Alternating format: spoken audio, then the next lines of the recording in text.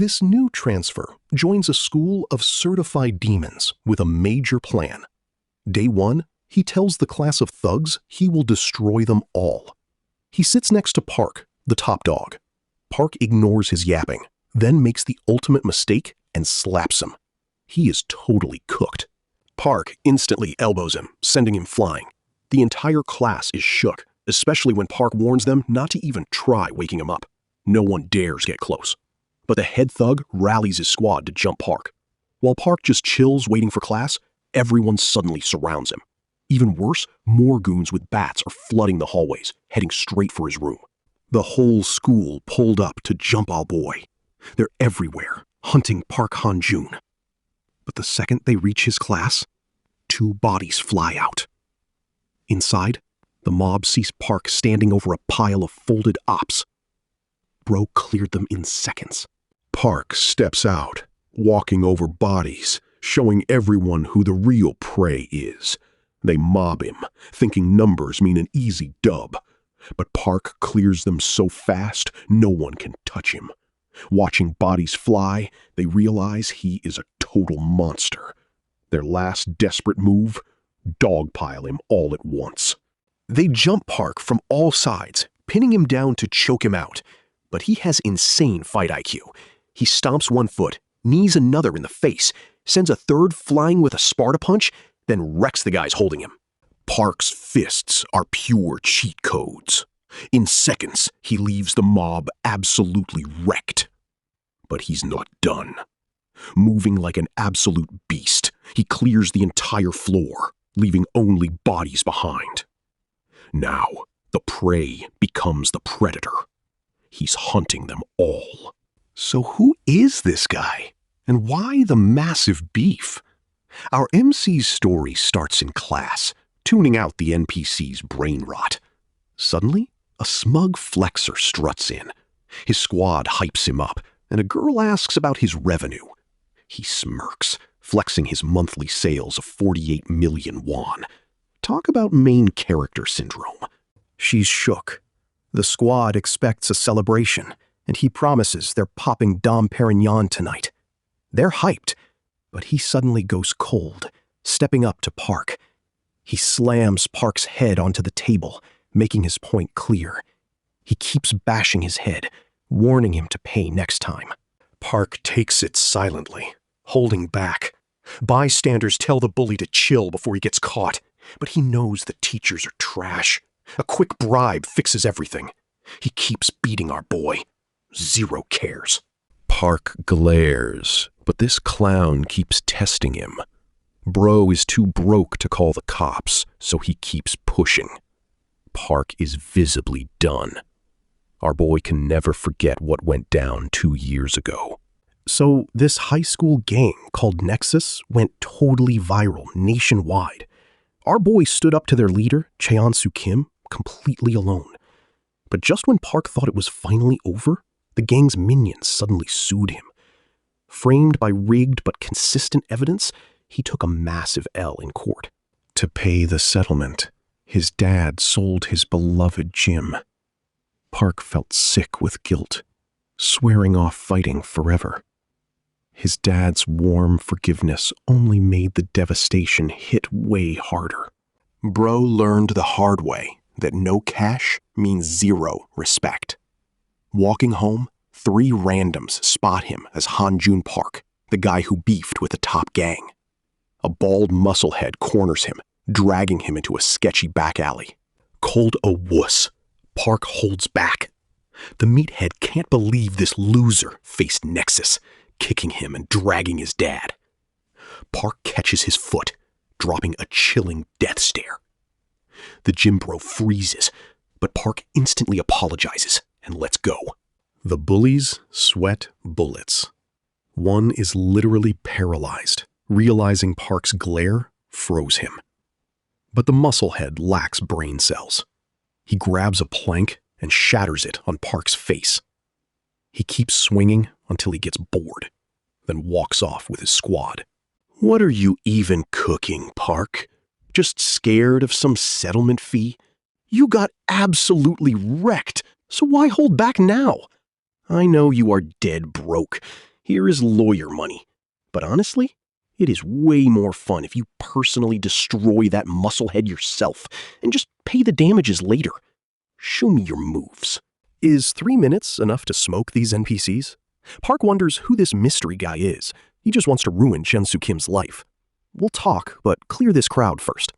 Baldy spots stacks of cash on the floor.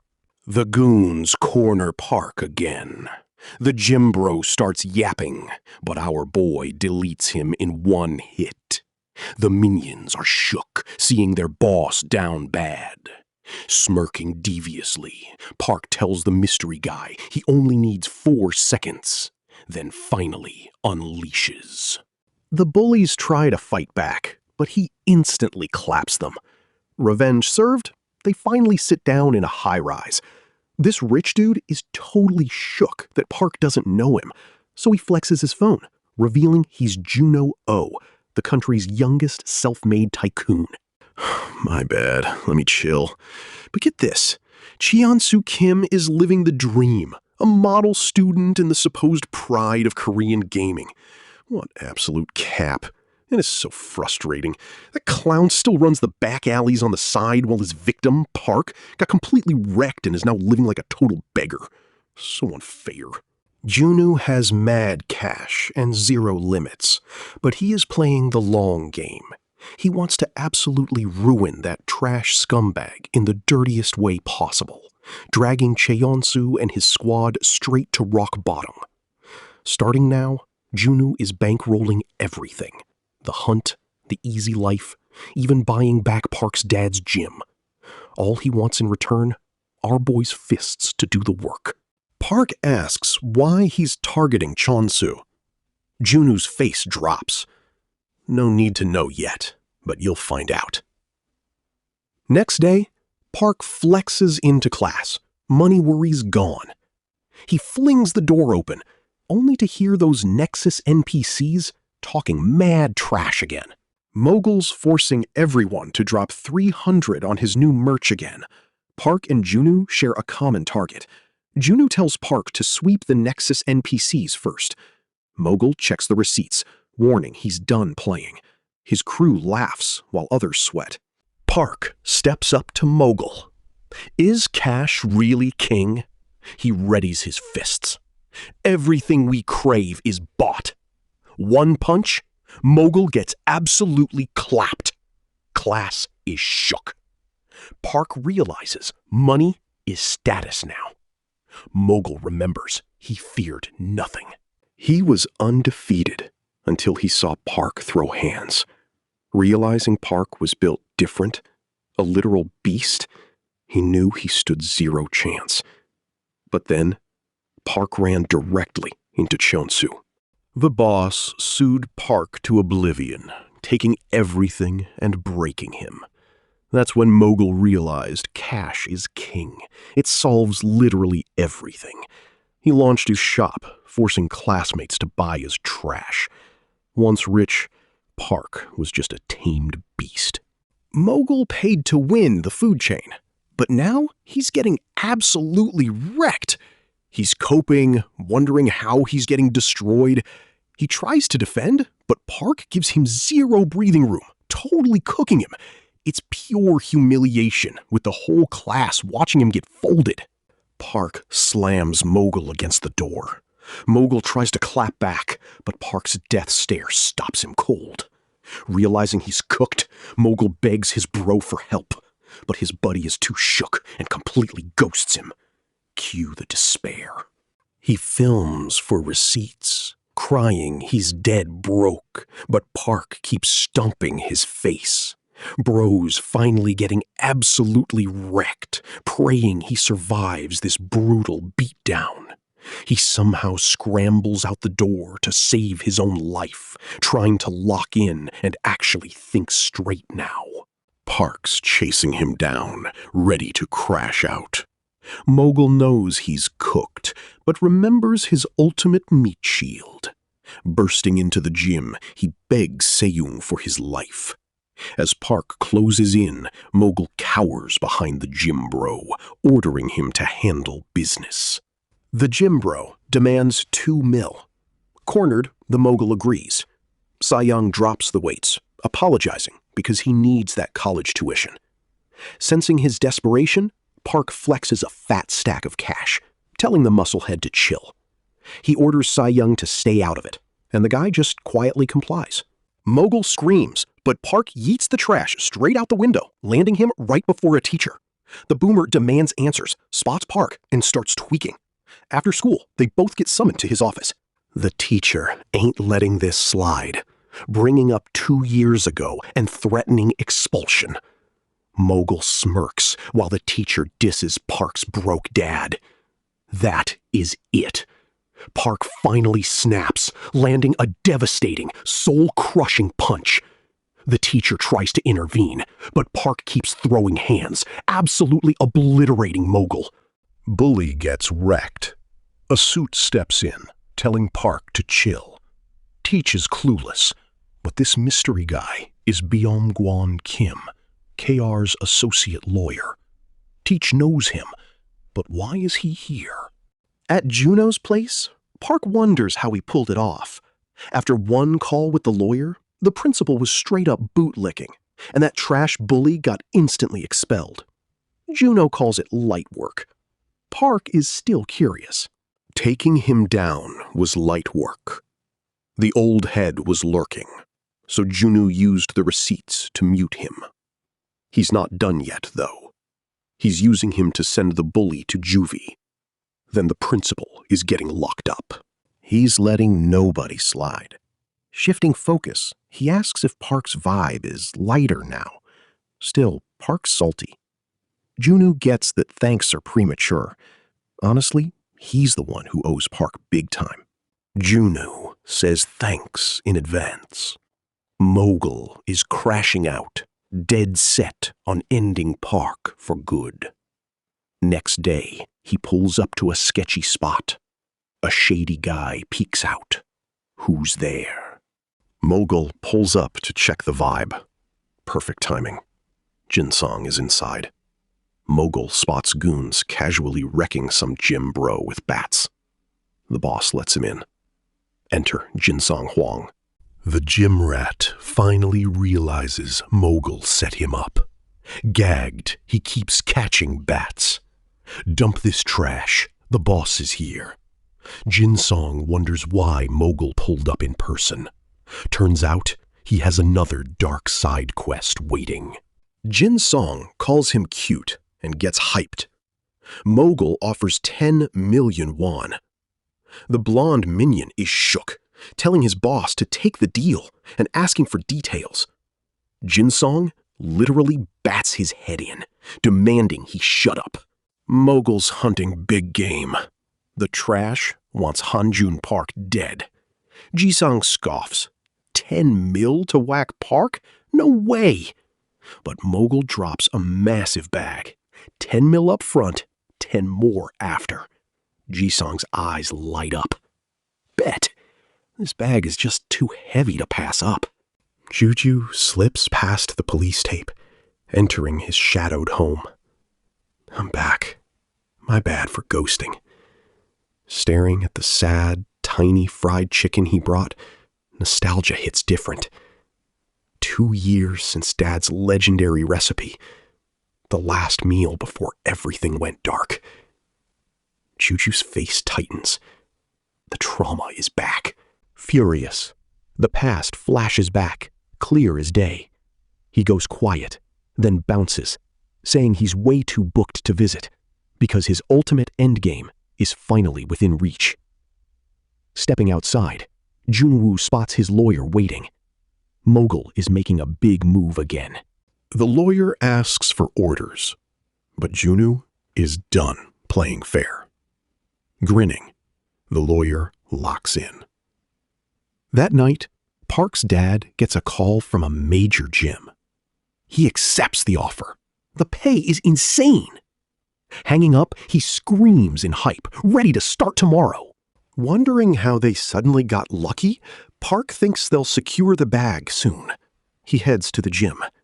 His dad smiles warmly, promising a massive feast tonight. Seeing him happy feels wholesome. But outside, A sudden call warns him. Mogul is cooking. Junu hired some runaway kids, saying they're no big deal. Call me if things get messy, he says. But I'm like, no need. Why? Because these wannabe thugs are already here. Wait, who are they? Oh, crap. A speeding van is heading straight for me. He dives straight in to survive. Park hits the dirt, bleeding from his head. The thugs laugh, calling him a total masochist. But Jinsong is shook. Big brain move, he mutters, as our boy stands right back up. Park is crashing out, ready to delete everyone. The goons lock in, weapons drawn. Jinsong sees Park is still cracked despite his long hiatus, but figures he can take him since he's nerfed. Nearby, neighbors hear the absolute chaos. The thugs bounce, laughing off our boy. But he took that personally. He sprints full speed after their van. They think he's capping, but he is actually closing the gap. The goons are shook. Park leaps onto the van, smashes the mirror, and snatches a lackey, letting the ride flee. The crew asks to turn back, but Jinsung orders them to ditch him. The fallen guy struggles up. Park demands their destination. The goon plays around, so Park resets his face with one punch. He gives the loser another chance, but he stays quiet. Park starts throwing hands. Meanwhile, inside their sketchy hideout, the other thugs are celebrating. The boss tells them to chill on the drinks. Mogul is salty, then snaps, calling cap on this celebration. He wants his money's worth, asking what if Park tracks their mid-hideout. Boss gets it, but doubts Park will. Bro talks bear hunting, then shatters his glass. We're hunting a tiger, Mogul. No knife can solo a tiger. Jinsong grabs his face, sharp glass pressing in. Knives won't work. But ancestors had a cheat code, unleashing a pack of Pungsan dogs. Tigers need space, but annoying dogs will harass them to death. Jinsong plans that exact griefing strategy for our MC. His goons will wreck his peace until he literally rage quits life. Suddenly, bam! The iron door dents inward. The whole squad freezes in terror. Jinsong sends a lackey to check. Annoyed, the guy peeks out and spots Park giving pure killer energy. How did he find their hideout? The boss says, chill, he can't break an iron door. Silence. They assume he left. Bro got scared, a goon laughs. Then his face freezes. An arm reaches over the balcony. Park crashes through the third-floor window, leaving the boss shook. No talk, just straight hands. He effortlessly solos the entire gang, absolutely wrecking these fools before turning back to teach the rest a lesson. Facing Park, Mogul panics, but sees Jinsong is totally locked in. Remembering how easily they cleared Sejong, he copes hard, hoping the boss is cooking up some secret sauce to clutch this big win. Jinsong orders the raid. They charge with weapons, but Park is just standing there, completely unbothered. He grabs one leg, slamming him into the wall. Another goon sneaks up, but Park absolutely wrecks and pins him. Blondie shatters a bat on Park's head, thinking he did something. Nope. Park yeets him out the third-floor window. Splat. Suddenly a biker girl pulls up. As he blacks out, this cute biker asks if Park is fighting upstairs. He tries to rizz her up, so she literally domes him with her helmet. She hits up Junu with the tea. Junu is stressing, but she is just yapping about cute bags she saw online, demanding cash for more info. Annoyed, Junu sends the funds right away. She drops Park's coordinates. Inside, Jinsong confronts Park, the last man standing. Mogul lies on the floor, looking absolutely wrecked. The boss admits they got totally diffed, spared only because Park needs something from him. Wrong. He chokes him, saving the worst for last. Jinsong knows he's cooked. Dude swings a bat, but gets slammed. Now Park is straight up wrecking his face. Mid-beatdown, A crying kid stops Park, begging for mercy. He's an orphan, drowning in bills and completely losing his mind over this unfair life. Just then, Junu pulls up, eyeing the absolute wreckage. Shaking with fear, the traumatized kid assumes Junu is the big boss calling the shots, demanding to know who he is. Junu offers to pay damages. The crybaby shuts up, demanding 10 million won. Junu flexes, dropping 50 million instead. Pathetic Jin-sung calls our boy a literal monster, realizing he was totally cooked from the start. Making a big brain move, he yeets himself off the building to save his life. He almost makes it, but Park grabs his collar. He's not done yet. Desperate, Jin-sung pulls a knife to back him off. Park lets go, sending the loser plunging 3 stories down. Somehow, he limps away, totally wrecked. Junu's just like, damn, bro really wants to live though. The bruised lackey laughs, calling Park totally clueless. You guys are cooked, he sneers, revealing Jin-sung's dad is the CEO of PJ Shipping, a literal behemoth. He'll make you both vanish. Junu just smiles wickedly, loving the drama. Meanwhile, Jin-sung stumbles home to his own powerful father, Harong, who gets instantly concerned seeing his son looking completely wrecked. Jin-sung asks his dad to delete 2 guys. Haryong warns there's no turning back, asking why. Jin-sung explains, but his dad just brushes him off, telling him to look people dead in the eye. Otherwise, nobody's doing his dirty work. Haryong fiercely demands he beg for his life. Jin-sung coldly replies he just wants them both dead. Satisfied, the dad orders barrels to hunt down those young daredevil punks. At the construction site, Junu finds bringing a whole guerrilla squad to a petty high school beef incredibly cringe and extra. Haryong calls him cocky, asking if he is speedrunning death. Junu steps up, smirking. Nobody wants to die, bro. Guess my plan. Haryong is confused, but then he recognizes Junu. His jaw drops in pure terror. Suddenly, his phone rings. Haryong is absolutely shook when Junu cancels the entire shipping deal. Junu laughs menacingly, his master plan working flawlessly. Instantly on his knees, Haryong begs, telling his confused goons to just shut up. Since he's finally acting right, Junu smirks. First, go get rid of your little clowns. The thugs bounce. Haryong is down bad, begging because losing OJ means his company is cooked. Junu can easily clean up this mess, but he's protecting his own brand. No way he's partnering with a mob boss's dad. He's keeping his clean aesthetic totally spotless. Haryong promises to banish his son, throwing hands mid-sentence. Junu chuckles, stopping the brutal beatdown. Sending him abroad? That is low-key a free vacation, not a real punishment.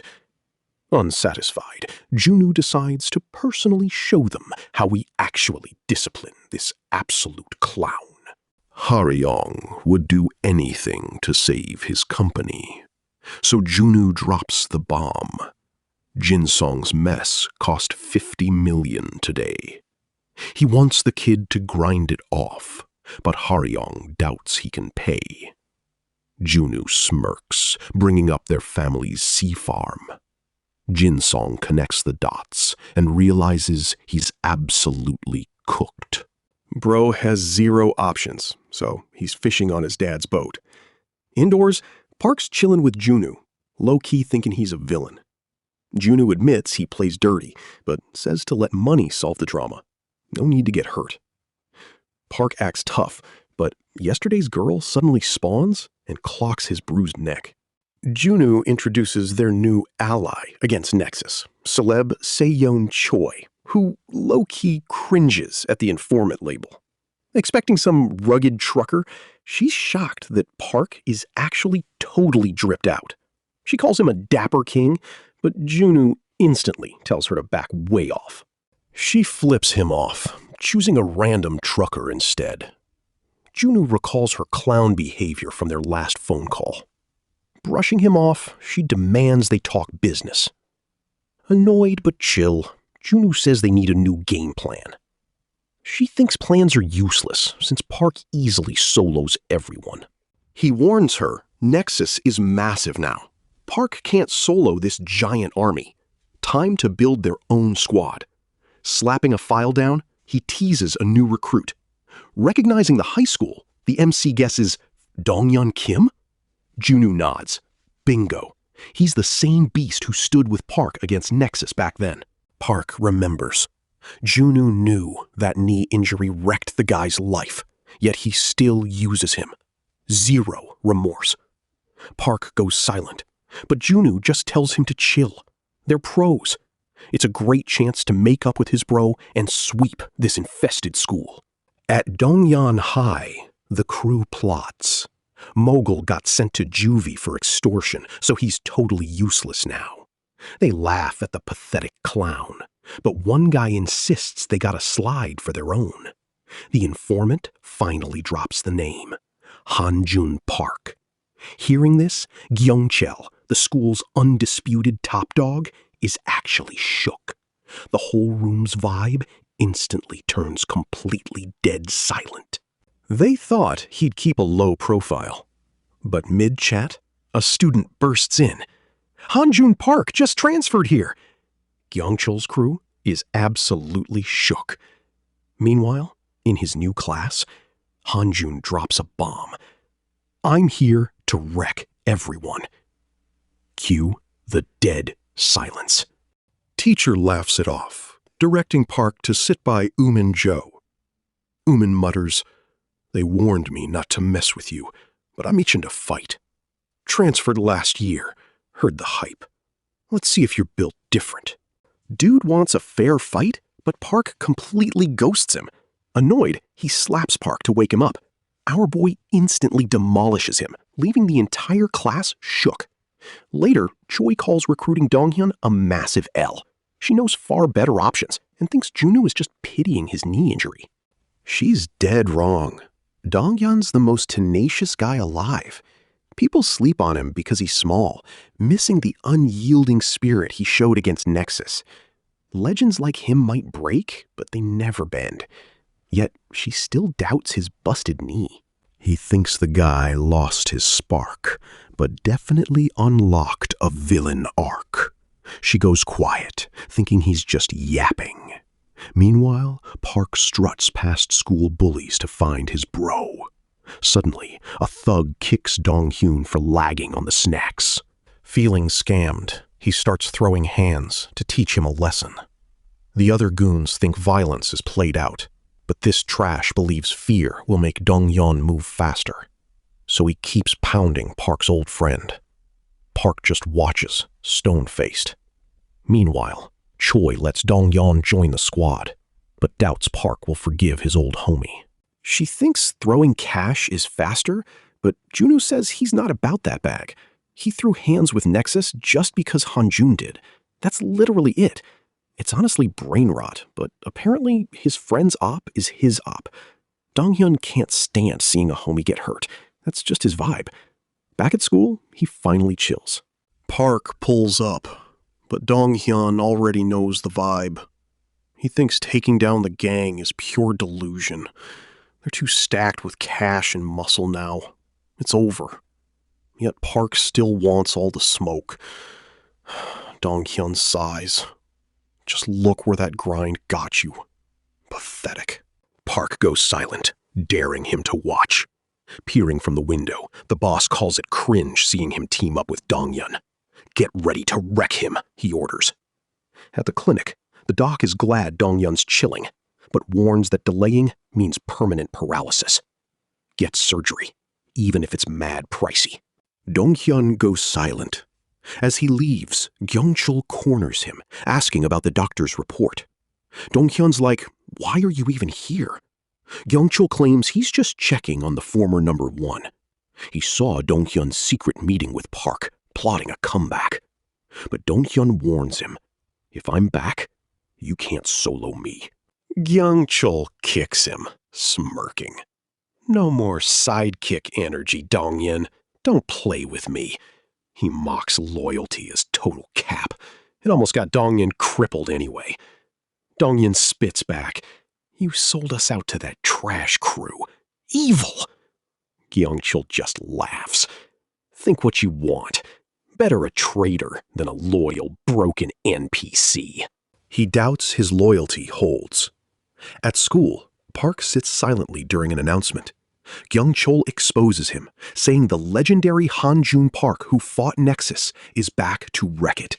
He calls Cap and warns Park to prep. Instantly, the class gears up to throw hands. Kyung-chul hates fair 1v1s, so he sends a whole mob to jump Park. They pull up armed, ready to teach him a lesson. But suddenly, bodies start flying out the door. The hallway squad is totally shook to find Park already cleared the entire room solo. Talk about an absolute skill issue. With a villainous smirk, he invites the smoke. The entire student army charges, but Park stands on business. As he hands out free fades, Dong-hyun locks in, holding back his inner beast. The whole school tries to jump him, but this absolute unit is soloing the entire verse. They call him crazy, realizing he is dead ass about wiping them out. They lock him down. Park struggles, gets pinned, takes hits. But seconds later, he breaks free and absolutely wrecks them. He keeps wrecking them, soloing the entire school. Park barely survives, but heading back inside, more goons are waiting. They're salty he's already gassed. The real show hasn't even started. They rush the exhausted tiger, while Dong-hyun sits inside, trying to block it out. He knows Park can't win. It's all just a pointless struggle. Choi pulls up, seeing Park is totally spent. She calls out Dong-hyun for ghosting his bro. Introducing herself as Park's co-worker, Dong-hyun admits he's too weak. She just smiles. She already knows. She reveals he low-key knew this would happen. Told to run, he stood his ground. She tells Dong-hyun that Park is fighting to prove a point to him. Remembering his friend's words, he goes silent. She promises no regrets, making Dong-hyun seriously rethink his choice. Park clears the main hallway, completely running on fumes. Then, Kyung-chul pulls up with the school's top 10, bragging that it's over. But our boy instantly locks in, ready to catch hands again. Just as they charge to strike, Dong-hyun suddenly swoops in, clobbering some random thug with a wiper. Seriously, bro? He sighs. You need to stop gatekeeping all the clout. These clowns call him a rat, but Kyung-chul tells them to chill and jump both. They rush Dong-hyun, but he easily folds one. Another grabs him, but he powers through, beating him down. Park throws hands. Locked in, this duo is unstoppable. Now the ops are shaken, wondering why they're so strong. Facing the crowd, MC apologizes. Dong-hyun admits he was low-key salty at Park just to blame someone. Park smiles. Suddenly, the boss ruins the vibe, attacking them, but they easily dodge. Dong-hyun coolly smirks. Let me cook. This clown is all mine. Park and his buddy bolt for the door. Kyung-chul calls them cowards and gives chase, but Park yeets him inside. Dong-hyun locks them in to secure a clean 1v1. Kyung-chul calls it brainless. Dong-hyun claps back, says the guy with zero friends. Triggered, Kyung-chul charges, but Dong-hyun counters hard, pushing him back. Still, the beast tackles his legs. He slams him through a glass door, shattering it. He breaks Dong-hyun's weapon, thinking he's cooked. But Dong-hyun wraps his shirt around his fist. Kyung-chul laughs it off, but mid-brawl, Dong-hyun uses the wrap to grab his face and pin him. He starts pounding him, but Kyung-chul drags him down too. Finally free, Kyung-chul proves he's built different now, squeezing Dong-hyun's busted leg. Screaming in agony, Dong-hyun lets go. Standing up, Kyung-chul catches his breath, plotting his villain arc. But Dong-hyun barks a command to stop. Kyung-chul's shocked, He really thought this clown had finally learned his lesson. Park's buddy stands back up, but Kyungchul beats him down until he drops. Gassed out, Kyungchul tries to dip. Donghyun stops him, collecting glass shards. Kyungchul loses it and charges blindly. Boom! Park's buddy throws the glass and folds him with a clean uppercut. Donghyun keeps throwing hands. Nobody gets it. But losing would be too cringe in front of Park. Kyungchul's vision fades under the relentless beatdown. Remembering his trauma, Donghyun lands the final, satisfying KO on the musclehead. Limping out, he ignores the pain, only to see his bestie actually clutched up. Park grabs his bruised bro, laughing as they bounce. Chairman Donghyun pulls up, totally shook by the wrecked school. Learning Park did this solo is just unreal. One guy caused all this main character damage? He chuckles darkly, ordering, "Bring me Min." Min pulls up on the boss, keeping it strictly business while skipping the school drama.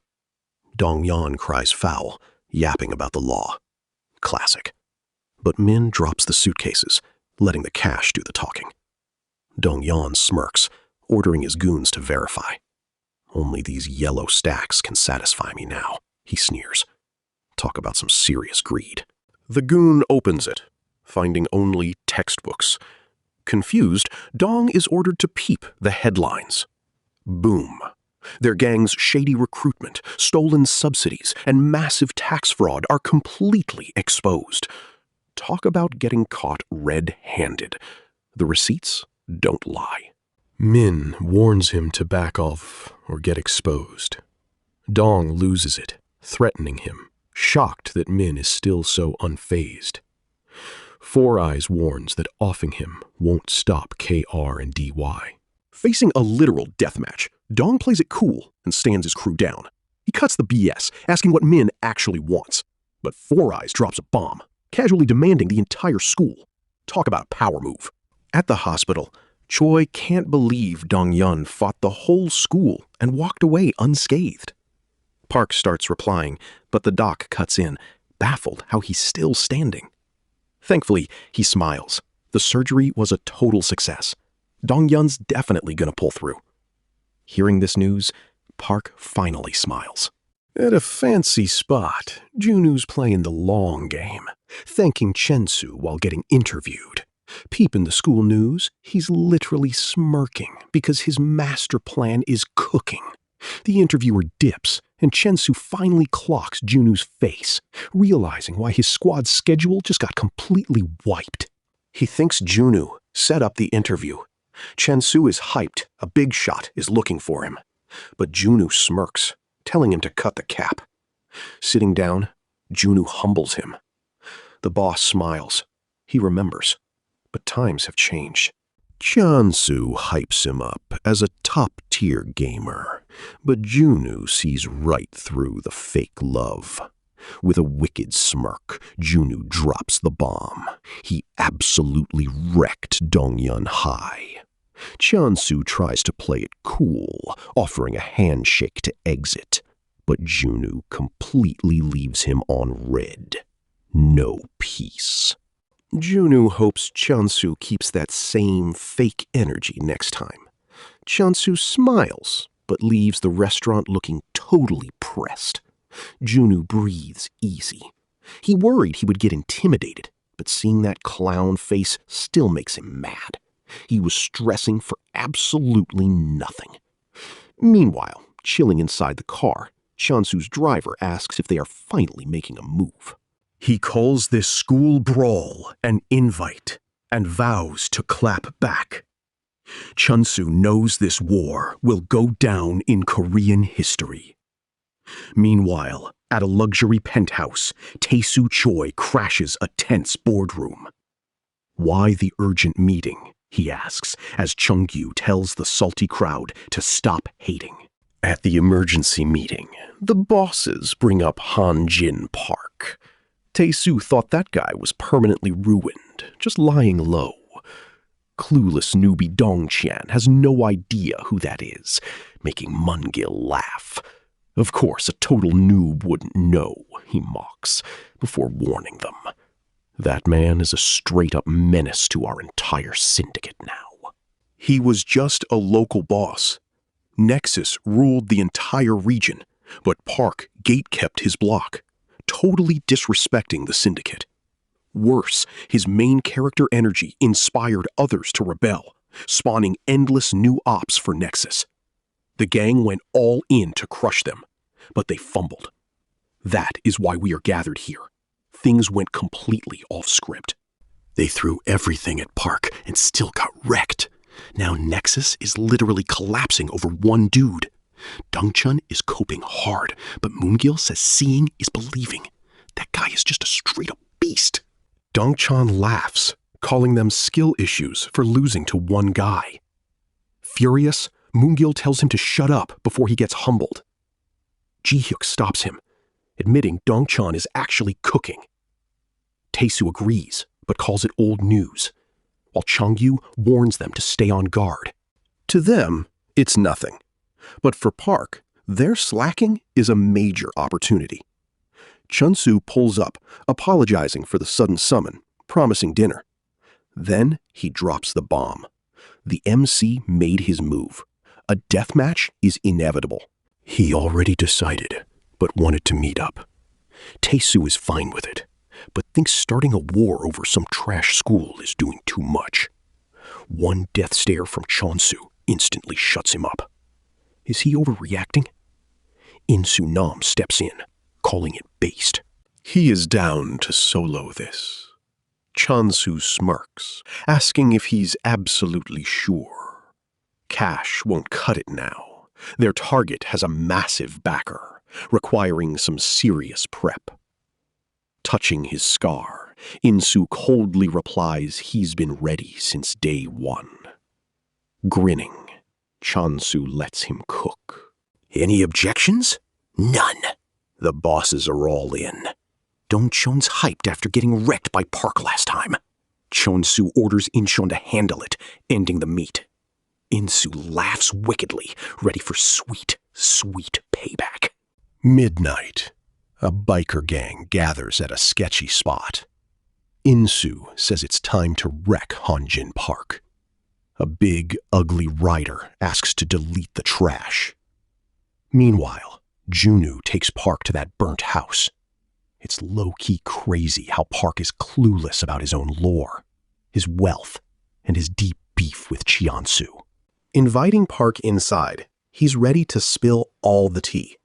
Sitting down, Junwoo drops a bomb. His cash actually belonged to this house's owner. Flashback to 2 years ago. It all started with Hyuk, his day one bestie, who was basically family. Chilling at Hyuk's place, his bro flexed a stock trading AI he coded.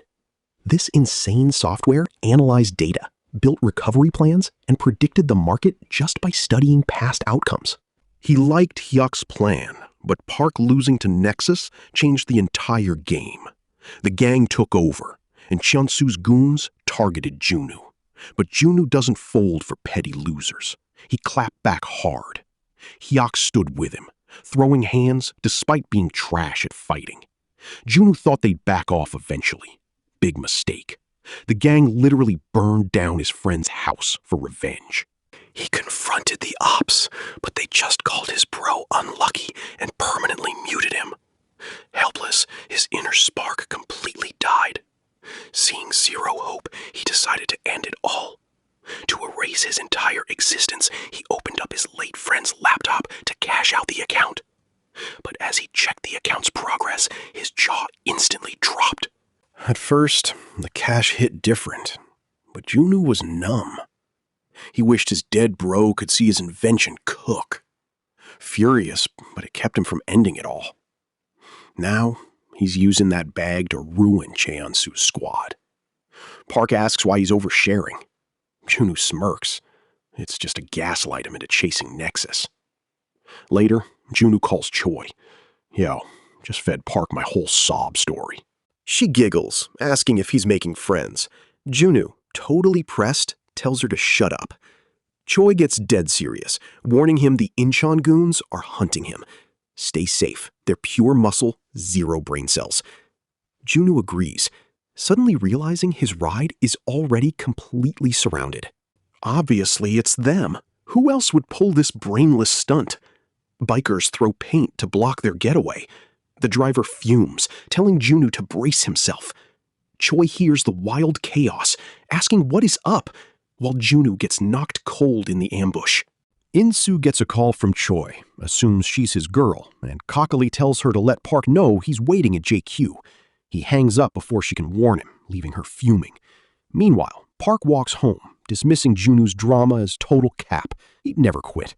Suddenly, Choi pulls up on her bike, telling him to hop on. She drops the lore. Junu finally wakes up at the distribution center, surrounded by Incheon goons. Their chonky number 2 wants to knock him cold again, but In-soo stops him. He's just bait to lure Park in. Realizing exactly who they are, Junu just starts cracking up loudly. Imagine straight up kidnapping a major chairman without hesitation. Bold, but your trash plan is sending me. Honestly, I should hire you, but get a grip on reality. You were just bottom-tier goons. 2 years ago, you literally groveled to Park for mercy. You cannot stand against him. The gorilla lackey fumed, but In-soo stopped him, stepping up to handle it himself. You think you know our chapter, kid? Only one wimp knelt back then, not the whole squad. Junu smirks, asking them to go easy on his bro, since he literally begged to save In-soo's sorry ass. The gorilla goon loses it, telling him to shut up. But Junu keeps flexing. He swings, but a minion interrupts. Park is pulling up. In-soo grins, telling Bae-jun to save that smoke. Junu smiles. Impeccable timing. Banjong slams Junu, raging out. Junu learns losers have zero chill. In-soo doesn't care about Park. He's flexing because only the old boss knelt. He dares Junu to watch their new level. Now, wild bikers are chasing Choi and Park. She tries to shake them, but they're still clinging. Suddenly, they ghost. Look ahead, Park warns. Choi slams her brakes. Banjung's crew was totally blocking the road. The massive enforcer steps up, holding back his rage, and mutters, "Follow me." He wants to delete him, but gang rules say no. Park tails the absolute unit to the warehouse. Choi's like, "Why is Bong-joon so massive?" She starts trolling, but he ignores her. She keeps poking the bear until he snaps. "Pipe down!" Curiosity got her. She asks why they're still hunting Park when their clown leader literally begged for mercy. The dude totally snaps and attacks, but Park steps in, backing her up. Now Banjung is done playing nice. He goes completely feral, ignoring his boss's orders. He steps up to catch a fade, but the MC stands unbothered.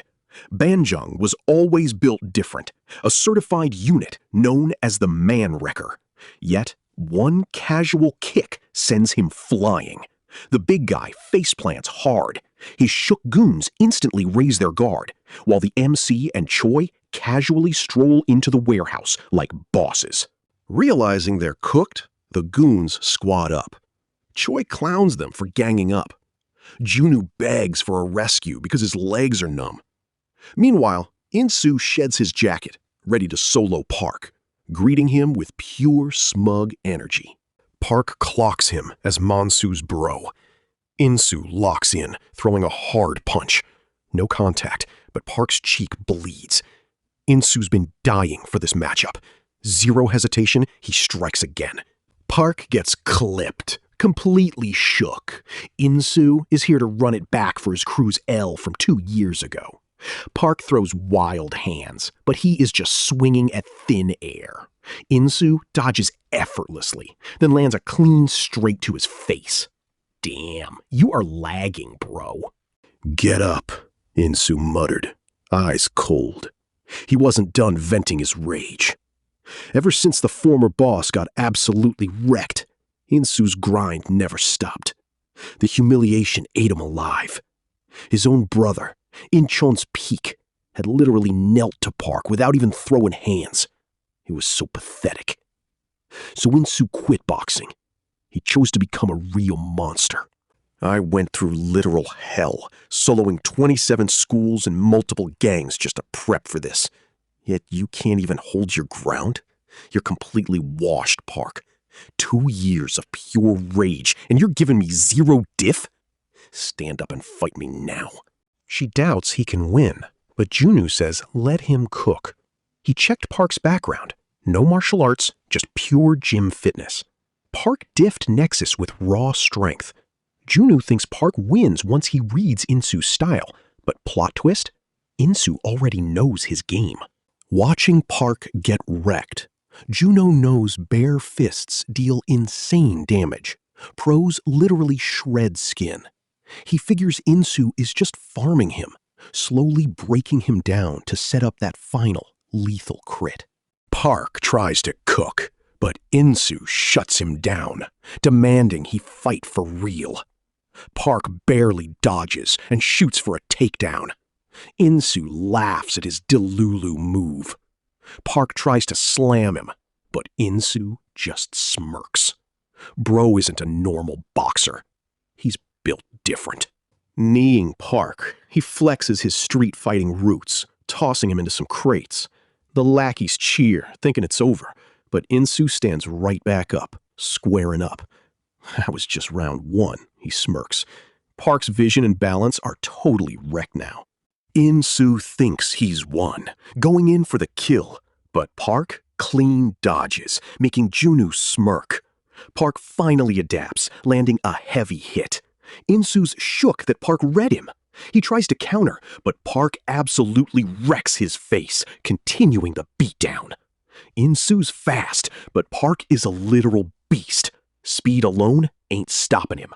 Choi's clueless why Park tanked those hits. Junu explains Park was just downloading his opponent's data. Now, Park has Insu's whole build figured out. Insu barely dodges a kick, molting because Park reads him like a book. Park absolutely wrecks his face. Insu's left wondering why he even grinded so hard. He realizes the MC is built different. Still, he won't back down, dodging Park's strike to crush him. Insu spams fast punches, speeding up and daring Park to keep up.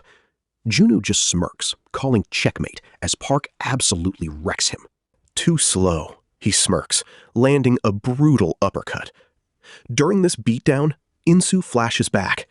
His brother threw away pride just to protect his fam, calling failure the ultimate L. Park keeps throwing hands, but Insu stands firm, remembering his brother groveling. Back then, he called it cringe and mocked his spineless brother. Insu tried to protect Incheon's legacy solo, but got absolutely wrecked. Still, he stands tall. His crew is panicking, wondering why Banjung is just AFK. As Insu's vision fades, he finally gets why his brother had to kneel. Insu knows Park is just built different. Fighting this monster is suicide. Shook and wanting to dip, he still carries his crew's entire fate. As the goons crash out to attack, the gorilla orders a total wipeout. But Insu screams, drops to his knees, and finally calls GG. Park won. Seeing his boss beg was a major L. But now Insu finally gets how heavy it felt for his brother to kneel alone with zero backup. The real anchor dragging him down was not Park, but his own crew. Banjong loses it, yelling at him to rise. But Insu quietly accepts defeat. Use your smooth brains, losers. Insu's literally saving your sorry asses right now. Is jumping Park really a massive dub to you clowns? Real men only take dubs when they protect what they love. Honestly, you guys are just embarrassing. Do better. Junu tells Insu to look up, spits on his fist, and clocks him for the kidnap. We're even, bro, Junu smirks, sparing them jail. But the vibe shifts. Now, let's talk about that massive debt your trashy gang owes Nexus. Pay up. Junu drops a bomb. He cleared their debt. Clueless, they watch him walk out, Insu asks why he's being so nice. Junu plays it cool, claiming it's not charity. "Check your phones," he says. He covered their tuition. "Study hard, then work like hell to pay me back." Junu knows they're grinding honest jobs to clear the debt. Honestly, he's only helping because Insu's got that dog in him. But when Choi teases him for being a total softie, he gets super defensive. Ugh, just shut up already. Insu bows, thanking him and vowing to pay back every cent. Junu tells him to shut it and walks off. Apologizing to his crew for dragging their rep, Insu bows again. He vows this humiliation ends now. From today, they are officially done with Nexus. He asks if they're down for a better future. The gang's all in. Next day, Juno hypes his squad for beating Incheon. Park's confused by Choi, who's laughing hysterically after securing 40 million from Juno. She literally hopes he gets kidnapped daily. Juno's offended, but she's just too hyped to care. Spotting his massive shoulders, Choi figures he'd look absolutely cracked in some better fits. With a cheeky smirk, she asks him out for shopping this weekend. At the mall, Choi's cackling, forcing our boy into goofy fits. Seeing his mad face, she pivots, making him drip like a washed-up rock star. She snaps a quick pic, but his death stare makes her fold. Junu's like, "Girl, get a grip." Choi stops playing and tells him to fit check something casual. He steps out looking like an absolute snack. Blushing, she quickly pivots. Suddenly, some creeps spot her, the viral Insta-baddie. Blondie decides to shoot his shot. His crew doubts him, but he claims her standards must be on the floor. He wants to show her a real man, calling influencers mid-fantasy toys. With his bro glazing him up, this Blondie tries to rizz Choi up. She hits him with a "Who are you?" but he misses the hint, touching her shoulder. Choi snaps, slaps the guy, and shuts down his yapping. Humiliated, he tries to swing, but our MC steps in and instantly obliterates him. Blondie's buddy tries to step up, but Park shows zero mercy and completely folds him too. They both got absolutely cooked. Dude starts begging for mercy, crying to Park. Choi is living for the drama, hyping it up. Suddenly, a worker threatens to call the cops. Choi backs down, but she demands payment for the damages. Cue the collective, awkward side-eye at Junu. At the casino, Tae-soo hears Incheon got wrecked. No surprise, those clowns are mid. But Junu clearing their debt? That is a major flex. Tae-soo just smiles, calmly facing a stressed opponent. Telling his boss to forget Park, it is go time. Tae-soo hangs up, fully locked in. Smirking wickedly, he makes her flip her card. Shaking, she realizes she took another L. He coldly drops the grim truth. Her total debt is now 120 million. Calling it GG, he orders his goons to drag her to her new life. Crying, she begs, finally giving in. Junwoo pauses, hearing her submit. He smirks, asking if she's really down to betray her bestie like that. Left with no other choice, she agrees. He hands over Choi's pics, hoping she won't cap. Meanwhile, a nurse catches Dong-hyun grinding leg presses and stops him. Junu pulls up, checking on his healing. Dong-hyun promises to pay back every single cent, but Junu tells him to chill and lets him make his own call right now. He's thankful, but makes it clear beating Nexus is strictly personal. Junu smirks, wishing him a speedy recovery. Back at HQ, Junu briefs Park on the chat. The MC is low-key hyped. Back to business. Everything is going exactly as planned. Our next target is Tae-soo and his Gyeonggi chapter, the shady loan shark funding Incheon. Park is clueless, but Tae-soo is their literal cash cow, a greedy scumbag we need to crush first. I need Park to meet someone, so we pull up to a random warehouse. "You gotta protect me," he pleads, terrified. Tae-soo is a literal demon. He begins his tragic backstory. Back then, everyone hyped me up daily. They said I had major influencer energy. And honestly, I totally ate it up. I just really wanted all that clout. No matter how hard he tried, he just could not blow up. Then, he got invited to a party with major influencers. Thinking it was his big break, he started hanging out. His follower count finally spiked, and he felt on top of the world. But the hype was brief. Their masks slipped, dragging him to a casino where they ignored warnings. Kicked out of his squad, his follower count plummeted. He fell off hard. Desperate for clout, he crawled back to his celebrity crew. And then he started gambling, got hooked instantly, and lost everything. He was totally cooked without a comeback. Then he met Tae-soo Choi. The guy offered a massive loan, and like a clown, he took the bait. Now he is drowning in debt. Worse, Tae-soo hooked him on that trash addiction. Knowing he ruined himself is driving him completely insane. He's drowning in regret. Junwoo locks in, assuring him it's not his fault. Those toxic scumbags weaponized his dreams. Junwoo vows they'll wreck Tae-soo soon. The next day, that green-haired weirdo crashes the casino, demanding chips right now. Junwoo ordered him and Park to hit the Nexus casino. He was annoyed, thinking he was out, but Junwoo planned this all along.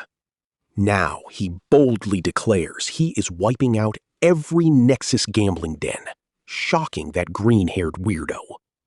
When dealers demand his buy-in, remembering Junwoo has his back, he confidently flexes a bag of cash. Junwoo let him gamble his cash, keeping all the wins. This weirdo demands chips, and the staff, thinking he's a clown, lead him over. Earlier, he didn't get the play, but Junwoo planned to bankrupt them by winning everything. Junwoo was confident, knowing he had a cheat code. Dealers usually lose sometimes, but Nexus's underground casino is rigged for guaranteed wins. Pure hacks. The green-haired weirdo already knew they were cheating, but had no idea how to beat them. That's when Junwoo cooked up a plan to Uno reverse their cheats. Now he goes all in, leaving the casino dealer absolutely shook. He plays along and cheats. Park yells, "Caught in 4K," smashes the window and busts in. The dealer tries to quiet him, but Park tackles him, absolutely wrecking his face. The creep thinks he won, but Junwoo knew they'd never pay quietly. Some goons pull up to clean the mess, threatening Greenhair, but Park steps in. They rush him, but he easily diffs the whole squad. Next round starts, Park watches closely, catches the dealer cheating, and instantly shuts him down. Junwoo knows they're throwing hands now, but no scams means it's fair game. Over at Tae-soo's HQ, the briefing has him totally pressed. He admits Junwoo's cooking, right in front of Choi. She's majorly let down by her friend's apology. Tae-soo apologizes for his rudeness, offering Choi a major bag. Intrigued, she listens. He wants the tea on Junwoo's plans, promising triple the cash. Choi instantly sells out, sending her bank info and leaving him shook by her quick betrayal. But Tae-soo keeps it icy, warning her, if this shady intel is cap, he's absolutely ending her career. Laughing, she admits she is a bad liar. Paid, Choi spills the tea on their secret. She starts a countdown, leaving him confused. Their base is getting wrecked. Boom! The door shatters. Park storms in like a beast. Green hair follows him in, seeking payback. Goons rush Park, but he effortlessly diffs them. Tae-soo despairs. No strat can beat this absolute beast. His top tier ask, "Can we catch a body?" He nods. Smirking, they rip their shirts off, ready to fight. Realizing he is absolutely cooked, Tae-soo bolts. His hired goons were total NPCs, instantly folded by Park. Coping hard, he tries to chill. He has zero actual aura, but his deep pockets and family influence always clutched up for him. He thinks he can beat Park? After clearing the HQ, Choi reveals the loser dipped. Hearing about the runner, Junwoo hypes Park up and orders him to stay locked in. Junwoo's low-key stressed, knowing it's not ready. He expects Tae-soo's revenge plan to flop. In a sketchy building, a goon hears he escaped. Smart move, he says. Fighting that beast is suicide. He orders backup, telling the boss not to worry. Tae-soo orders the drop, a $2 billion bounty on Park's head. His real clout stems from online gambling, flexing 87,000 loyal followers.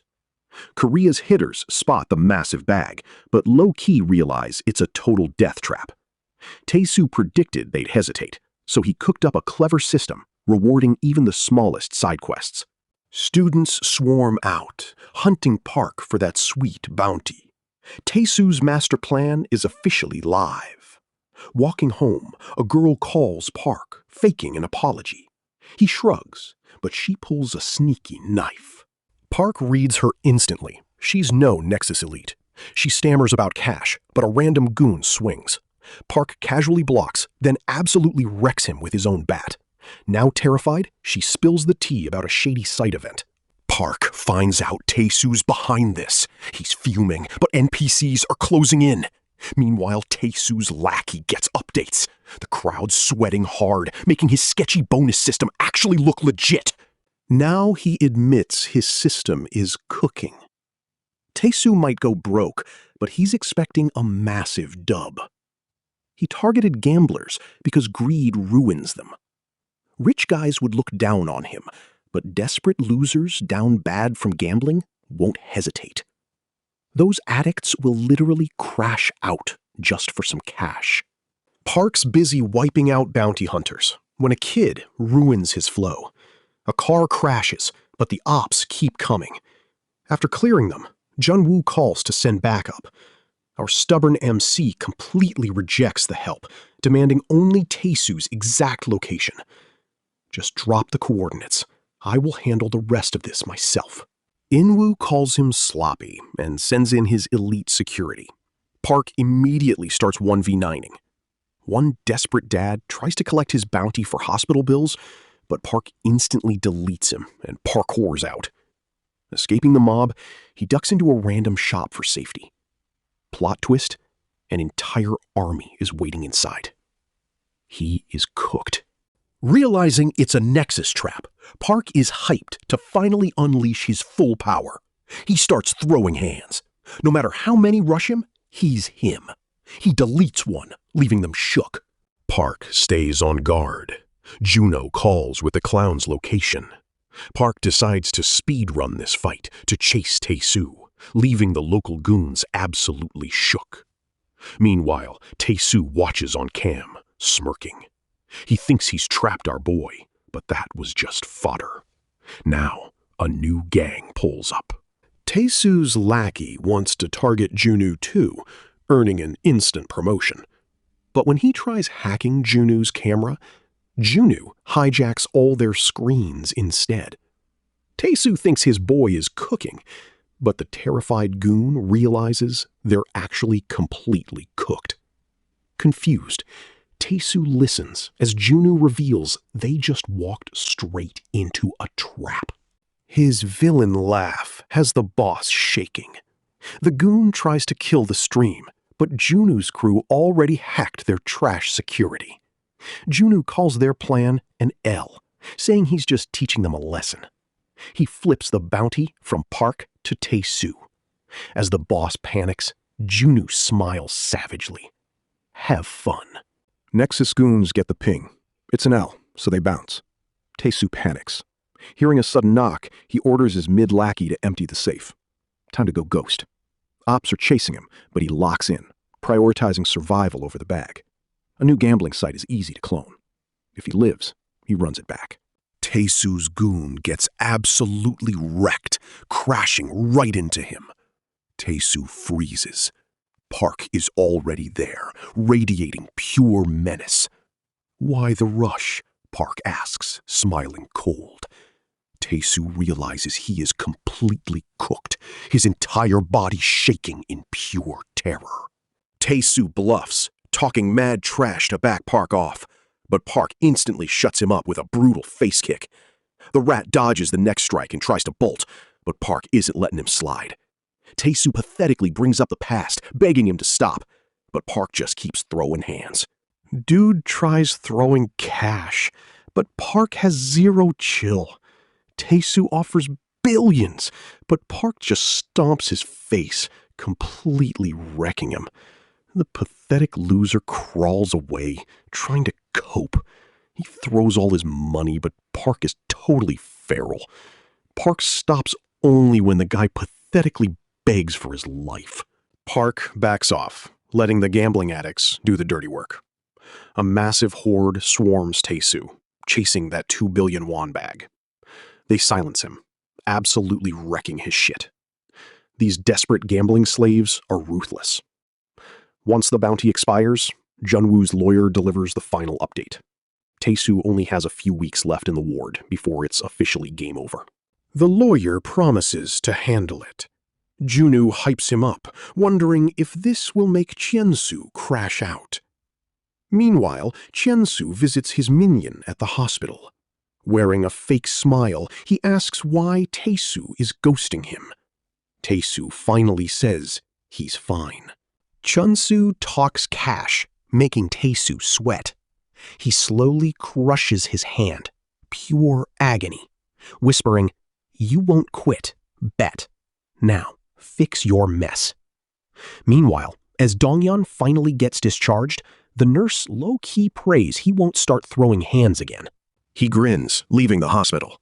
Outside, Nexus lackeys are shaking down some crybaby, demanding cash or his front teeth. Donghyun steps up to handle the trash. Just as they press the poor kid, they spot our favorite redhead warming up. They try to flex, but Donghyun's kick sends a goon flying. The other Nexus clowns charge, but he effortlessly wrecks them. Feeling off, he realizes full recovery is miles away. He decides to level up his weights and leaves. Getting up, the thug finally realizes it was Donghyun. Are he and Park back in their prime? Once nationwide legends for their insane strength, their fight against Nexus always hyped everyone up. Now, after deleting 2 entire Nexus chapters, these 2 goats are trending everywhere, and their battle clips are going absolutely viral online. Some are shook. Others find hope in these clips. Chun-soo enters a dojo, ignoring everyone, heading straight to the roof.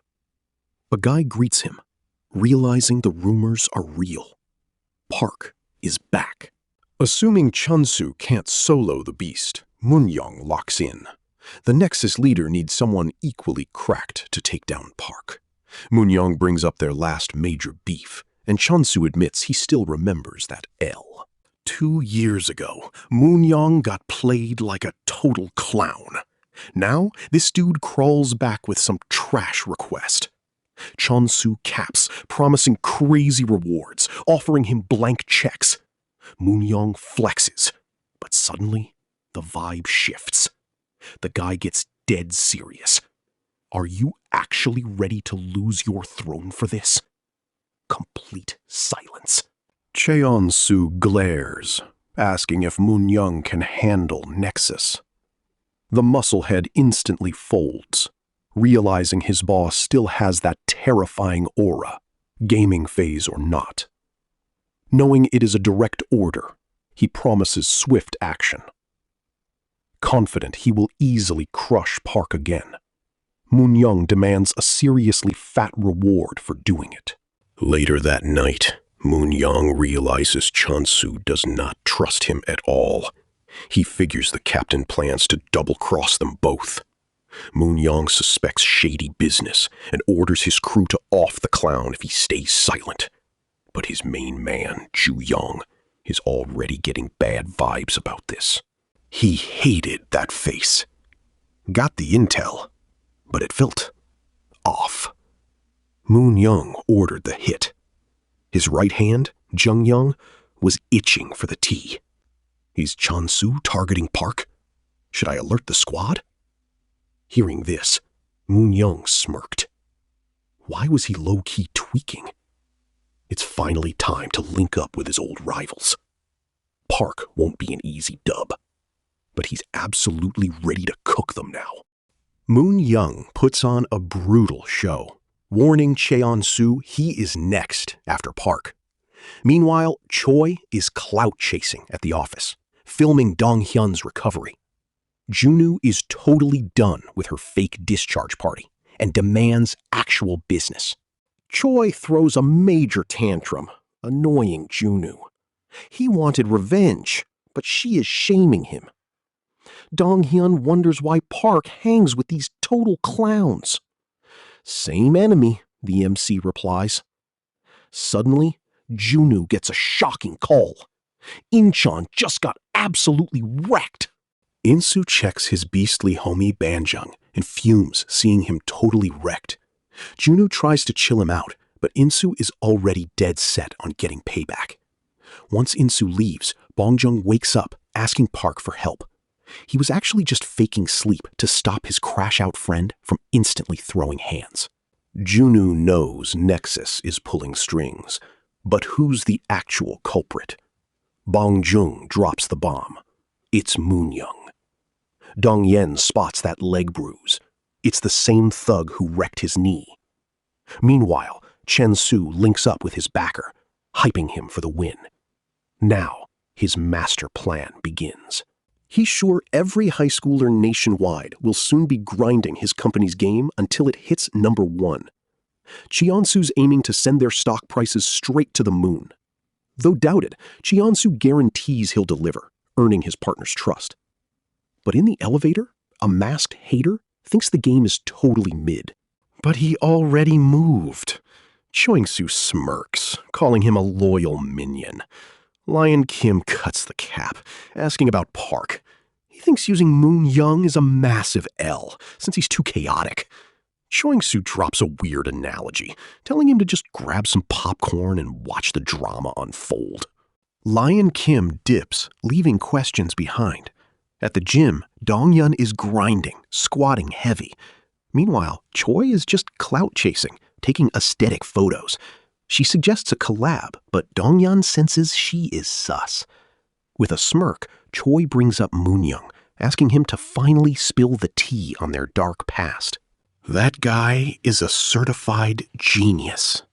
I've only seen 3 real ones: Park, Chun-soo, and Moon Young. 2 years ago, Park and I completely ran this district. Nobody dared step up. Even Nexus was shook.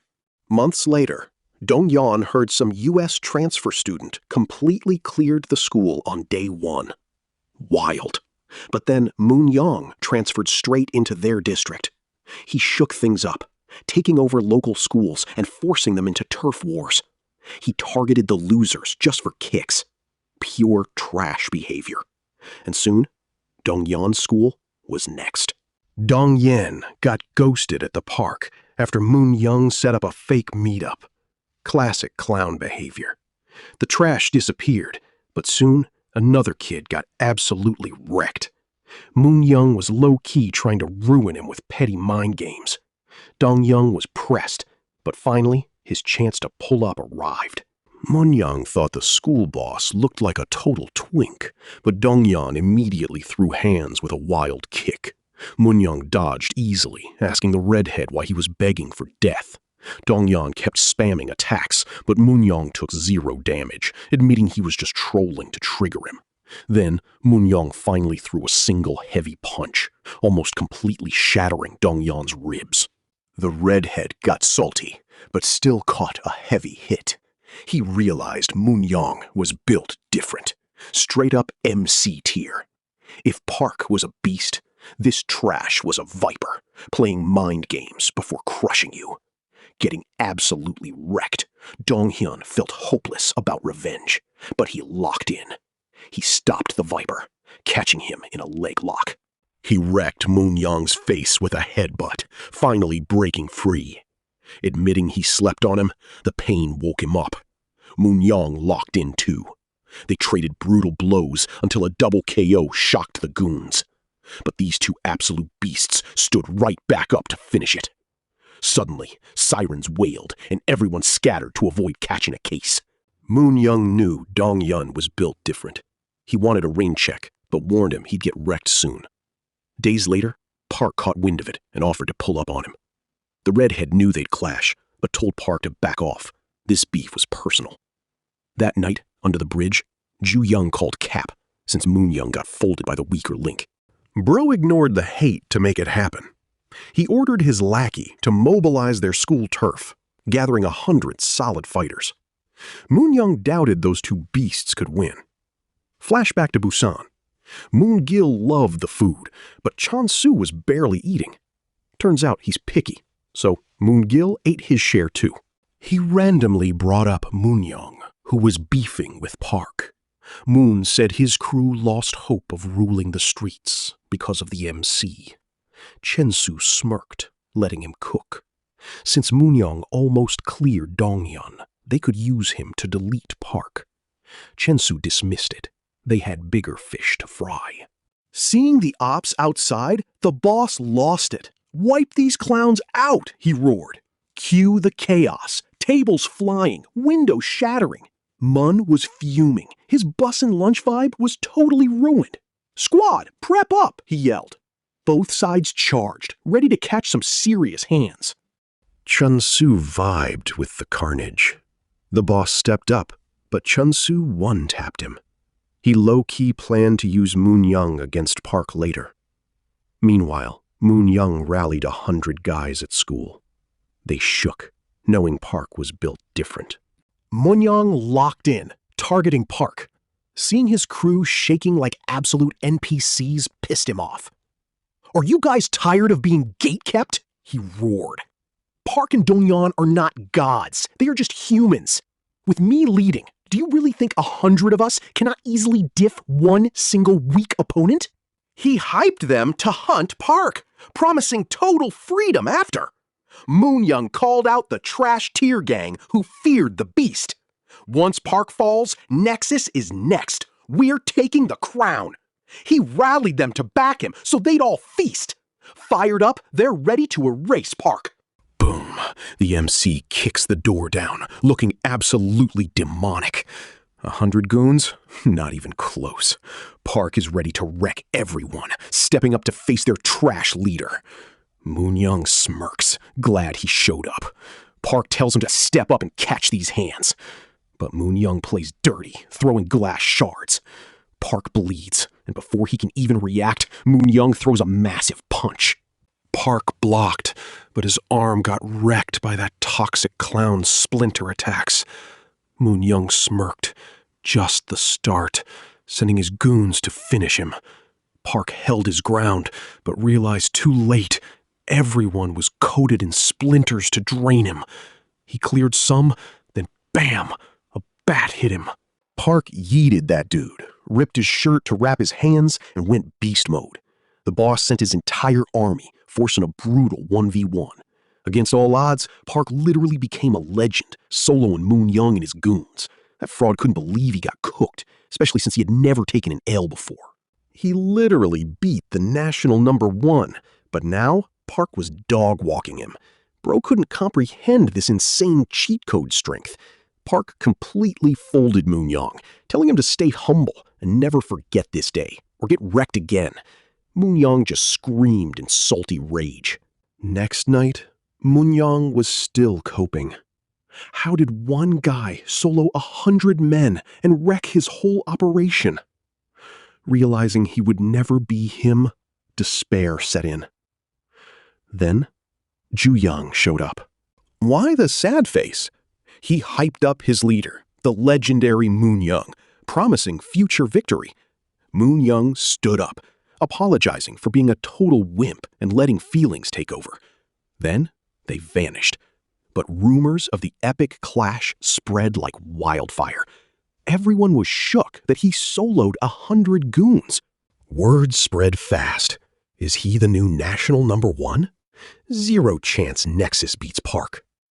Desperate, Cheonsu tried to wreck Park's turf. But Donghyun and Park are literal beasts who just can't be stopped. Starting with Inshin and Gyeonggi, the MC absolutely ran through every chapter. Now, the whole country knows Nexus is officially cooked. Moon suggested jumping Park, but Chensu called it cringe, refusing to let Nexus look like basic thugs. Chensu wanted to solo him with pure power, striking fear into Park's loyal followers. Moon got hyped, thinking it was his turn, but Chensu claimed the fight himself. Moon protested. Then Lion showed up, warning that this ego trip risked their entire crew. Chensu thought Lion was calling him a loser. Lion smoothed it over, saying he trusted him, but this mid-district wasn't worth the risk. He reminded Chensu of their real goal, urging him to just listen to his squad. Chensu feared jumping Park would ruin Nexus's clout, so Lion cooked up a backup, teasing he knew the perfect crash dummy to face the beast and handle this mess. At the dojo, Moon-young grinded non-stop to level up, but his gains felt mid. Chensu slid in with a smug smirk, offering a cheat code, and scouted him. Moon-young knew Nexus was down bad because of the MC. Since he got wrecked himself, he figured no one could actually beat Park anyway. Chensu smirked, calling it a skill issue. He cut the BS, ordering Moon-young to crush Park for the district. Moon-young laughed, asking if he was a lackey now. Chensu's cold indifference triggered him, sparking a fight to test his hype. Moon-young swung, but the Nexus boss blocked it effortlessly. Jaeon-su knew they aligned. He had the cash and a plan to ruin Park. He just needed a hitter. With Moon-young on board, it's smooth sailing. The guy agreed. Smart move. He's really gonna love this. Rainy day. Donghyun was just chilling when a mob of goons suddenly surrounded him. He fought back, but since he expected Nexus to play fair, he got caught lacking. The redhead kept spamming kicks, but his own boy snaked him. Moon-young seized the moment to corner and finish him off. Donghyun knew he was cooked. 0 chance of winning. Seeing the text, Park lost it, pulling up to Moon-young's spot. That began his downfall. He saw a beaten Donghyun tied up. Their final showdown began. Park gave Moon-young a death stare, warning him. But the persistent trash claimed he would keep plotting unless Park ripped his eyes out. Then Moon-young swung a metal pipe, shattering Donghyun's knee instead, absolutely ruining his life. Furious, our boy charged to end him, but goons snagged him with heavy chains. They pulled hard to drag him down, while Moon-young's top goon beat him mercilessly. But Park went beast mode, grabbed the chains, and yanked him back with raw power. Park sent them flying, but Moon-young just laughed, telling him to write his will. The goons chained Park down, while Moon-young ranted about annoying hero types obsessed with rules and friendship. To flex, the villain crushed Donghyun's leg, daring Park to save his bestie. But our boy is built different. Going beast mode, he overpowered the mob and literally shattered the heavy metal chains with his bare hands. Everyone was absolutely shook. Terrified of Park's beast mode, the goons splashed gas everywhere. Moon-young snuck up, brutally cracking a heavy metal pipe over Park's head. Blood gushed as Park collapsed to his knees, completely paralyzed. Moon-young, flexing his dirty win like a total clown, started curb-stomping him to put him in his place. It is actually over. This is so sick. The lackey screamed to dip, since the fire was already blazing, but Moon-young was stuck obsessing over his last defeat. This trash villain kept parroting Park's words, looking totally unhinged. Even as they dragged him out kicking and screaming, he kept flexing he's the strongest nationwide. Meanwhile, Donghyun was drowning in pure guilt over what Park went through.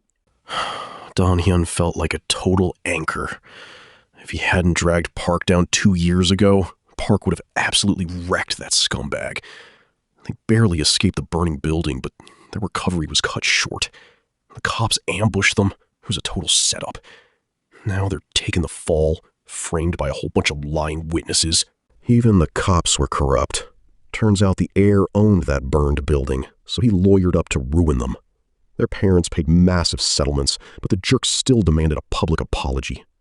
Park left the shower and heard his dad begging a friend for some cash, getting totally ghosted.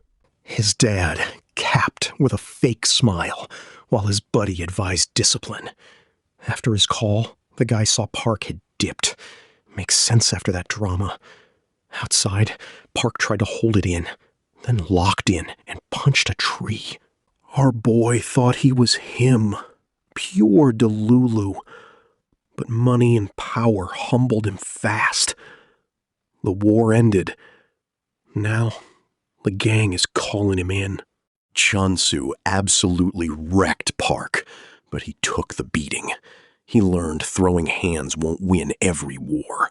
Bro had to literally kneel before Chunsu. That trash leader mocked his cheap tricks, giving him a brutal reality check. He warned Park to never fight again and just stay ghost. Chunsu called it karma for Park's mistakes, forcing him into his trash plans. He had his goons beat Park to see if he would stay submissive. Donghyun finished spilling the tea, dead-ass knowing nothing else. Choi felt that pain, explaining why he had backed off. He trusted Park, but feared being a drag. Choi patted his head, reassuring him he was no deadweight because they had her and Junu now. She admitted she struggled too. Hyped up, Dongyen vowed to change their fate. Meanwhile, at the office, Junu locked in, replaying everything that went down. Tae-soo was just a cash cow, and Inshin's crew were Nexus NPCs. None of these scrubs were their real heavy hitters. Junu knew Moon Young was no different. Thinking he could diff Park now was pure cope. Chunsu was just stalling for time. Park got a random text. Checking it, a car sped to take him out. He barely dodged, but instantly, another car tried the same move. Surviving by a hair, someone threw a photo. Our boy grabbed it. Choi and Donghyun's gym pic. He clocked it instantly, knowing Moon Young was pulling the strings. Chainsu shocked Moonkill, ordering him to back Moon Young up. No dirty work needed, just send his crew. But Moon gatekept his entire squad, refusing to lend the shooters he had personally raised. Mun hated being bossed around by some trash, so he wanted to personally wreck Park. Chen-su hyped him up, but argued they had bigger fish to fry. Handling this drama now was a massive L. He convinced Mun to let Moon Young handle the side quest, while Moon focused on the main mission. Moon actually agreed, letting Chen-su finally breathe easy. Donghyun was showering at the gym when some sus guy cracked his locker to plant a tracker on his phone. Walking back, the ginger got jumped by a biker out of nowhere, but his insane reflexes totally saved his life. First a sneak attack, then a literal AC drops from the sky? Donghyun dodged that too. Bikers charged next, but he flexed and scared them off. They left a photo behind. Park's face? The redhead was totally lost. Frustrated, he wondered what Moon Young was plotting. Moon Young's crew gathered at the spot. Mun Lee stepped in, offering a handshake to the trash. But the arrogant punk called it cringe, telling him to just obey. Moon Young clowned him, laughing because the MC had already clapped their cheeks so hard. Calling the goons trash, he hoped they'd do better under him. Moon Lee gritted his teeth. Moon Young kept going, saying Park was arriving soon so they could watch the shit show. Outside, a worried Donghyun called Park, but got ghosted. Meanwhile, Park received a fake location pic from Donghyun's own phone. He fell for the bait, totally fuming. Speed running to the coordinates from Park's phone, Donghyun pulls up, only to realize it was a total scam. Now he is stressed, praying history does not repeat itself. Since cheap tricks worked on Donghyun, Moon Young is chilling. He is flexing, thinking Park is too weak to need backup. Moon Lee calls him shameless as the goons point to the gate. The trash boss smirks, hyped to see Park, inviting him up to get absolutely wrecked again. Moon-young baits Park with the redhead, but Park is locked in. Facing a whole army of ops, one extra tries to 1v1 him. Park completely ignores the gap and folds him instantly. No hesitation, he crashes into the crowd, absolutely wrecking everyone with pure brute force, speedrunning to save his literal bestie. Moon-young's hyped, seeing Park still a beast. He clowns Mun Lee's trash army for not even touching him. But Mun drops new recruits to face this absolute monster. Don't worry, Mun Lee says. Shit's about to get real. Park charges in, but two gatekeepers are waiting. They call him delusional for thinking he is him. Park lunges, but they easily dodge, grab his arm, and slam him down. Don't bring that mid-smoke to Nexus elites, they sneer. Crashing hard into the wall, a bruised Park slowly stands back up. The elite calls him delusional.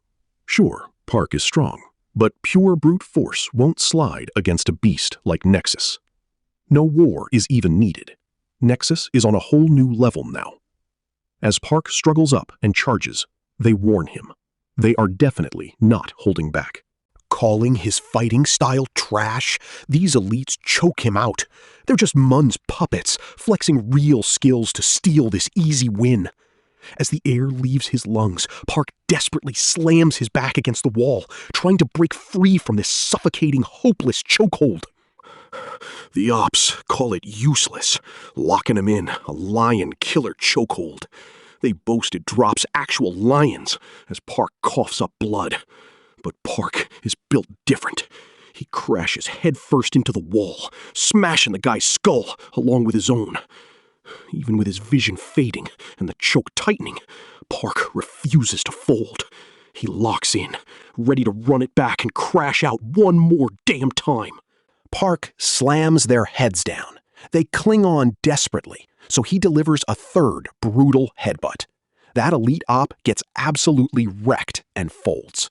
Free at last, Park effortlessly no-diffs the other guy. Honestly, Munchad did warn them. They never stood a chance against him. They cried foul after grinding so hard to get here. He got their vibe and drive, but knew they'd think they could actually win. Big mistake. They're about to get a massive reality check. These elites think Mun's throwing them under the bus, but it's just facts. Nobody can beat Park. He's literally built different. It's not a skill issue. Park is just a beast. Mun trusts his squad to do one thing: stall him. Moon's plan? Drain Park's stamina first. Once he's running on fumes, unleash their fastest boxer. A new elite gatekeeper pulls up on a gasping Park. Meanwhile, Choi scoops Dong-hyun on her bike, but even at max speed, they're still an hour out. She mentions some sketchy ops, then suddenly breaks. Dong-hyun spots the Incheon crew. Insu confirms the hackers are already cooked. The boss green-lights the raid, Choi smirks, and the whole squad pulls up to Park's location. Meanwhile, Park throws hands with her speedster, but he is getting completely red. 0 hits land. Earlier, Moon told his fastest guy to wait until Park was gassed from rushing to save his best friend. Mun knew Park would rush. Totally predictable. The fighter had to bait him, keeping his distance to stall. He thought it was cap, but Mun warned him not to play with Park. Even with an easy dub, he had to hold back. But he lost patience and jabbed. He knows Park can't read him. Most fighters telegraph their moves, but this guy is built different. He throws hands first, and his body just follows. With that cheat code, Park can't predict anything. Another insane hit sends Park flying. Ready to finish him, but Moon's orders stop him. Why is this Park guy so hyped? He sneers, kicking Park's stomach. Park is running on fumes, but keeps swinging. Dodging easily, he mocks him as a brainless animal. He thinks it is an easy dub, until, BAM! He suddenly hits the wall. He's chill, Admitting the pushback is low-key big brain. Park swings, but he dodges, smirking because zero distance is needed for his crazy hands. He drops a 1-inch punch, daring Park to survive. Park tanks the hit, flies back, but instantly bounces back to finish him. Opponent thinks he's brainless, spamming the same punch. Bro laughs, mocking Park's ignorance of that legendary punch. Feeling trash yet? But Park stays totally unfazed, charging again. The dude's losing his mind. Seeing Tox couldn't slow Park down at all. He throws a wild barrage, but Park catches his arm, like cut the cap. Furious, Park absolutely wrecks him. Meanwhile, Mun gets the word. The second floor is already completely cleared. He expected way more, figuring his fighter through with a total skill issue move. Whatever, surely he cooked something.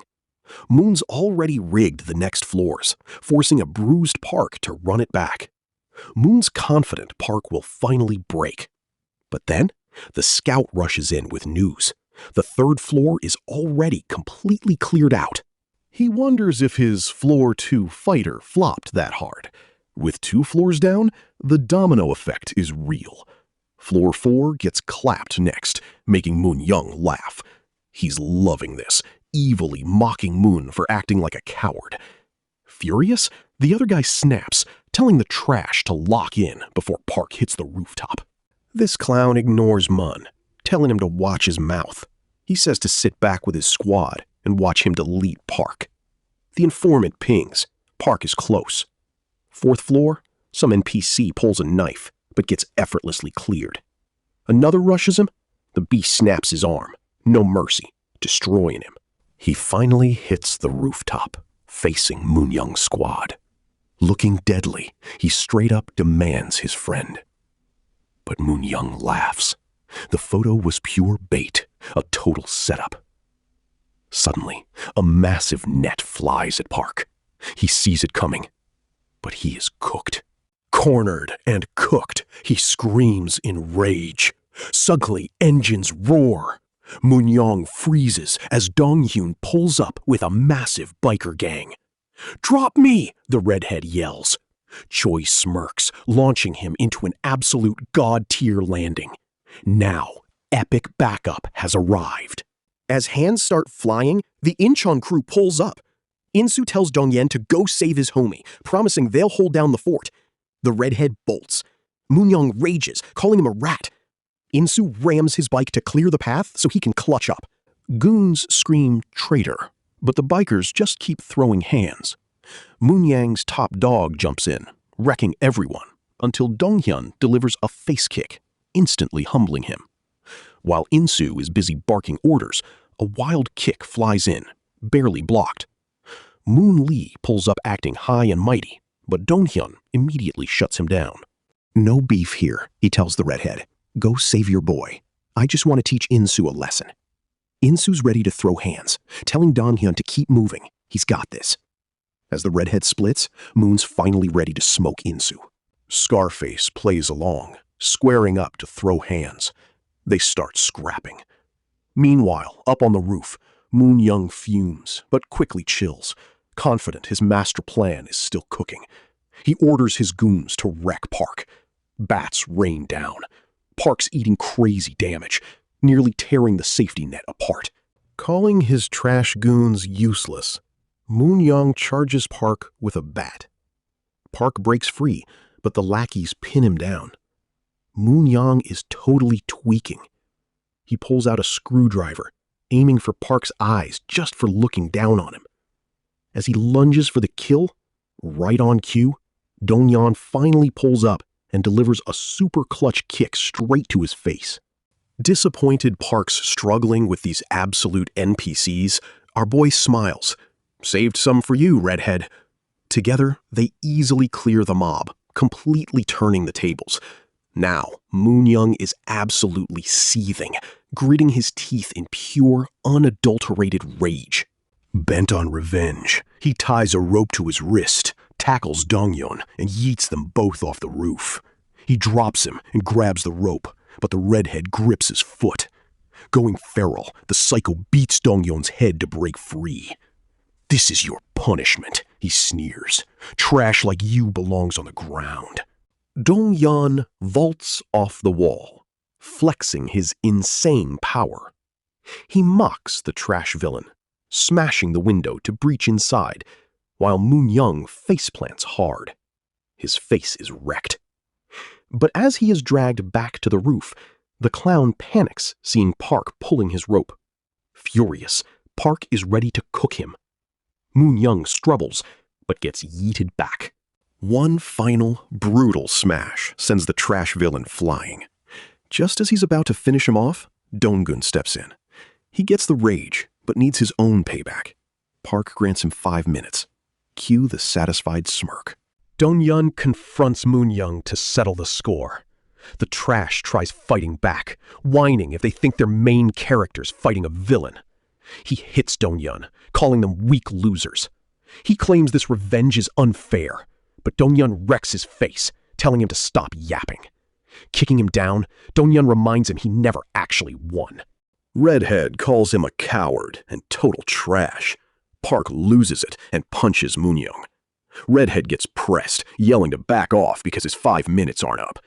Park apologizes, saying he couldn't help himself, so they both start jumping him. Terrified, Moon-young begs him to stop, but they absolutely wreck his teeth. Moon-young clings to the redhead, begging for his life and promising he's done. Total cap. Park knows he's just yapping, so he hands Dong-yeon a heavy metal pipe. No free passes today. Ignoring the pathetic, desperate whimpering, Dong-yeon tightly grips the steel, ready to absolutely wreck his leg. No mercy. The pathetic loser screams, realizing he was not hit. Redhead glares, unwilling to stoop to this clown's level. But Park goes beast mode, shattering Moon-young's knee. Eyes full of rage, he refuses to go home without ruining this op's life. Outside, they spot Moon-young's cooked body dangling from the roof. Moon smiles. It is over. They take the L and surrender, promising a rematch. Insu calls a ceasefire to catch his breath. Up on the roof, Red asks who's next. Park reveals he's going straight for the big boss, Chen-su. Moon-young's in the hospital, looking goofy, wrapped in bandages. Meanwhile, some goons gather at school to jump Park. As Park walks in, the leader tells them to prep. The squad is shaking, but the leader tries to hype them up. Their instant fumbling is seriously annoying him. Park pounces, instantly deleting him. The goons panic, but he keeps pushing, beating them to a pulp. Park sends Choi a pic of the wrecked crew. She laughs, realizing the school is cleared, then gets hyped by Insu and Dong-yeon's updates too. Junwoo completely zones her out, locked in. She's pressed, but he's cooking. Suddenly, his eyes widen. He's cracked the code. He stands up, totally hyped. "What's wrong?" she asks.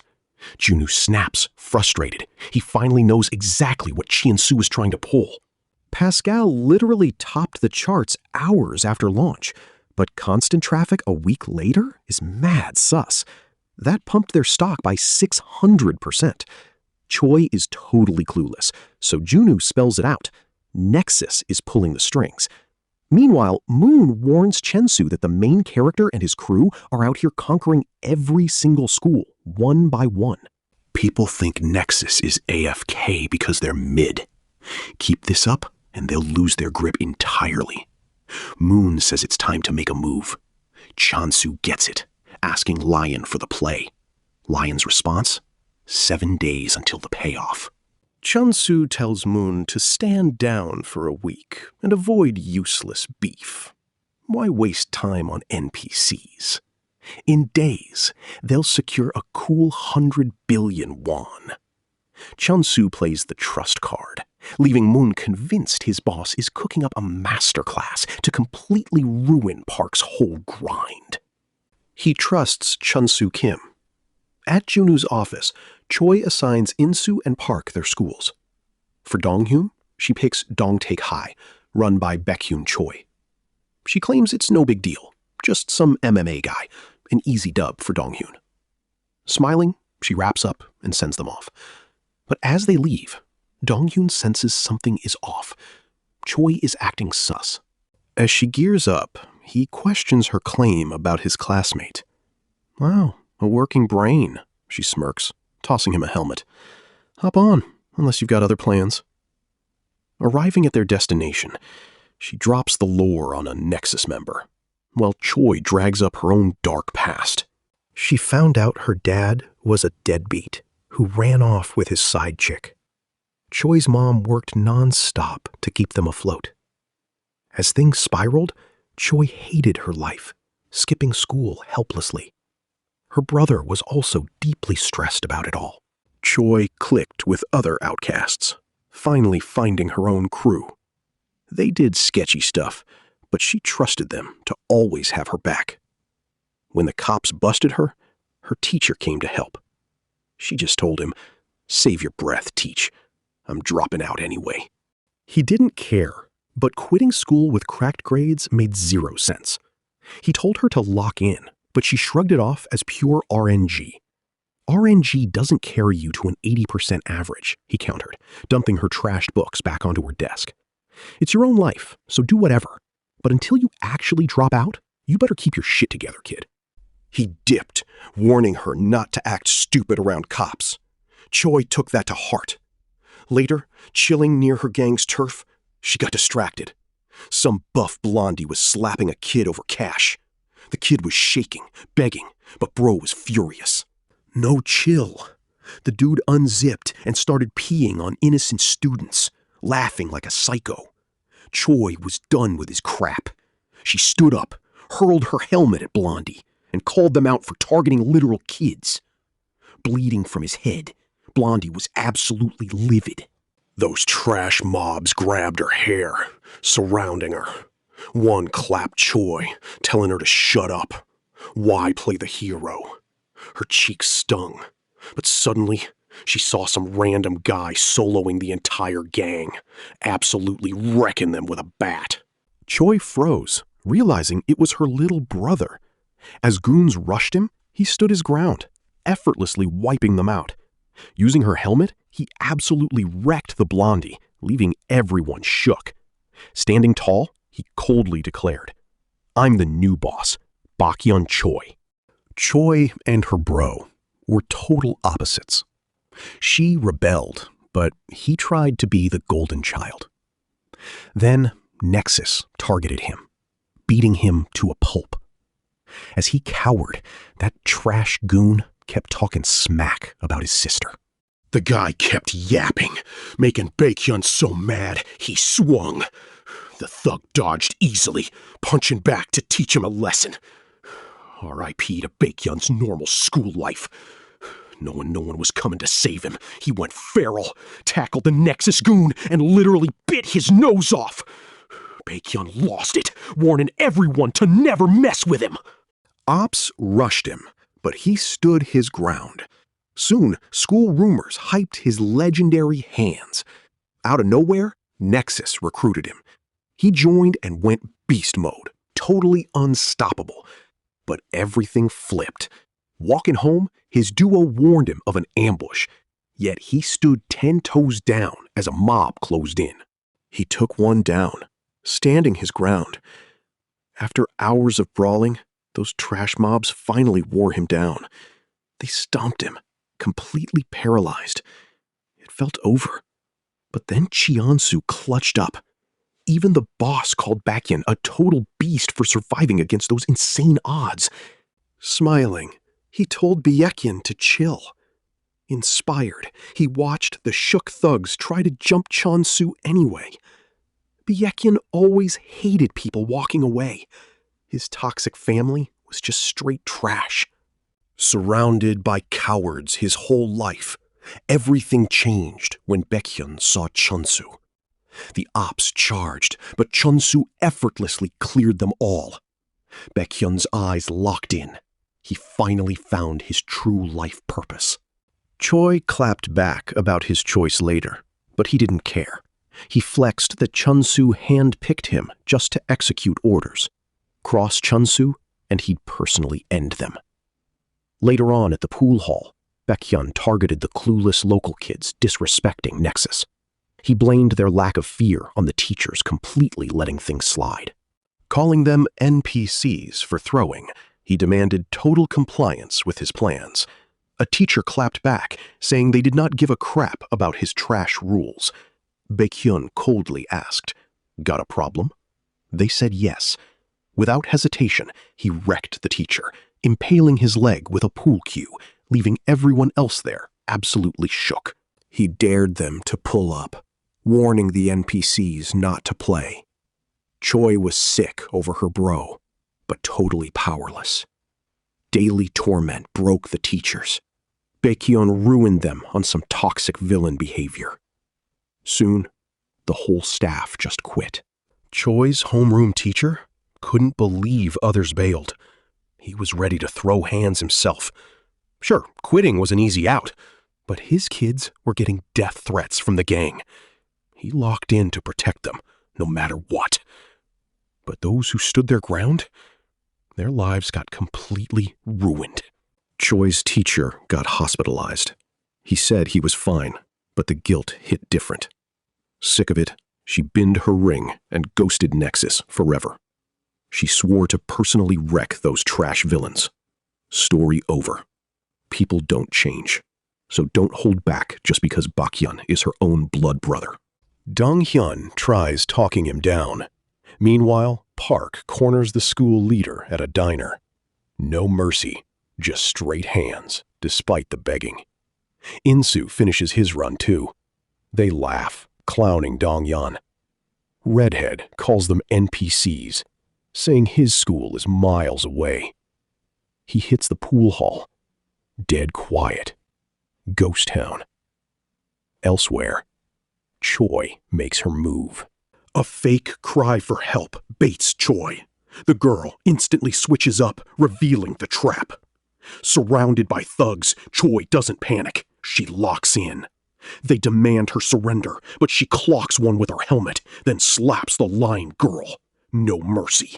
She gets caught lacking, knocked out cold. Locked up, Choi is totally pressed, screaming at her brother to let her out. Finally, Baekhyun pulls up, realizing she has been wilding for hours. He kicks the door, warning her to stay quiet for 5 days or get wrecked. If she blocks Chunsu, she's totally done. She just laughs it off, chilling like he said, repeating his threat. Meanwhile, over at Chunsu's place, Moon spills the tea on everything. He knows Park's crew is all about loyalty, so they won't fumble Choi's safety. Chunsu smirks, hoping they keep playing along. The endgame is basically locked in. Meanwhile, Juno plays it safe with Choi hostage, but warns that if they don't move now, Chunsu secures the ultimate bag and becomes untouchable. It's high risk, but he orders them to keep chipping away. Insu thinks we're cooked because Nexus's stock's already peaked. He's taking the L, believing their boss still wins. But Junu just laughs. You're totally missing the plot, bro. Junu is ready to play dirty. No matter how trash the method is, he is absolutely securing this dub. Period. Don't sweat it. We still have a major play. Junu agrees with Insu. Nexus pumped the stock 8 times over, but they haven't dumped yet. They're letting it cook. Junu smirks, predicting Cheonsu's real play is a massive short sell. Since Park is totally clueless, Junu easily spells it out. Cheonsu borrowed those shares and is now about to liquidate them completely. To pay it back, this guy's just going to buy up the shares and return them. Yunu explains the boss is about to tank the stock completely. With the deadline close, he'll try to crash it. But Park and Insu are ready to block his move. Dongyun's stressing over Choi, but Junu's totally chill. We're getting her back. I tracked her hours ago. She's totally safe. Donghyun rages over the gate-kept secret. Junu teases him for simping, sending a blushing Donghyun rushing off to rescue Choi. Junu rallies the clueless squad. Skipping the yap, Insu breaks it down for Park. No more talking. It's time to throw hands and wreck these absolute goons. Let's roll out. Junu cackles. I'll pay off this mess. You handle the ops. Park and Dong-hyun pull up, kicking the door down to find a whole mob waiting. Shocked they got tracked, the goons charge. Park holds the line, yelling, "Go save Choi! I got this covered!" Redhead charges the helpless girl. A lackey warns Baekhyun the MC is raiding them. Choi calls her bro brainless, flexing her hidden tracker. She promises him a beatdown. Baekhyun steps in, icy cold. "You're the one who threw." Dong-hyun and Park freeze as this clown holds his own sister hostage. Dong-hyun warns them to back off, making the redhead fume. But plot twist? Baekhyun gets absolutely folded by his sister. Turns out, she's actually built different. Dong-hyun seizes the moment, stepping up with a wild punch that sends the guy flying. Baekhyun feels like trash. He totally slept on his sister, but no one ruins Chunsu's plans. Determined, he hurls a window at the redhead. He mocked Baekhyun's cheap tricks, but Baekhyun grabbed his face.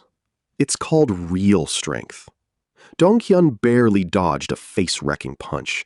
He spammed attacks, but the redhead easily read him, unscathed, kicking back. Who even called this trash strength? Dong-hyun knows their trash leader is just using Baekhyun, but Choi's brother keeps glazing him, punching the wall. Time for a quick reality check. Dong-hyun kicks him back, calling the redhead a massive glazer. Baekhyun's had it rough, but this Delulu life really ain't it. Dong-hyun drops the brutal truth. Chunsu does not give a crap. Baekhyun is just a meat shield buying time. Why simp so hard?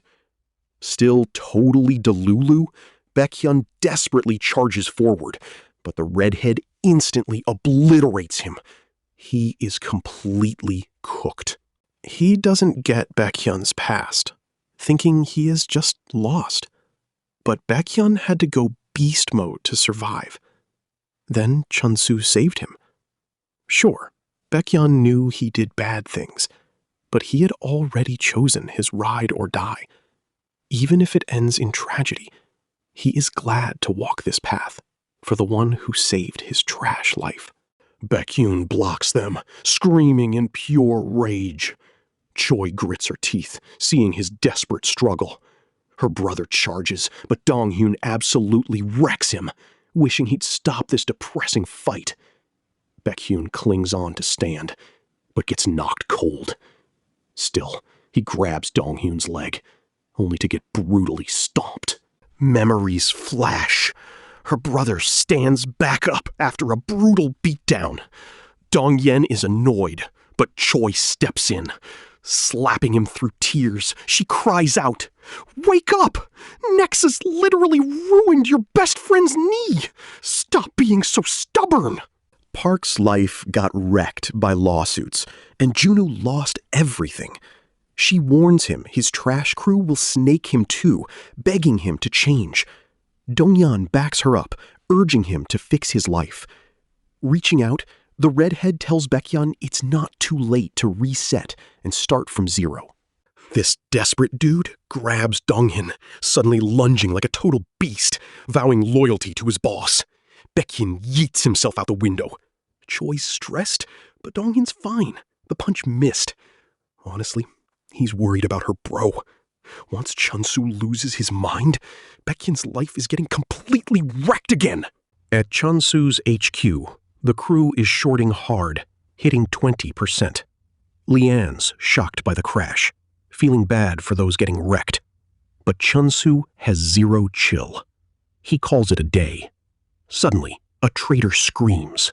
The stock just pumped 6%. Out of nowhere. They're bleeding cash, shocking the boss. His goons suspect outside market manipulation. Meanwhile, Juno reads them like a book, flipping the script effortlessly.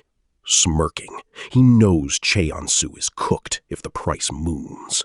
Now, the goons panic as the chart goes parabolic. They preyed on its downfall, but lost their minds when it hit 18% and closed. Lion went pale as his phone blew up. Traders were totally shook. How could anyone manipulate the market like this? It is unbelievable. But Junwoo just smiled. He really cooked. Now, Cheonsu is seething. He finally snaps. Seeing Baekhyun sneak in, the desperate lackey begs Chunsu for backup, promising he's got this. He thinks he's safe, but Chunsu just boots him in the gut, completely ragdolling him. He calls him absolute trash for not dying to buy time. Chunsu tells Mun straight up, to win this, he's got to catch these bodies himself. He orders all chapter leaders to assemble. Mun gets hyped, realizing the play. Chonsu confirms it, prepping to handle the MC himself. Next day, Chonsu's trader is shook by Pascal's collab with Junu's corp. Stocks are up, and everything goes exactly according to Junu's plan. Chunsu can't help but laugh. What cards do these clowns even have left? Outside, the Nexus elites assemble. Every chapter leader stands before him. He keeps it real. It took just 2 years to run all of Korea, secure the bag, and make a name. But they all know the real boss, Park, is back. Thanks to the MC, everyone is trying to clout chase Nexus. To save face, Chonsu orders his crew to drag Park in by tonight. He wants to make an example of him, showing who runs this. The goons hype him up, but suddenly, a road car smashes through the doors, aiming straight for the boss. Goons scatter as the car screeches to a halt. Junu steps out, clowning their mid-little meeting. Just a bunch of cheap thugs, he mocks, bringing up their last chat. Grinning wildly, he finally wipes that fake smirk right off Cheonsu's face. Cheonsu, losing his composure, mutters, "You're actually totally unhinged." Junu just laughs. Well, obviously. A normal person could never pull off a wild stunt like this. Chensu bringing random goons to Jump Park is honestly pure cringe. To avoid a messy drama, Junu proposes a clean 3-on-3 fight. Chensu smells cap, but Junu quickly pivots. This is not recess. It is a real business deal. Junu puts the game rights on the table, willing to take the L, and promises zero retaliation if Chensu actually wins. Who will fold? If Junu wins, Chunsu must disband his trash crew forever. Junu basically calls him a total wuss if he backs down now. Pressed and insulted, Chunsu accepts to save face, but adds a twist. If he wins, Park is his to destroy. He's so mad, nothing less than completely ruining Park's life will satisfy him. With a terrifying glare, Chunsu sneers, "Show me what you have got, then." Deal sealed. Junwoo drops the rules. If your trio gets wiped, your squad is cooked. He locks in his 3 fighters, while Chensu drafts Moon and Jihyuk, the Gangwon boss. With everything on the line, the ultimate showdown begins. Facing off, Dongchen is low-key pressed he got benched. He thinks he's got that gorilla energy, but Chensu admits Jihyuk is just built different, leaving him feeling absolutely shook. Chunsu tells him to wait and witness this guy's insane power. Jihyuk steps up first, so Insu matches him against the musclehead. The big guy thinks Insu's lost his mind, totally ignoring weight classes. But Insu just shrugs it off, challenging him. Does weight class even matter once we secure the dub? Insu blitzes in, shocking everyone with insane speed. Even the musclehead takes heavy damage, but yeets Insu back with a smirk. Jihyuk's shocked Insu held his own against a heavyweight. Then, Jihyuk removes his shoes, stunning the goons. Moon sees the gorilla going beast mode and gets hyped for a wild fight. Jihyuk preps his strike, while Junu warns Insu that getting caught means game over. Insu gets it, but yaps and lowers his guard. The musclehead grabs him, going all out, slamming him down, deleting his spine. Choi warns Insu as that beast rags him again, slamming him twice. Before this, Junu warned Insu he was cooked. Ji-hyuk is a literal monster. Rumors say he ripped a tree apart. He's built different, pure talent and mass. Junwoo said he clears Insu, who wondered if he should just drain him. Insu got up, pressed, swearing to go all out even if he takes an L. Junwoo wondered why he's so mad, since he paid mad cash to buy the win. With a shady smirk, Junwoo said there's always a way to cheese a beast. Now, Insu kicks his gut to break free. The goons fume, but they notice he's running on fumes. He feels so alive. No wonder Junwoo called this mission impossible. One more hit, and he is dead for real. The musclehead charges to end it, but Junwoo just smirks. Time for Insu to humble this bull. A hand blocks Ji-hyuk's face. He expects a blindfold, but Insu effortlessly redirects him using Toramachi. He charges again. Insu smiles. He has to pull out all the hacks to win. He spaces out his strikes, keeping the musclehead at bay. Ji-hyuk blocks easily, calling Insu's hits weak sauce, but Insu suddenly pivots to close range and absolutely wrecks Ji-hyuk's jaw. The gorilla tank recovers instantly, charging right back. Ignoring Moon's warnings, he runs straight into Insu's insane counter, getting his entire face obliterated. Still, the beast stands, confused by Insu's cheap tricks. As they both clash, Insu tells him to shut his mouth, dodging every single incoming swipe. He almost lands it, but Ji-hyuk reads the old play. Still, Insu stays 2 steps ahead, clocking him right in the face. The lackeys start panicking, but Moon tells them to chill. Those mid-punches cannot clutch this. Time still favors Ji-hyuk. Insu needs a real finisher to actually end it. Suddenly, a heavy counterpunch sends Insu flying back. Moon's gut screams bad vibes. He spots Junwoo's smirk and yells a warning, but Ji-hyuk's nose is already shattered by Insu's knee. Junwoo's trap worked perfectly. Ji-hyuk realizes his massive L. But wait, Moon spots the musclehead locking down Insu's knee. It's not over yet. Ji-hyuk's impressed, but reminds Insu he's built different. Insu's totally lost. Struggling to break free, he gets slammed again. His squad panics, but Donghyun thinks he's still fine. Ji-hyuk mercilessly keeps demolishing him until Insu desperately throws dirt to blind him, finally escaping from this brutal, relentless beatdown. The goons are shook. How is he still standing? Insu is completely zoned out, yet he still moves. Sharp elbow strikes slice Ji-hyuk's skin. Pure muscle memory, dealing insane damage. Now Ji-hyuk is getting mad pressed, eating every single hit. He swings in a rage, but Insu counters first. The goons are totally lost. Insu's gone feral. Moon confirms it. He broke his limits and unlocked a new level. No more thinking. He's operating on pure instinct now. He is a real beast, letting nothing but raw reflexes control his every move. Only a veteran with insane mental fortitude could pull this off. Moon's shocked his betrayer is actually inspiring him. Insu's built different now. His stamina is cracked, his moves lethal. Total obliteration. Ji-hyuk knows he's cooked, so he risks it all to clutch up. Charging forward with pure rage, he grabs Insu. Insu struggles but gets absolutely folded. As the smoke clears, a wrecked Insu is left shaking, realizing he literally almost died right there. Battered but not out, Insu clutches up and cooks Ji-hyuk. The crowd goes dead silent. Enter Moon Lee. The goons smirk, thinking their OG is built different. Insu guards up, but Moon absolutely folds him with one punch, sending him flying. Watching this, Park gets déjà vu. That's the exact move the special combatant used.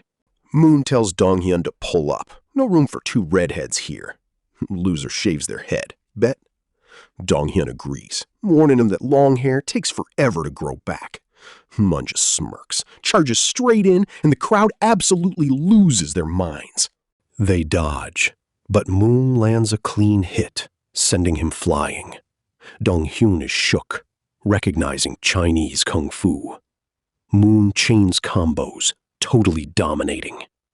Choi calls these flashy moves cheap for a street fight, but Junwoo explains some traditional styles actually hit different. Choi cannot believe Moon mastered this, but Junwoo says it tracks. He is the heir of a legendary martial arts clan that went corrupt, using their elite skills for some straight-up trashy, low-tier crimes. Mun kicks hard, but Dong-hyun tanks it and charges. Disappointed by his mid-skills, Mun absolutely wrecks his face. Dong-hyun crashes out, landing a heavy kick. Feeling that insane power, Mun's sadistic grin creeps in. Now, he is finally hyped. Dong-hyun spams the same kick, admitting he's cooked, but hoping to chip away. Mun reads him instantly, calling it pure cringe. He shatters Dong-hyun's jaw, mocking his predictable flow. Still, Dong-hyun repeats the move. Mun just sighs, calls it basic, and obliterates his collarbones with a heavy strike. Honestly, Moon is disappointed. He expected a real challenge, but this is just a sad, brutal beatdown. Another punch to the face. Back then, the skinny redhead got bullied daily until his tormentors crossed Park and got wrecked. Dong-hyun witnessed the beast's insane power. Asking how to get strong, Park's advice was simple. If they hit you, hit back. From then on, Dong-hyun grinded non-stop, knowing the advice was pure cap. But he still leveled up. He accepted he had zero fighting talent and a twig build. Honestly, he would never diff Park. People called him resilient, but it was not a flex. He never wanted to be built different. He just had absolutely nothing else going for him. Dong-hyun isn't a genius, but he grinds anyway. Determined to wreck trash like Mun, his sheer tenacity becomes his cheat code. Finally locking in, he declares it's his turn to cook. One brutal kick, a sickening crack, and Mun hits the floor. He finally gets why he spammed that basic move. Mun's legs are locked. Dong-hyun goes brutal, smashing his face. Keep that same energy now, he mocks, relentlessly beating down the arrogant clown. Moon is fuming, but Dong-hyun keeps him locked. A brutal knee to the face shocks everyone. Moon blocks the spam, finds an opening, and shoves him back. Sick of these mid-moves, Moon barks, "You're just talentless trash." Losing to Dong-hyun is totally unthinkable, but the redhead shuts him up with another strike. Moon shoves him back, but he charges right back in. They are trading insane blows, keeping everyone on edge. Dong-hyun spams the same spot, cracking Moon's arm. The guy is getting absolutely wrecked. He still can't accept taking an L to some talentless NPC. Moon's elite clan thrived for generations on legacy techniques. Chosen to lead, he grinded his whole life, only to realize he had zero main character energy. Just another talentless fraud failing high standards, he became his family's ultimate, most shameful disappointment.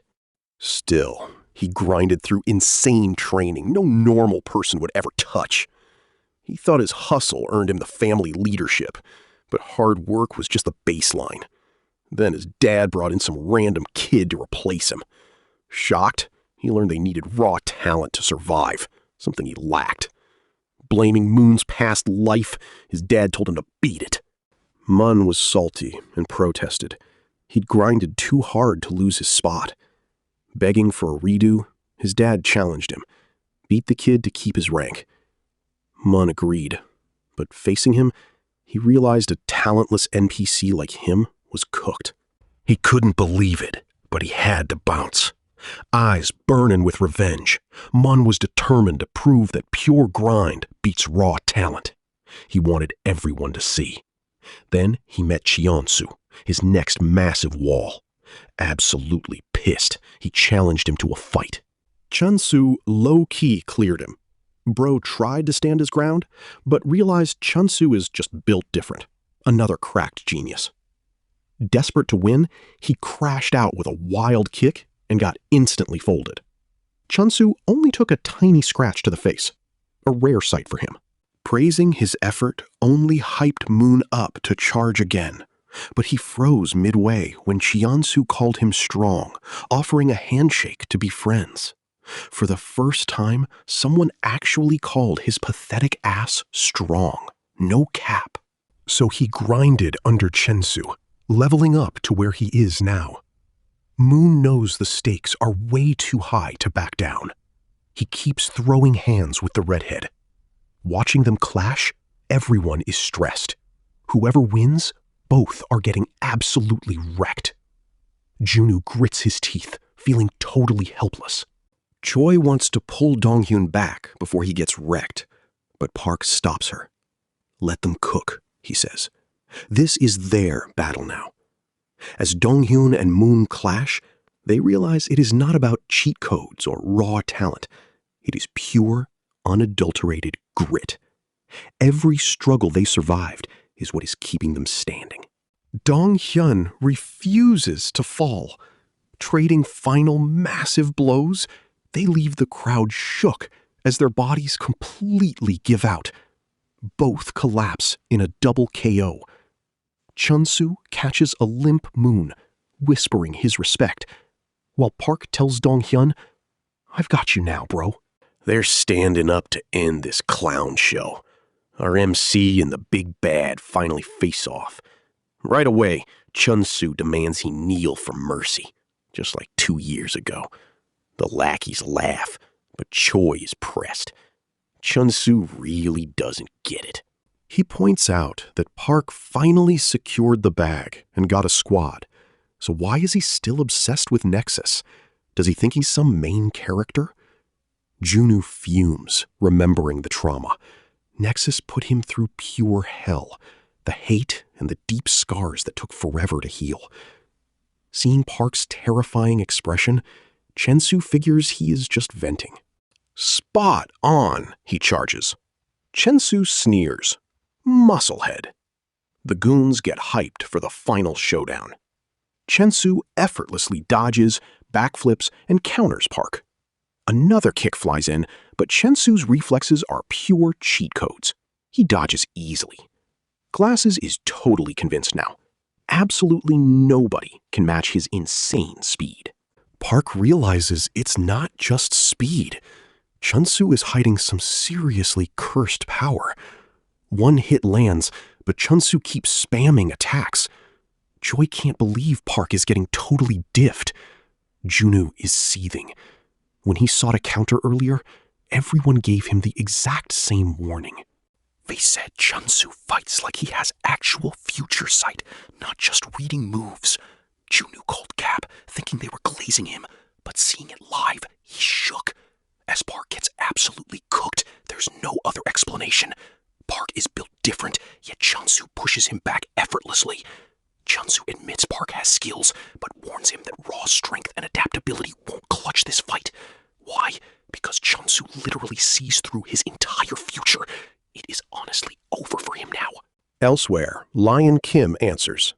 Status? The caller knows it's a total train wreck. A mysterious girl sighs. He always chooses hard mode over a smooth run. Another guy asks about Cheon-Soo. Lion replies, "Not done yet, but he's a solid partner. Let him cook. He is worth it." Meanwhile, the final showdown begins. Rain starts falling, but the grind never stops. Chun-Soo easily dodges the punch, calling it totally mid. Reading every move, he kicks Park away. Dropping to his knees, Park barely dodges the brutal strikes. Chun-Soo stomps his face, remaining completely untouched, sneering. They hype you up so much, but honestly, you are just a certified basic local NPC. He calls Park a total nobody. Donghyun, barely surviving, begs him to win since he's carrying the whole squad. Suddenly, Park screams, shocking the goons. Tossing his jacket, He finally locks in, just to humble Chunsu. The Nexus leader instantly senses his terrifying aura shift. Park charges, but Chunsu dodges effortlessly, clowning his predictable moves. Spotting a left hook, Chunsu prepares to counter, thinking he has got this easily in the bag. But Park screams, shatters his guard with sheer force, and lands a massive gut punch. Finally, some real damage. Game on. The tables finally turn as Park corners Chionsu. Chionsu can read him, but cannot counter. He realizes Park was nerfing himself this whole time. Choi is totally shook. Junu drops the ultimate truth. Park was only holding back to keep him alive. But now, he is officially done playing nice. MC's dad owned a gym. Coaches begged to train his kid, but he always gatekept him. Someone asked why he benched Park. See, the old man was a lifelong fighter, constantly dragged into sketchy beefs. When he lost his cool, he'd literally visualize 100 ways to absolutely delete his opponent and ruin their life. That's why his dad banned him from training. He knew Park was born built different, with monstrous strength. One mistake meant life in prison. Choi is shook by this hidden power, wondering how he got this strong without any practice. Junu smirks, explaining that Park leveled up purely through real fights. He's a literal beast with insane, unmatched combat adaptability. A brutal knee to the face sends Chonsu flying back. Bleeding out, his eyes widen with a sick excitement. Predict this, the protagonist mutters coldly. See, Chonsu always dominated, both in games and real life, just by reading his opponents. It was absolutely too easy. Everyone started riding his wave, and he loved the clout.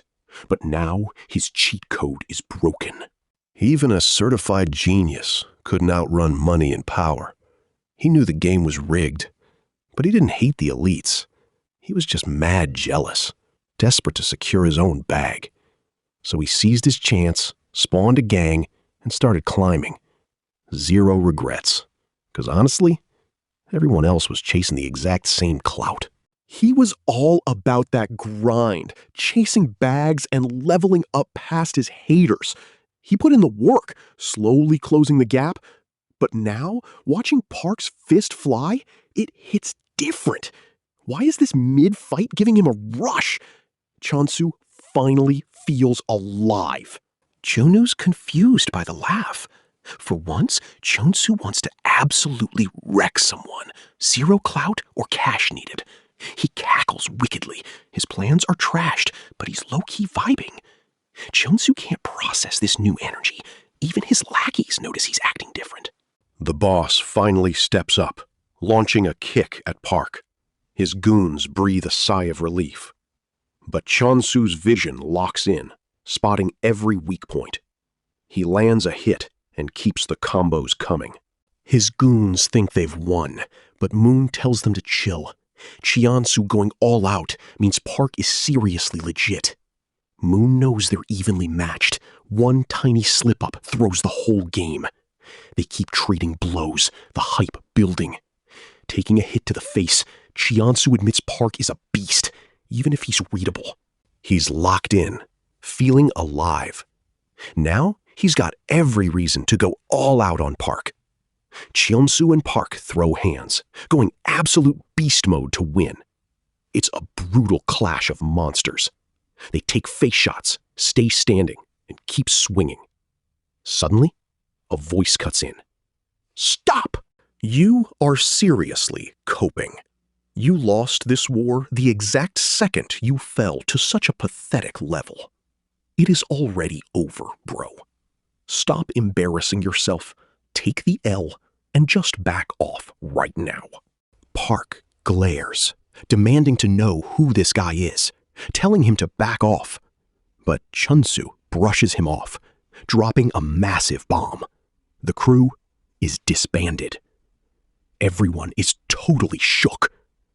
Junu refuses to accept this trash ending, screaming in pure rage.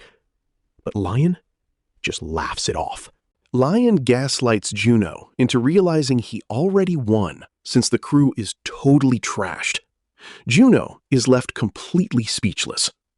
Meanwhile, the lackeys are shook about being disbanded, while Chonsu begs Lion for another shot.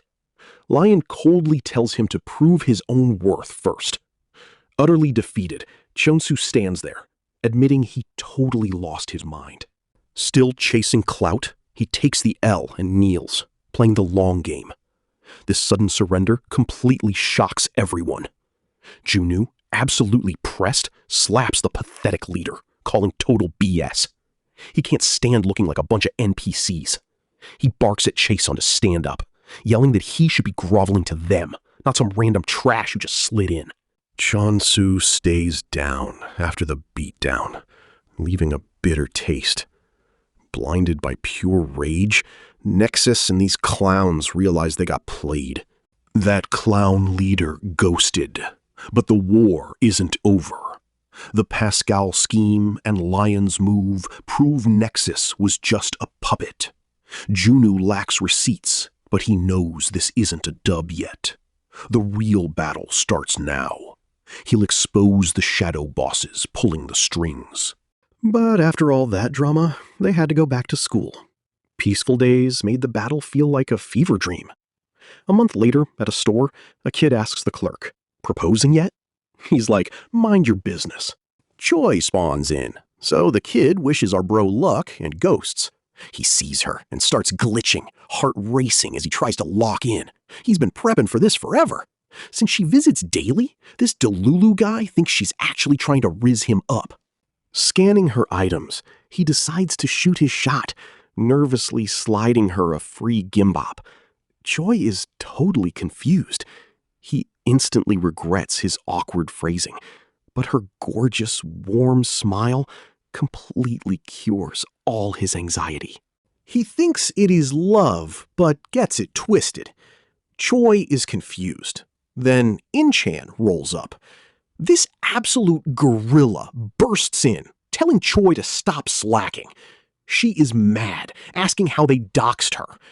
Meanwhile, the simp worker watches them bicker, triggered that this gym bro is disrespecting his queen.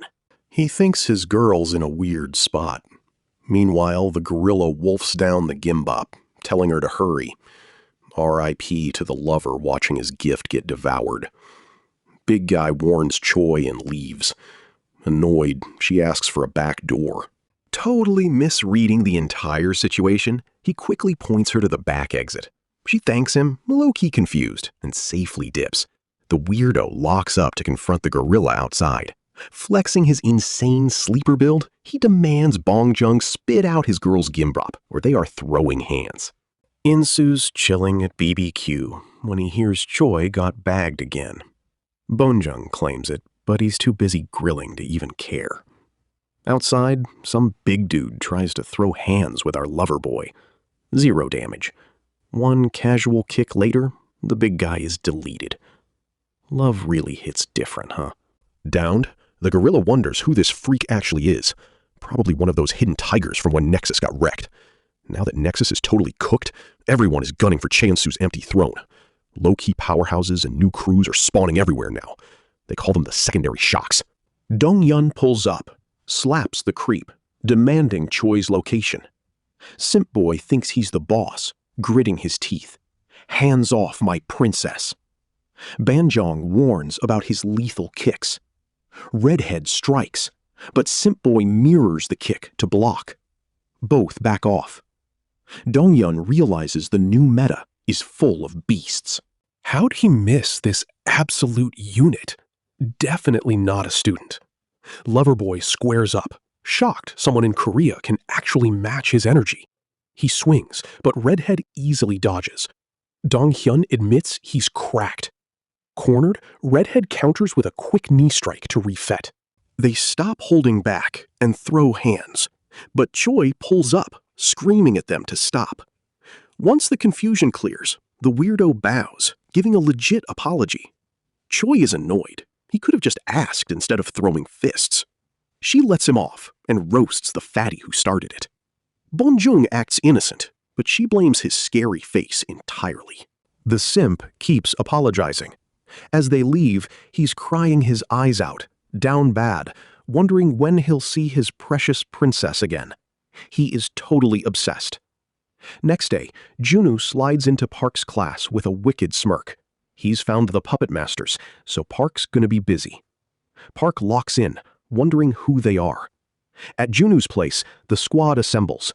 Junu drops the bomb. He's finally identified Nexus's secret backers. He knows they ran Nexus's entire crime spree. Realizing Chun-Su was just a pawn, Park targets the bosses to humble him.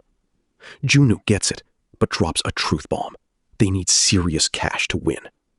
Chun-Su's backers are Seong-Son Group's fourth-generation heirs. The crew is shook. Lion is the second son, backed by the eldest, Dong-ho Lee. Choi knows they're filthy rich, literally about to buy the entire planet. Why target a mid-gang like Nexus? Junwoo is clueless too, but these ops are built different. No easy dub here. He warns the crew to lock in. Meanwhile, Dong-ho Lee declares they're about to conquer the entirety of Korea. He wants to be the ultimate boss, period. Just like their parents, he's chasing that peak status, leaving everyone in the dust with infinite wealth and power. He's so done with his brother. Dude had one job to prove himself, but he fumbled the bag and became a total meme. He apologizes, but Blondie just laughs at Lion. How are they even related? Lion is fuming, but Blondie calls him a noob who's not ready to run the game. He's pressed about how sloppy Lion is with the public. Flexing hard, he offers to clean up the mess, but she laughs, doubting he'll deliver. Claiming she's got the perfect blueprint, she takes over. Dong-ho finds it hilarious. It's like they already knew Nexus would fall. They laugh it off, but Dong-ho's always been ready to establish the gang's own pecking order. Blondie asks if it's a four-way war. Dong-ho nods. Winner takes all, bagging the ultimate clout and cash. Blondie's shook by his flex, while the girl calls it a massive W. So, Dong-ho lets the games begin. Meanwhile, Gubin Yang gets bailed out of lockup. The inmates are absolutely losing their minds. They whine about unfairness. Some clown mocks Gubin, claiming he'll return soon. Gubin snaps, grabbing him with burning rage. Rot here forever, loser. I'm never coming back. I have cheat codes now, and I am finally locked in with this insane power. He wrecks a guy's face against the fence, zero diff. The inmates are shook, hoping to see him outside. Finally free, Gubin inhales that fresh air. A tatted baddie tells him to move it. Boss is waiting. Blonde Seong Ah-lim greets him, looking low-key adorable. He hops in her ride. She wants him to build a crew to replace Nexus. He is confused why they target Park first. The guy is a solo act. She explains the power vacuum. With Nexus gone, aftershocks are hitting. Wannabes are chasing clout, fighting for the throne. Taking them all on is a drag. How do you speedrun this? Gubin finally gets it. Park ruined Nexus. If someone wrecks Park, the other gangs will chill. She calls him based, ordering him to crash out and delete the guy. No regrets. Gubin agrees, but has side quests first. Sunset hits, and a house starts shaking with violence. Fighting over pennies is mid. Someone scoffs, kicking the door open to get that bag. Suddenly, Gubin pulls up. Seeing his day one, the homie tears up, hugging him, shocked he is out already. Moving spots, Gubin asks why he is still stuck in this trash house, dealing with his toxic family. The guy tries to cap, but Gubin sees right through him. He drops his bag and hands him fat cash stacks. Once this big score wraps, we're eating good, bro, Gubin said, handing over the cash. Leave your toxic parents behind. We are brothers. I gotcha. But back then, their loyal vibe hit a wall. Years ago, after snatching a bag, they ran to hide until Donghua took a fall. He stayed chill, telling Gu Bin to keep running, but their pursuer cornered Donghua in a dark alley. The kid tried capping, but the angry dude wasn't having it, beating him to make him spill Gu Bin's location. Donghua never snitched. Gu Bin just watched, completely helpless. The next day, Baldy cried, putting all the blame on him. He vowed to protect his brother, no matter what. Donghua comforted him. It wasn't his fault. From that day, they locked in as brothers, becoming a real family. Cut to Junu's office. Dong-ho Lee isn't their only op. Calling them straight-up rats because they keep multiplying, Junu wonders why Park is looking so pressed. Park brings up last month's clash with Cheonsu, asking if he really won. Junu's sure he clutched it, but Park admits that fight shook his confidence. If Cheonsu levels up, Park's not sure he'll win. Junu is shook by Park's sudden fumble, but admits he is valid. They gotta prep hard and cook up new plans to secure the dub. Meanwhile, Chensu corners Lion for some real talk. If that brawl kept going, would Lion actually win? Lion dodges, claiming he is new to gang wars, but warns Chensu he must win next time. Now, the villain is fully locked in, taking those words seriously. Donghua charges the fleeing ops. They're shook, wondering why he's back with their boss locked up. Boom! One gets sent flying. The others literally piss themselves, realizing Gu Bin's back too. Double trouble has them cornered. Gu Bin hopes this clown enjoyed talking trash while he was in juvie. Baldy backs him up, sending the dude straight to his knees, crying out pathetic excuses. Gu Bin tosses a brick, telling him to prove his remorse instead of hiding like a rat. Left with zero options, the guy grabs it and smashes his own fingers. Absolute savage. Walking back with his homie, Sungay corners him. Did my text stutter? No side hustles. She asks if he even speaks Korean, but he caps, claiming it is just personal business. Broke and desperate to clear his friend's massive debt, he demands more stacks. Calling him pathetic, she hurls bags of cash at his feet. Your funds are secured, she warns coldly, but you do not move unless I order it. Try another side gig, and you are done for. Gu Bin takes the bait with a wicked smirk. At Junu's office, he spills the tea on Seoul. Myeongdong, usually buzzing, has gone completely ghost town quiet. Meanwhile, over in Gangso, rival schools that were beefing for ages have suddenly teamed up. Something big is brewing. Now dubbed the League, Jonah wonders why everyone's losing it over these two OP beasts. Meanwhile, Choi realizes the simp she met earlier is behind this. Taking over Gangseo, she's positive they've met before. At the convenience store, our resident weirdo is still crying over fumbling the bag. Ever since that fight, his princess ghosted her ramen runs. He knows he cannot make her happy, but letting go is out of the question. Suddenly, the door chimes.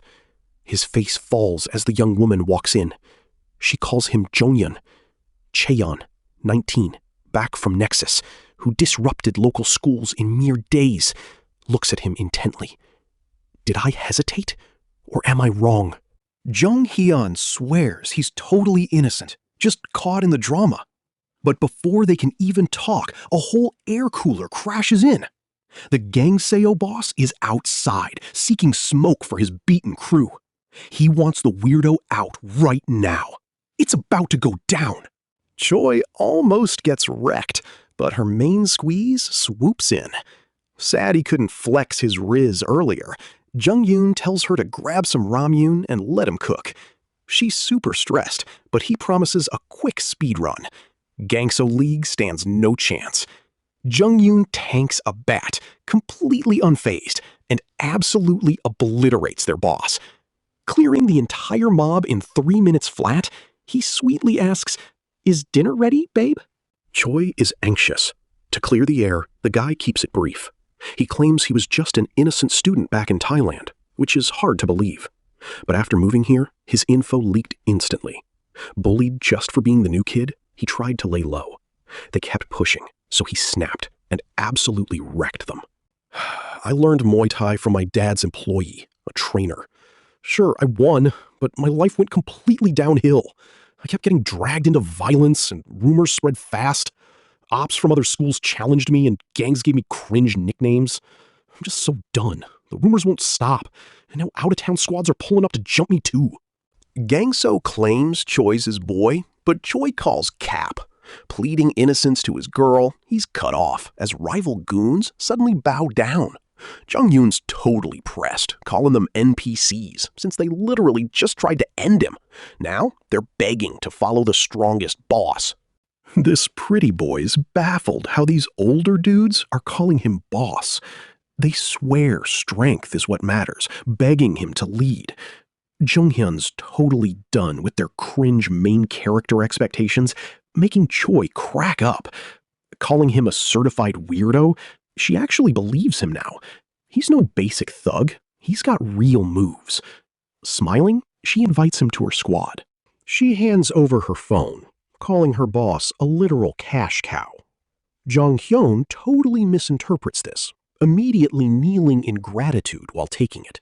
He vows to do his absolute best for her. Confused, Gangso's men follow suit, bowing down. Just like that, Choi accidentally becomes their new girl boss. After a student leaves, Park's dad turns to find his son standing there, looking completely different. Park drops a heavy request. Help me level up. His dad locks in, realizing the moment he has been waiting for has finally arrived. No cap, it's go time. Outside school, the redhead broods over past fights. He went all out, yet only copped a draw. Even against Jung-yoon, he'd probably take an L. He's mad frustrated, blaming himself. But Choi sneaks up, grinning, telling him to chill. Jung-hyun vibes along. Dong-hyun is totally shook, recognizing him. But Choi explains this weirdo is her underling now. Jong-hyun simps hard, calling her his precious princess. Dong-hyun calls him completely unhinged, but Choi laughs. Honestly, that just makes him perfect for the job. Loverboy actually apologizes, but Dong-hyun easily brushes it off. Intrigued, the weirdo hypes him up, claiming Dong-hyun is built different, and asks about his routine. Dong-hyun admits he has never actually trained, shocking Jong-hyun. He confesses Dong-hyun's kicks were totally unpolished, yet the raw power was insane. A terrifying vibe he has only ever felt from a few elite boss fighters. Dong-hyun is called a genius, but he feels stuck. Hitting a wall when you're grinding hard is the worst. But bro offers a lifeline. Let us meet someone. Turns out, luck is on their side. His dad's connection is in town right now. This is straight up pure destiny. Choi finds out her dad imports mangoes. Since they're loaded, why grind as a cashier? He wants to build his own legacy, not coast. Suddenly, a random guy starts checking out Dong-hyun's legs. Turns out, the weirdo recognizes his master, Tae-sik Cha. Seeing the redhead's insane quads, the old head starts sobbing, crying over the kid's brutal grind. His weird sidekick totally hypes him up. Tae-sik claims he gets the whole vibe, asking if he wants to level up. Dong-hyun says bet, so the master promises he'll soon reach absolute god-tier status. The old man gets hyped, reaching out. You ready? Dong-hyun knows he's a massive handful, but bows anyway. Please, teach me, master. Tae-sik smirks. Bet. Back at the family gym, our MC is on an absolute endless grind, completely shredding another heavy bag. His dad watches, looking totally concerned. Son, you're already built different. Are you absolutely sure you want to keep pushing this hard? Since it's crucial, Dad trusts him and rolls with it. But first, He demands 2 promises. Even if you're mad, never strike an opponent who has lost their drive. Otherwise, you're no real warrior. With the vibe turning dead serious, his dad then drops the second big rule. Martial arts is basically just min-maxing your power to secure the W efficiently. Analyze the meta, and the best moves become legendary classics. By training, Park inherits humanity's collective wisdom and must use it logically. That is what being a truly honorable fighter is all about. Punching the heavy bag, his dad deadpans, demanding his friend solemnly promise he will follow these exact rules. The MC gives his word. In a dark room, Gyubin checks the files, realizing he's fated to clash with Insu again. Next day, he tells Seunga he's targeting Insu first. She calls him brain dead, wanting the MC down first. But Gyubin's like, we're wiping Insu anyway, so whatever. Plus, he has some serious personal beef left to settle. She lets him cook, testing if he can diff Park.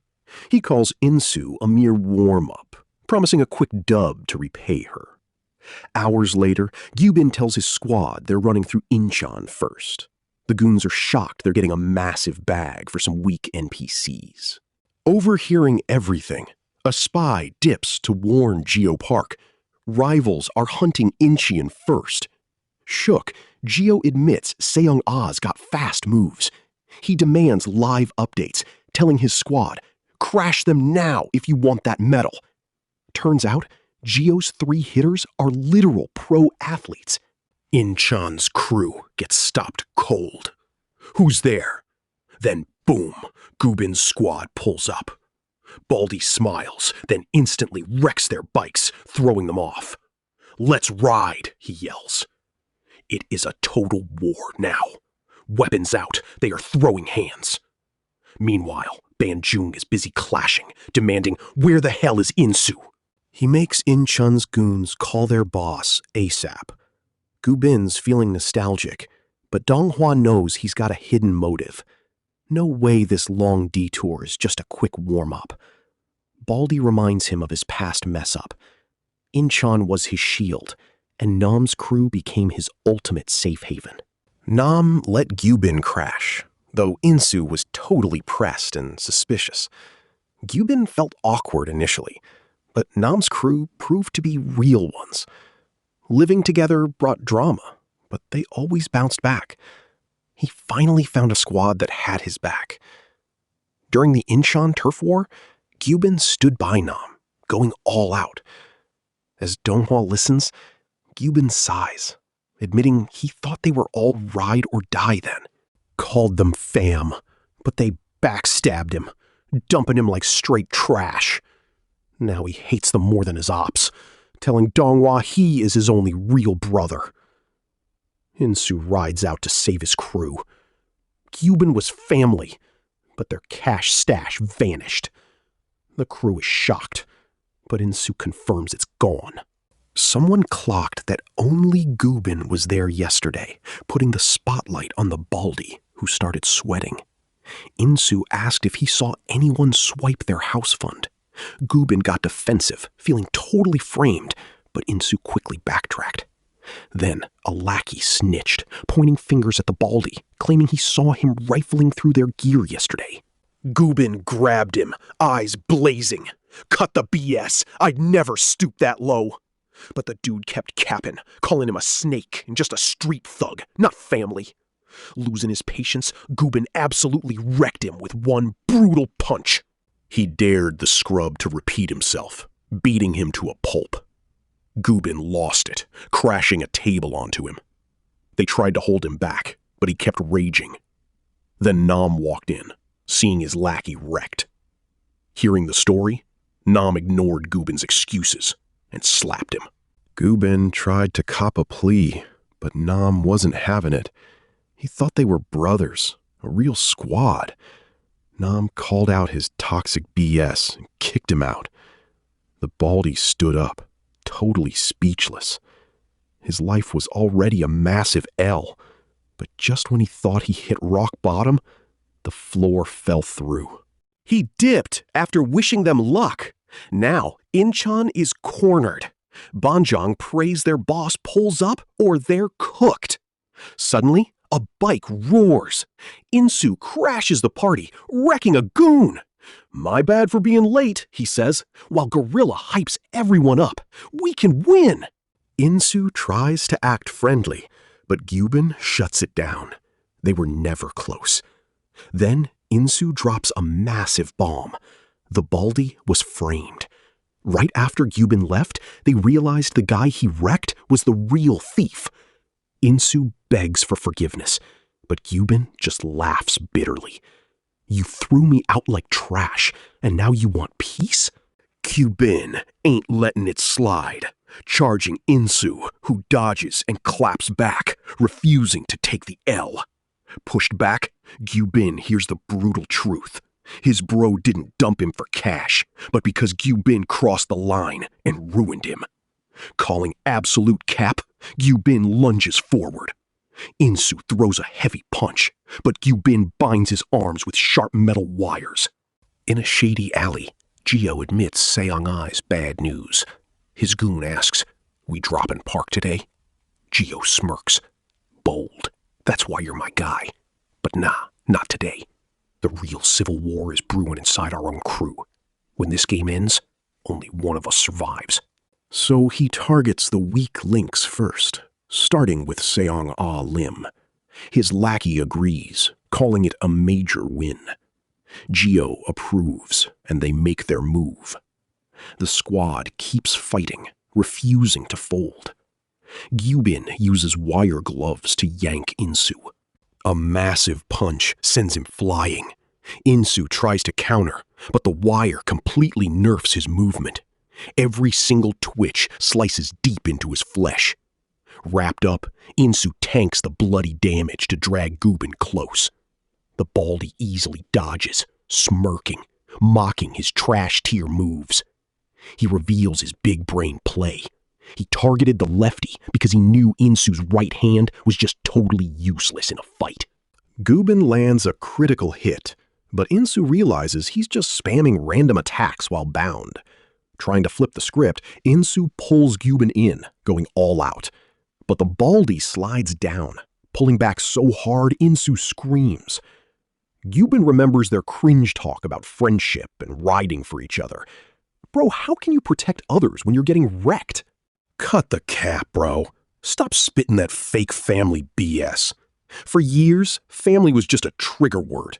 To me, they are just toxic snakes who ruin my life for looking at them, backstab me, and celebrate my funeral. Seeing those perfect TV families? Pure brain rot. It just made my own reality feel 10 times more cooked." Incheon was no different, low-key pitying him with fake sympathy. He hated their BS, but Nam's false hope was terrifying. He got used to it, only to get wrecked again. His worst fears came true. Now Gyubin's villain arc begins, eyes burning with pure revenge. He wanted to ruin Incheon, crushing his last hope. Gyubin tried to delete his trash dad. Now Insu headbutts his eyes out. He apologizes, but Gyubin crossed the line by targeting his fam. No cap, Insu is done playing nice. He's standing his ground. Insu absolutely wrecks Gyubin, sending him flying. Realizing he fell into the trap and got too close, the Baldy knows he is cooked. He tries to reset his distance, but Insu is not letting him slide. He grabs him, delivering a brutal elbow that completely shatters his face. Insu keeps throwing hands, but Gyubin breaks away. Boom! Insu drags him back with a crazy hit. How did this traitor get so buffed? Gyubin is getting cooked, but he refuses to take this L. He locks in, putting everything on the line. No way he loses to a snake. Gyubin drags Insu off the edge, trying to take them both down. But Insu clutches a wire, saving his former homie. Gyubin screams at him to let go. But Insu's like, "Shut up, I'm dead-ass about to drop." Gyubin is ready to take the risk, but Insu tells him to stop joking. "Calm down. You can't help if you were completely exhausted. Gyubin starts to reply, but freezes upon seeing the damage. Insu pulls with all his strength, but the line breaks. Silence. Then Gyubin falls straight into the dark, deep space. Gyubin accepts his fate, ready to sink. But Insu clutch saves the selfish jerk, and they barely make it back ashore alive. Insu is just glad his homie survived, but suddenly, Gyubin watches in absolute shock as his own friend brutally bats Insu unconscious. Donghua praises the assist, admitting he always knew the Baldy would fold under pressure. Gio pulls up. Gyubin's day one brother totally snitched. Gio mocks the Baldy clown, but thanks him for the setup. Gyubin screams in pure shock. How could his own brother sell him out like this? He coped, thinking his bro was forced, but that fake friend called him stupid, chasing only the bag. Gyubin laughed, calling out Donghua's pure greed. The rat went silent, then snapped, brutally bashing his friend's face with a bat. The Baldy went cold, collapsing. Donghua called him soft, mocking his delusional hope about family. He truly got what he deserved. The next day, the secretary panics because they got totally played by Gio. Seyoung low-key expected this L from her rival. Unbothered, she points at her fish tank. I never feed them, yet they do not starve. They might look like a squad, but they aren't besties. It's strictly predators and prey in here. Always. She claims humans are just clones, playing the same basic game. Later, Gio's flexing his win over a fancy dinner. He tells his crew to stop slacking, but Donghua claps back. They need a whole squad to take down the MC. Gio's shook by his goon's hype. Smirking, he agrees they must speedrun Park, but they can't beat the boss without clearing Junu O first. Donghua is clueless, so let me break it down. This guy does whatever with zero consequences. Junu's backing means lawyers always clean up his mess. Without that carry, Park is just a wounded lion in the wild. Donghua gets that Junu is no joke. Facts. But I'll be the one to personally handle him myself. Gio admits Junu's aggressive grind was a major headache, but please, that basic bully can't dodge his traps. Once Gio goes full try-hard, Junu's career is cooked. Meanwhile, Junu rushes in, totally panicking. His distributors are suddenly ghosting, tanking their company's value. Why? Junu demands. His informant shrugs.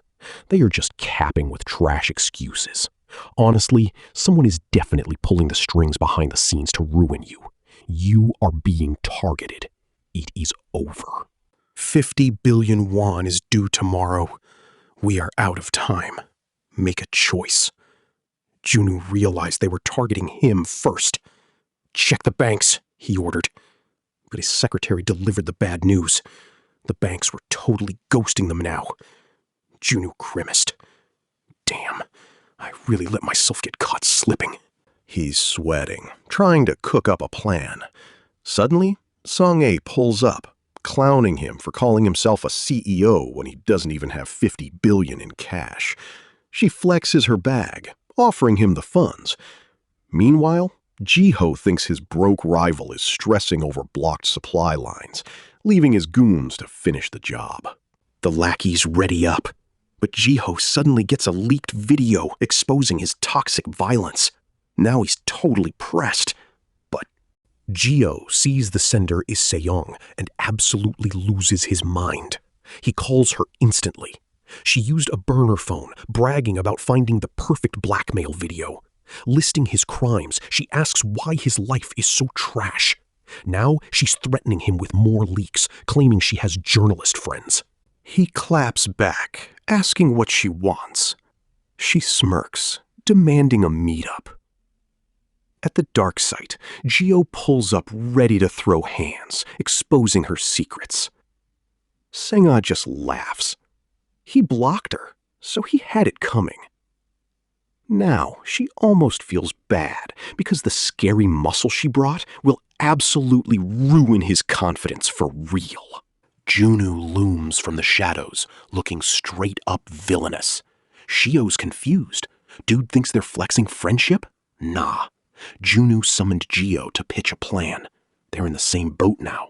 They need to chill. Fighting now just lets Dongho slip away. Gio gets the play and lets Junu cook. Junu wants to keep it 100, a straight-up fistfight. Loser packs up and leaves. Gio calls out his cheap tactics, asking if catching hands is his only real flex. But Junu just laughs. He has the bag, the clout, and the power. He is fully confident in absolutely everything he does. Junu trolls the guy, baiting him into a pure rage.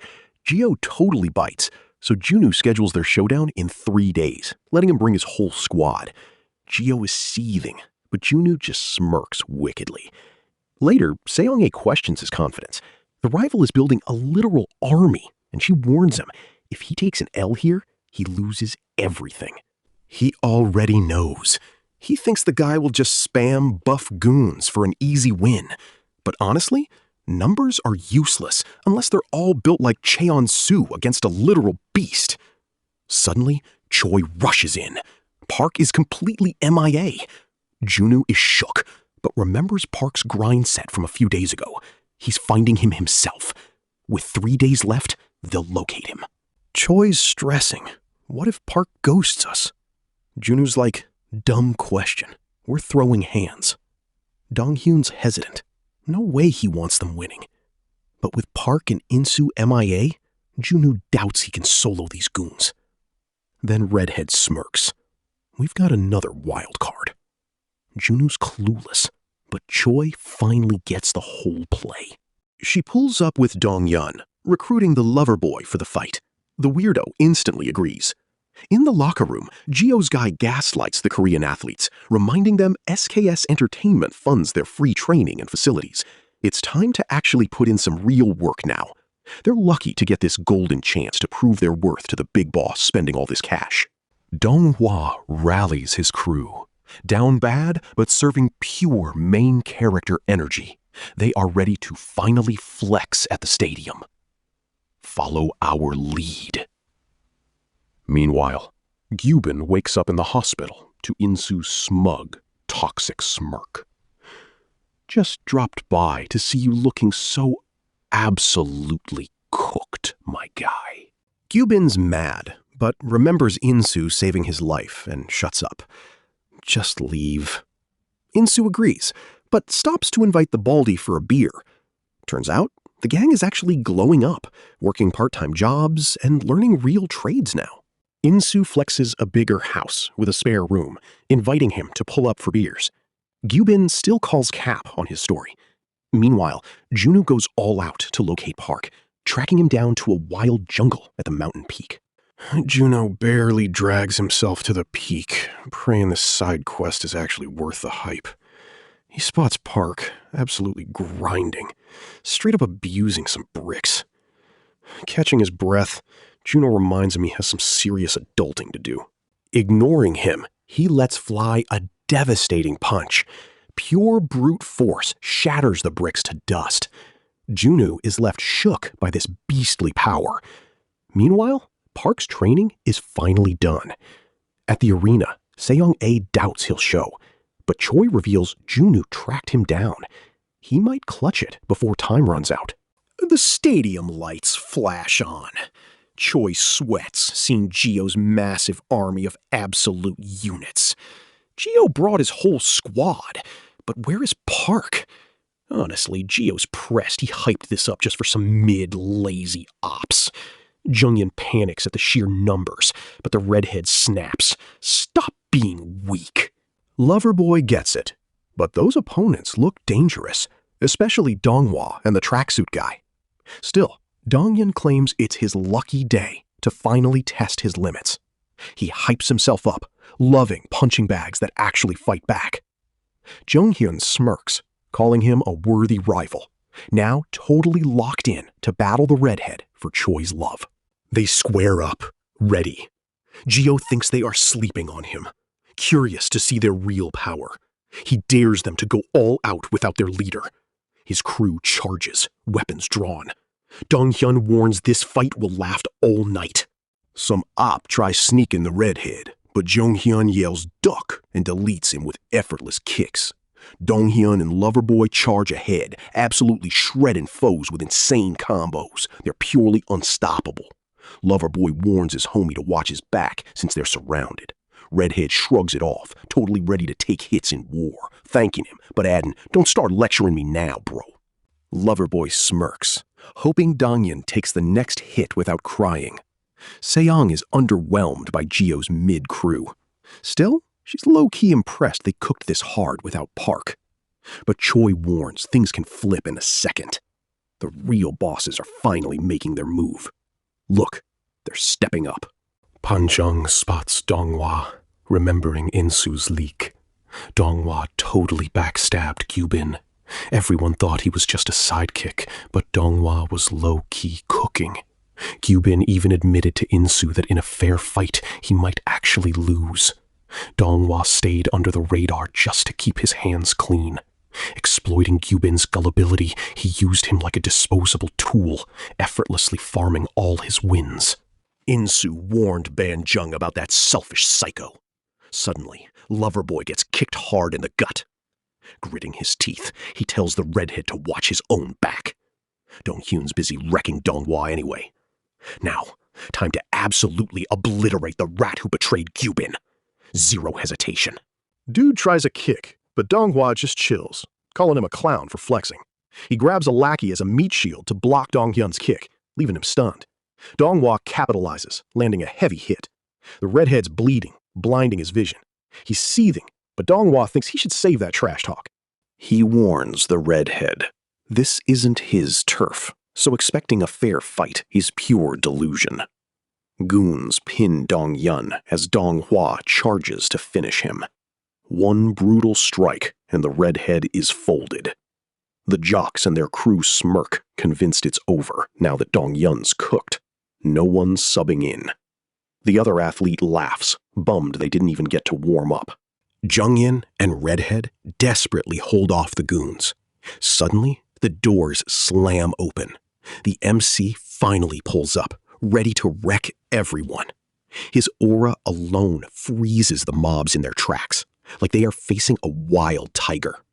Donghua screams at them to stop lagging and attack, so they charge at Park. Days ago, Park's dad stacked some bricks. He said Park's punches were heavy like hammers, relying only on raw muscle and body weight. But that won't slide against real bosses, he warned. Pointing at a wall, he asked how to wreck it. Then he showed him. Zeroing all his power into one tiny point, he struck. Boom. The force pierced straight through the wall's core. Dad thought this move made him OP. Our boy understood the assignment. Back to the present, Park uses that cheat code to absolutely wreck these mobs. The boss calls them back and kicks Park, realizing these fodder are not even a warm-up. Park blocks, but the gorilla athlete pins him. The javelin thrower sends him flying, but Park lands clean. Heavy hits, he mutters. The athlete laughs. Your hype is straight cap. You only diffed weak NPCs. Against real athletes who grind 24/7, a scrub like you gets easily cleared. Park charges again, but he is just too slow. He literally cannot keep up with their insane, overwhelming, and monstrous physical speed. He gets bodied again. Just as he is about to get finished, Park throws a desperate, heavy punch. Choi is shook, seeing him get overpowered despite trying. The athlete calls him slow, dodges, and knees him ruthlessly. Barely dodging the final kick, our boy decides to throw out the rulebook. He finally lands a devastating punch, absolutely wrecking the guy's face. The crew notices Park's movement shift, wondering if he's cooking something new. Still, they think it won't change a thing. A brutal knee smashes his mouth, his arms get pinned, and a kick lands clean on his jaw. Our boy gets launched, but he still refuses to go down. They finally admit he is built different, even without formal training. but they still think a tiny diff decides who wins. Then Park takes another hit and completely loses his chill. He delivers a brutal headbutt, nearly knocking his opponent dead cold. His eyes go dark. Playtime is over. I am done holding back now. He follows up with a brutal elbow to the head, completely flipping the script. Gorilla tries to step in, but Park diffs him with raw power. Bro is shook that he is losing a direct flex-off. Another punch leaves him reeling, realizing the next hit is game over. Suddenly, Jiwoo screams. He is absolutely fuming, asking how pros are getting cooked by a total noob. Lose this, and their sponsorships are dead. The stakes are insane. Now the athlete is spiraling. How is this guy so cracked? No matter how hard he grinds, he feels like Park is just built different. He has to admit, Park is built different. The trio jumps him. One gets bad vibes right before disaster strikes. But before he can react, our boy lands a devastating punch straight to his mouth.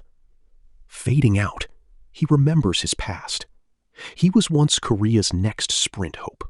Track wasn't a hype sport, so grinding hard got him zero support.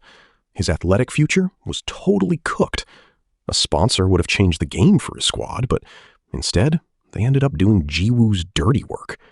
Hey, at least the pay was absolutely insane. Black cards and pure luxury. At first, he coped by thinking, yeah, this is kind of cringe, but whatever. He did it for the dream. But now, his squad is completely wiped. That's when it hits different. His failure wasn't bad luck or lack of support. Those were just copes for his own skill issue. The truth slaps. And then he finally blacks out. Even down, bro gets zero peace before catching another L. Honestly, hitting rock bottom feels weirdly relieving, though. He feels goofy admitting it. Suddenly, this salty blonde guy storms in, raging, and kicks him for throwing the match. He rants about all the wasted cash, demanding he get up and fight. But instead of taking that disrespect, our boy suddenly kicks Jiwoo back, catching him completely off guard. Everyone is shook. Even the athlete is lost, realizing the beatdown finally stopped. Up in the stands, the white-haired girl is dead as the blondie gets flattened. MC grabs his hair, making it clear nobody said he was safe. Before he can process, another punch lands hard. Meanwhile, the main battle is still raging. Kim's cooked, but his op hurts too. Donghua knows they're finished. One beast is soloing their squad, another's down, and beating the redhead changes nothing. Out of options, he kneels to tap out. But Dongyun just glares and boots his teeth in. Donghua yielded, but the beatdown didn't stop. Redhead straight up called him trash. Now Jiwoo is getting absolutely folded like a rag doll. The crowd is shook, watching Park relentlessly hammer him with terrifying, unhinged energy. It's pure brutality. The blonde desperately brings up their bet, claiming Park can't touch him. Coldly, our MC replies he never agreed to that cap. Now totally pressed, the guy begs for mercy. For a second, the MC hesitates, remembering his old man's advice. Real strength isn't about beating someone who won't fight back. True power is always knowing when to hold back. Jiwoo instantly fumbles his mercy card by threatening Park again, yapping about using his crazy clout to ruin him. Big mistake. Our boy just smirks, realizing this clown still wants the smoke. He delivers a devastating punch that sends him flying. The blonde scrambles up, vaults a wall, and flees while still talking mad trash. He talks big about ruining Park's future, but out of nowhere, our MC spawns right behind him, silently daring him. One brutal punch sends him flying. It is honestly getting scary. As our main boy steps up, a baseball blazes past his head at 300 kph. Jiwoo literally grabbed a pitching machine and starts spamming balls at an insane speed. Still, Park dodges every shot like it's light work. Blondie is shook. Our boy bounces off the wall, slamming him head first into the machine. But as the adrenaline fades, Jiwoo feels every single injury. Pure pain hits, and actual terror finally kicks in. Survival is his only thought. Terrified, he starts desperately apologizing to Park. Shoves his hand in the guy's mouth, asking if he wants smoke. The dude instantly folds, swearing he's done. Still, Park drags him up by his hair. Outside, the losers slowly rise. Junwoo pulls up as Jiwoo gets helplessly lifted. Just like that, his squad secures the W. Scene cuts. Lee Dong-ho calmly takes off his glasses. Everything is going exactly as planned. Elsewhere, Ryan tells Chon-soo that the time has finally come. Then we pivot again to Lee plotting with Ryan. Lee never expected much from them anyway. Since Ryan failed, his half-brothers are totally cooked.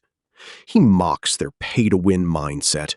That white-haired girl just flexes her cash, while Jiwoo brainlessly buys random athletes who cannot actually fight. Honestly, in Lee's eyes, they are both just so completely delusional. He claims real power is just confidence built over time. Mix that with fear, and you live rent-free in their heads. That is the ultimate win condition. Flexing his army, he boasts they will do the actual cooking. He bets Ryan is out of options after Nexus got wrecked. But the dark-haired guy just stares back silently. The real boss fight is starting. Lee launches his op, and his squad immediately locks in. No cap, these soldiers are built different. Meanwhile, at Junwoo's place, Choi is salty about Seong Honga being there. The white-haired girl instantly claps back, calling her trashy. They have been beefing constantly, but Junwoo shuts it down before things escalate. He tells them to chill because she is on their side now. She already helped and knows the tea on Lee. The white-haired girl explains she loaned Junwoo crazy cash and cannot let them fail. Hearing that, Choi perks up, asking, "Wait, for real?" She's low-key dying to know her net worth. When she casually flexes having way more cash than Junwoo, our girl tries to act natural, welcoming her while totally chasing after the bag. But then, Songa starts spilling the tea on the Sungsan group's dark lore. Turns out, they rose from a brutal gang war, tracing back to Korea's absolute biggest criminal syndicate. Back then, this crew had mad clout. Money, influence, power, they ran it all. Soon, they got so massive, they were low-key rigging politics and the economy. Over the years, that insane leverage let them level up from a basic gang into a giant conglomerate. But despite the corporate glow-up, their shady roots remain. They secretly keep their violent legacy alive. To lock in their legacy, they start grooming elite mobsters. These guys are trained to pass down the playbook and back up the next boss. The next heir inherits the whole empire and all its absolute authority. When asked if they are legit, Seong-ah confirms they are indeed the real deal. The syndicate is always scouting out cracked young talent. Once chosen, trainees endure brutal, hardcore training, basically becoming human weapons. Junwoo finds this sus, asking why Nexus even exists if they already have elite gangsters in training. She reveals this is tied to Ryan, the second in line to inherit. Nexus was his chance to prove himself, build his own clout, and show what he can do. Junwoo quickly connects the dots. Lee was totally done with Nexus. Ryan just wanted to flex Nexus to prove he is him, aiming to inherit the whole empire post-project. The white-haired girl loves seeing Junwoo finally lock in and cook.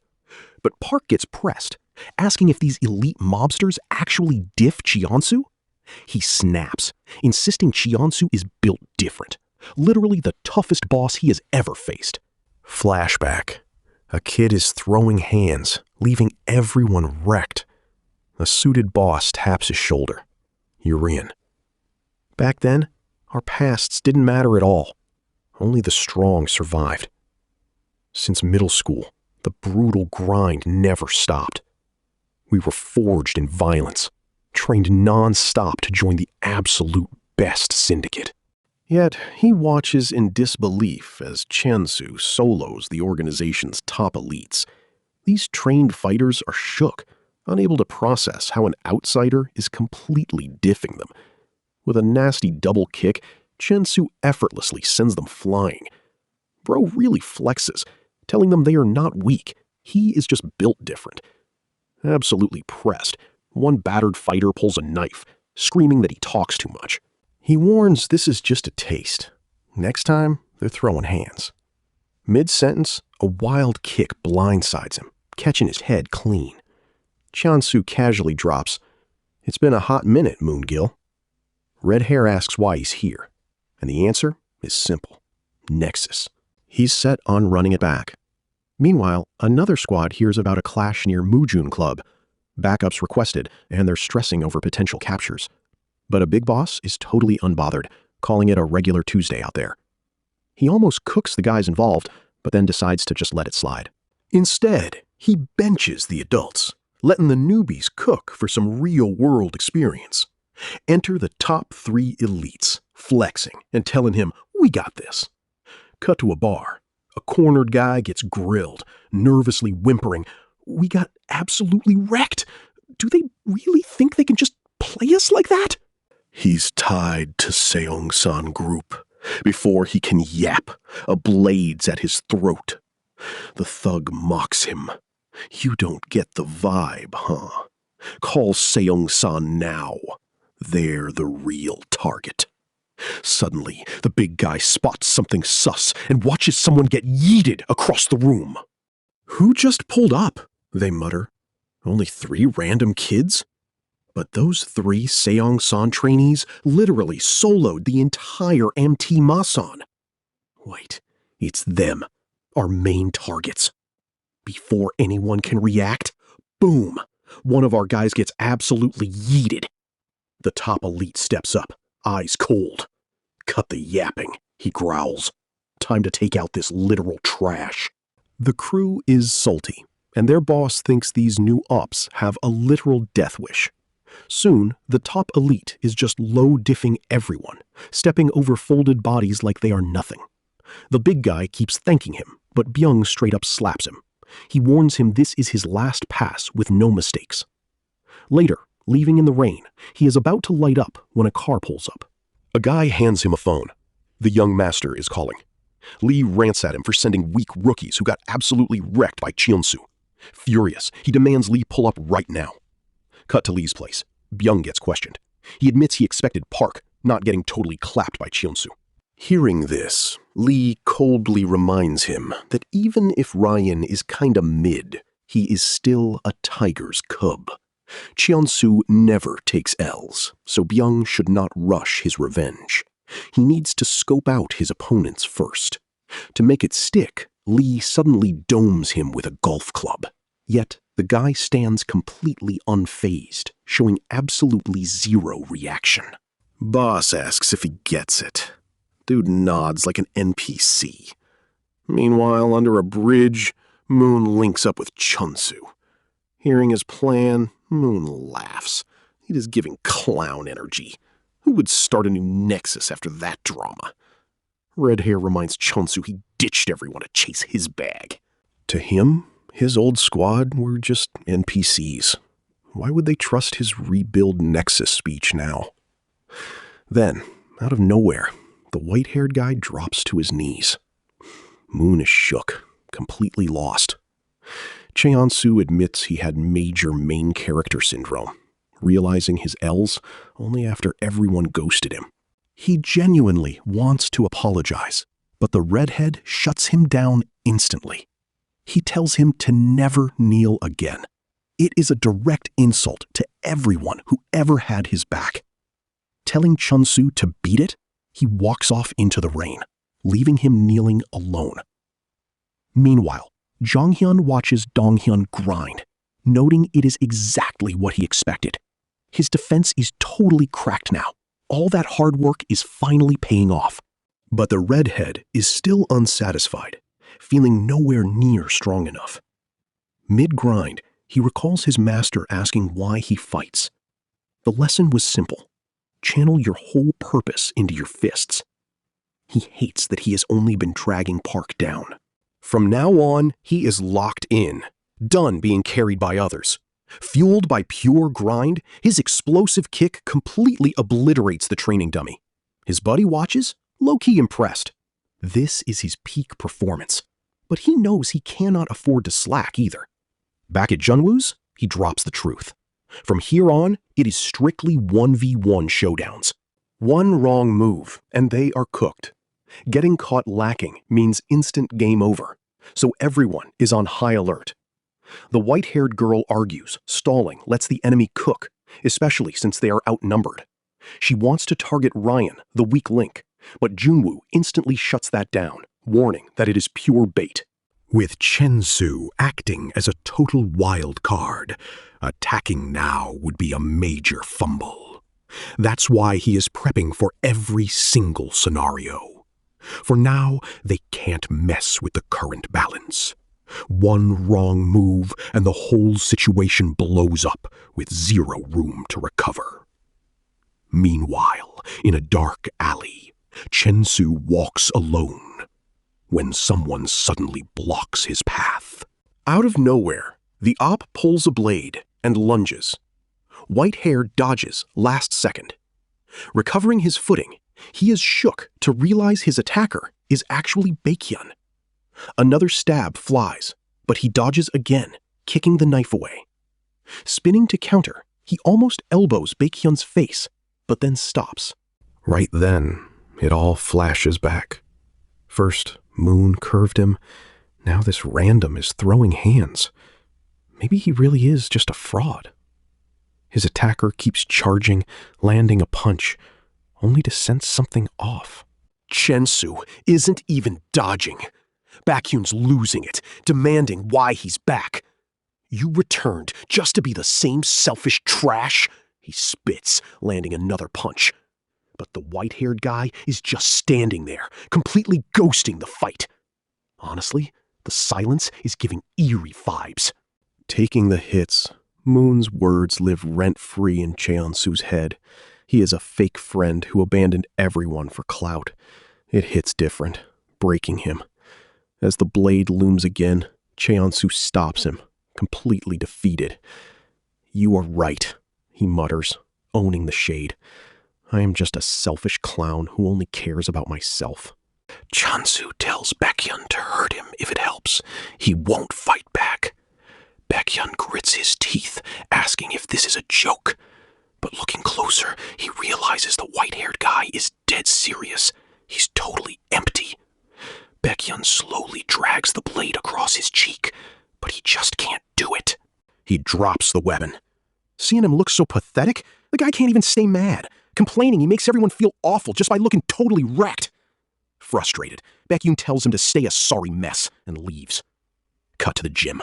Our boy is absolutely going beast mode on a punching bag, throwing insane haymakers until he completely obliterates the entire thing. Drenched in sweat, he mutters, totally over all this annoying drama. Low-key, someone is lurking in the shadows. The elites report they have finally tracked Park down. Meanwhile, Chen-Su tries hitting up the former Nexus crew to reconnect, but every single one of them straight up ghosts him. Meanwhile, the elites low-key tail him from the shadows. Byung gets the intel. Park is camping in the gym. Chen-Su is officially getting ghosted by all former Nexus members. Hearing this, one guy sparks a cig and calmly orders everyone to move out. Their operation is kicking off right now. At the old Nexus ruins, Ryan wonders if it's really over. Rebuilding was always going to be tough, but Kim quitting halfway hurts. Without Park, his family's mob ties, or the OG Nexus crew, their win rate is basically zero. Ryan's ready to fold, but Cheon-Su refuses to take the L. Hated by everyone, he still refuses to back down, no matter the cost. When Ryan asks his plan, He just ghosts him.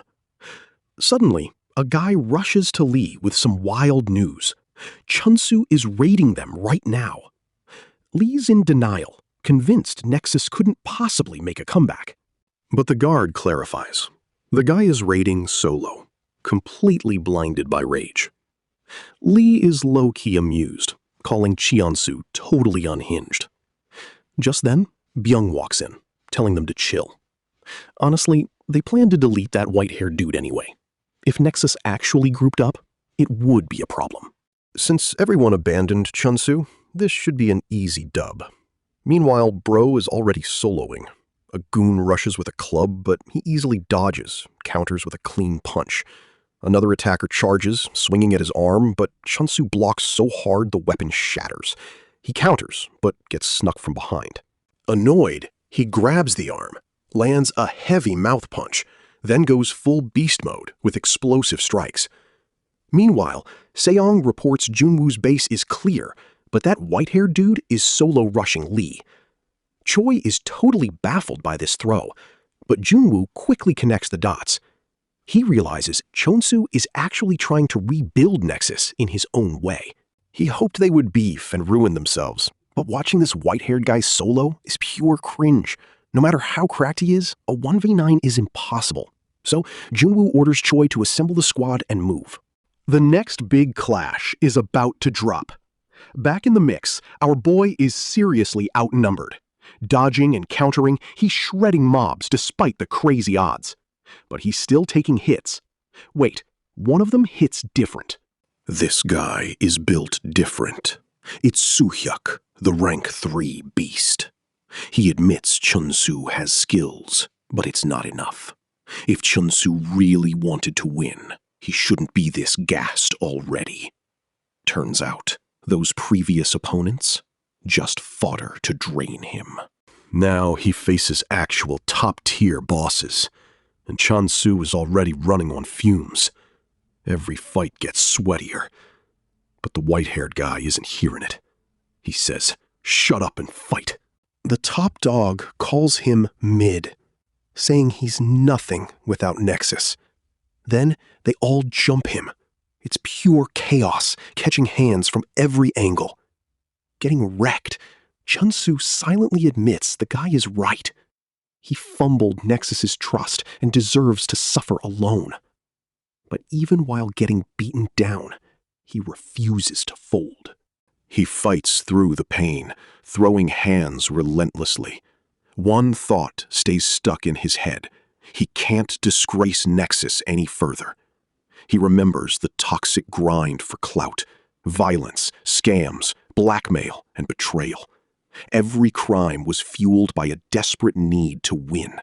That obsession literally ruled his entire life. Winning was his entire personality. Now he is finally realizing how hollow that hustle really was. Chunsu accepts he is just trash. Getting smacked in the mouth, the sheer cringe of his betrayal hits hard. Memories of the entire Nexus crew now flood his mind, exposing his ultimate tragic downfall. Even after snaking them, his old squad is still living rent-free in his head. Low-key, that actually brings him some peace. Suddenly, as a thug swings, he gets blasted back. Everyone is shook. Soo-hyuk looks up, completely stunned. It is not just Moon pulling up. The entire Nexus crew is standing 10 toes down behind their boy. White-haired guy is speechless. Ryan explains that while fighting is his thing, this raid was impossible solo. Turns out he personally pulled up on every former Nexus member to recruit them. He never expected Cheon-su to swallow his pride and bow. A member notes Ryan is the real MVP who clutched up to unite them. They're just tying up loose ends. The big guy says they're done playing villains, but they won't live like clowns either. Moon warns Cheon-su, don't get it twisted.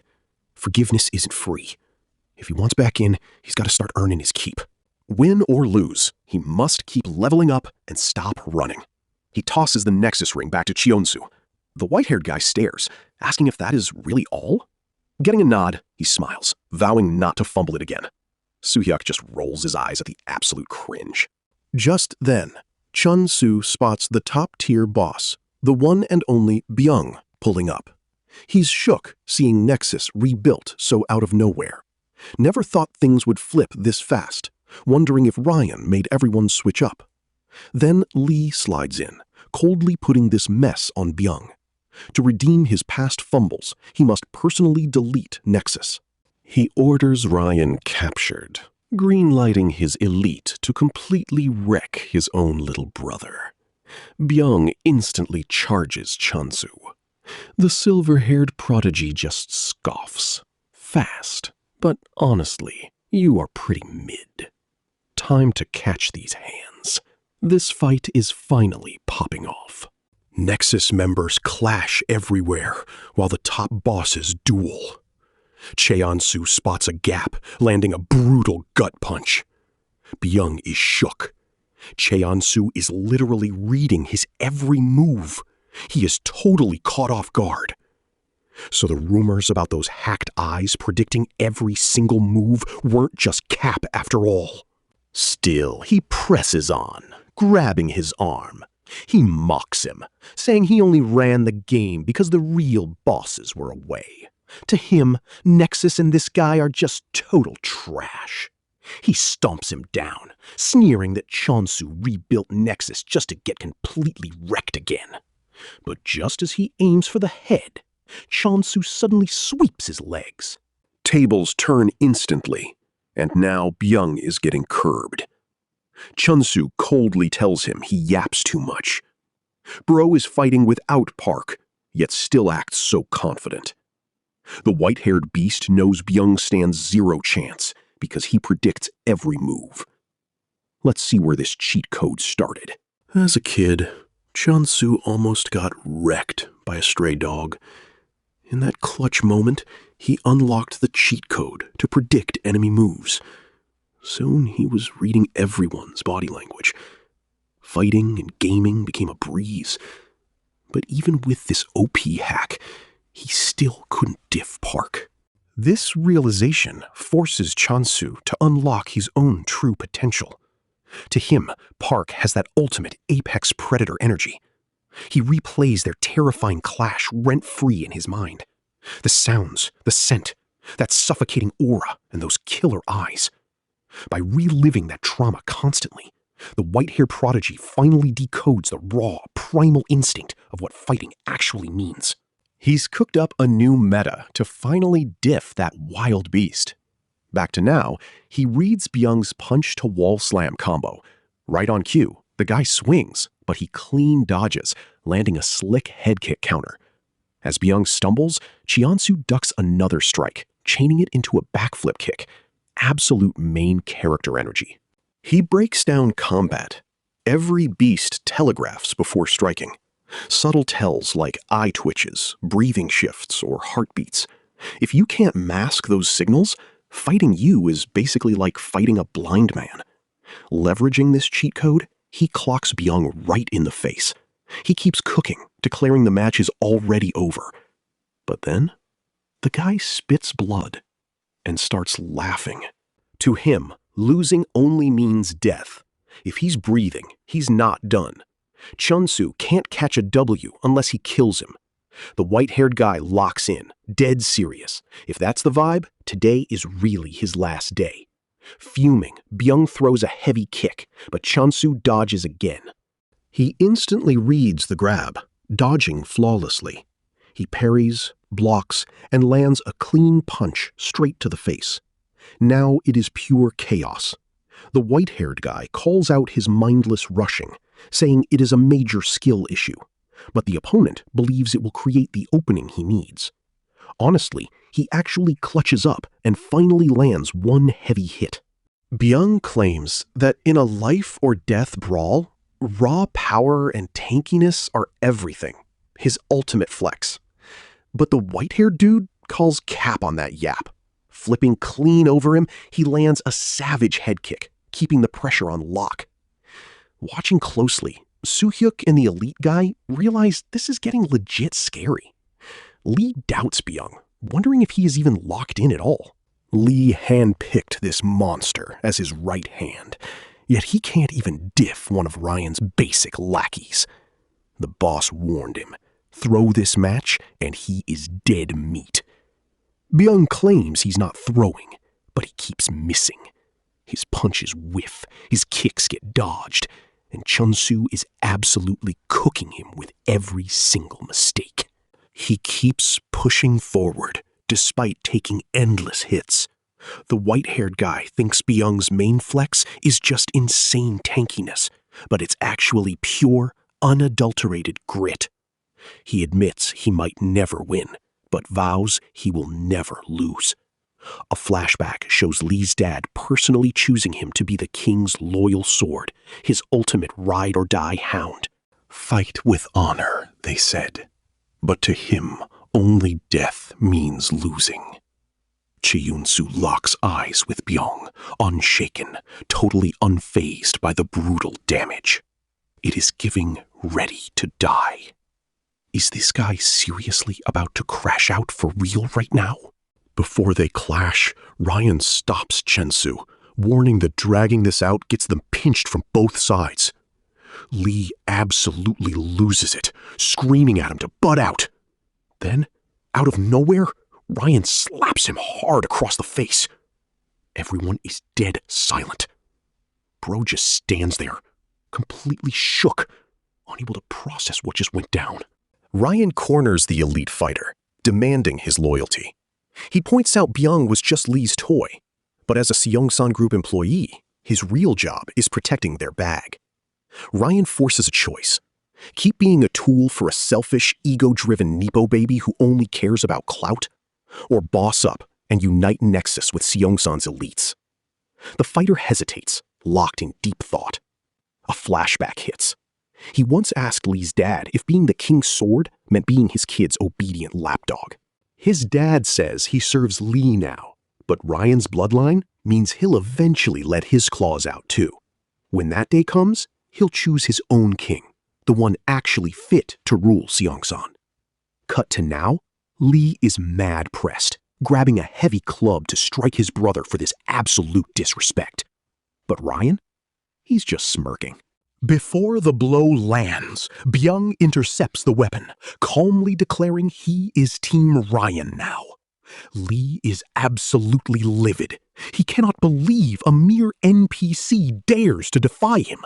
To Lee, Byung only exists to obey his orders. But his bro ignores the tantrum, ordering him to kneel. The elite guard instantly slams him down. Ryan then asks if he finally gets the vibe check. Fuming, Lee snaps, "You've lost it. You're just flexing off one lucky win." He expects his brother to play second fiddle forever as Seongsan's true heir. Ryan calls cap. If Lee was really the main character, Dad would have shut Nexus down instantly. Dad's silence proves it. Unlike that privileged Nepo baby who had everything handed to him, Ryan had just one shot. He clutched the win. Now, he tells Lee to sit down as the true Seongsan heir. Lee's left speechless, totally clowned. The elites and Nexus just watch.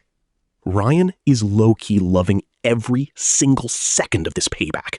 Chun-Soo quickly warns everyone to sweep this mess under the rug. Ryan then declares Nexus and Seongsan's elites are officially merging.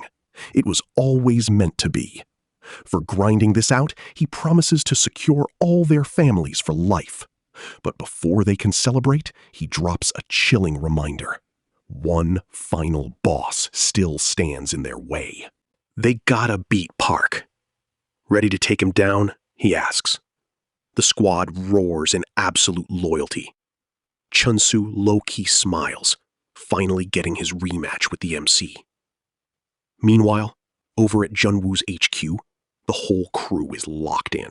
Choi gets word that the Syndicate and Nexus officially teamed up.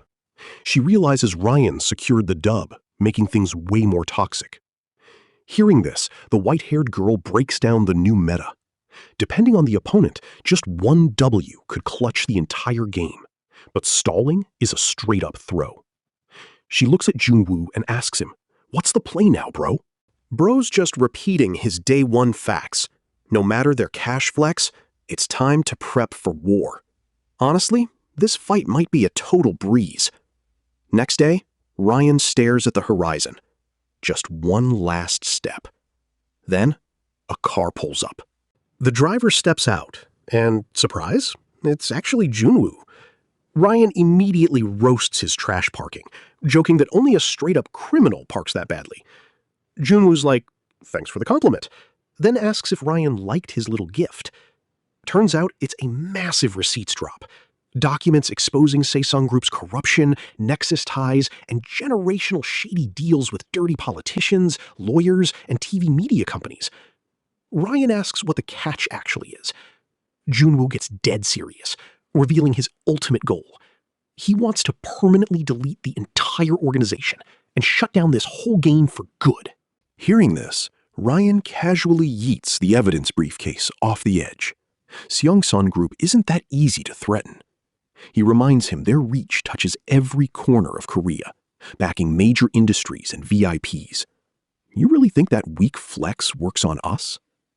But Junwoo is a total wild card. He goes completely all in, risking everything. He bets his entire company shares, assets, and cold hard cash. If he loses, he promises he'll never clash with Seongsun ever again. No more holding back. He tells Ryan to stop stalling and settle this once and for all. Ryan is totally down. Since both sides are going all in, Ryan raises the stakes. He demands his opponent's friends abandon City House because he loves items with deep lore. The guy chuckles, and Ryan lets him pick the final venue. Junwoo locks it in. The final showdown hits OJ Group HQ in 3 days. Deal sealed. Ryan's low-key hyped, already craving the upcoming chaos.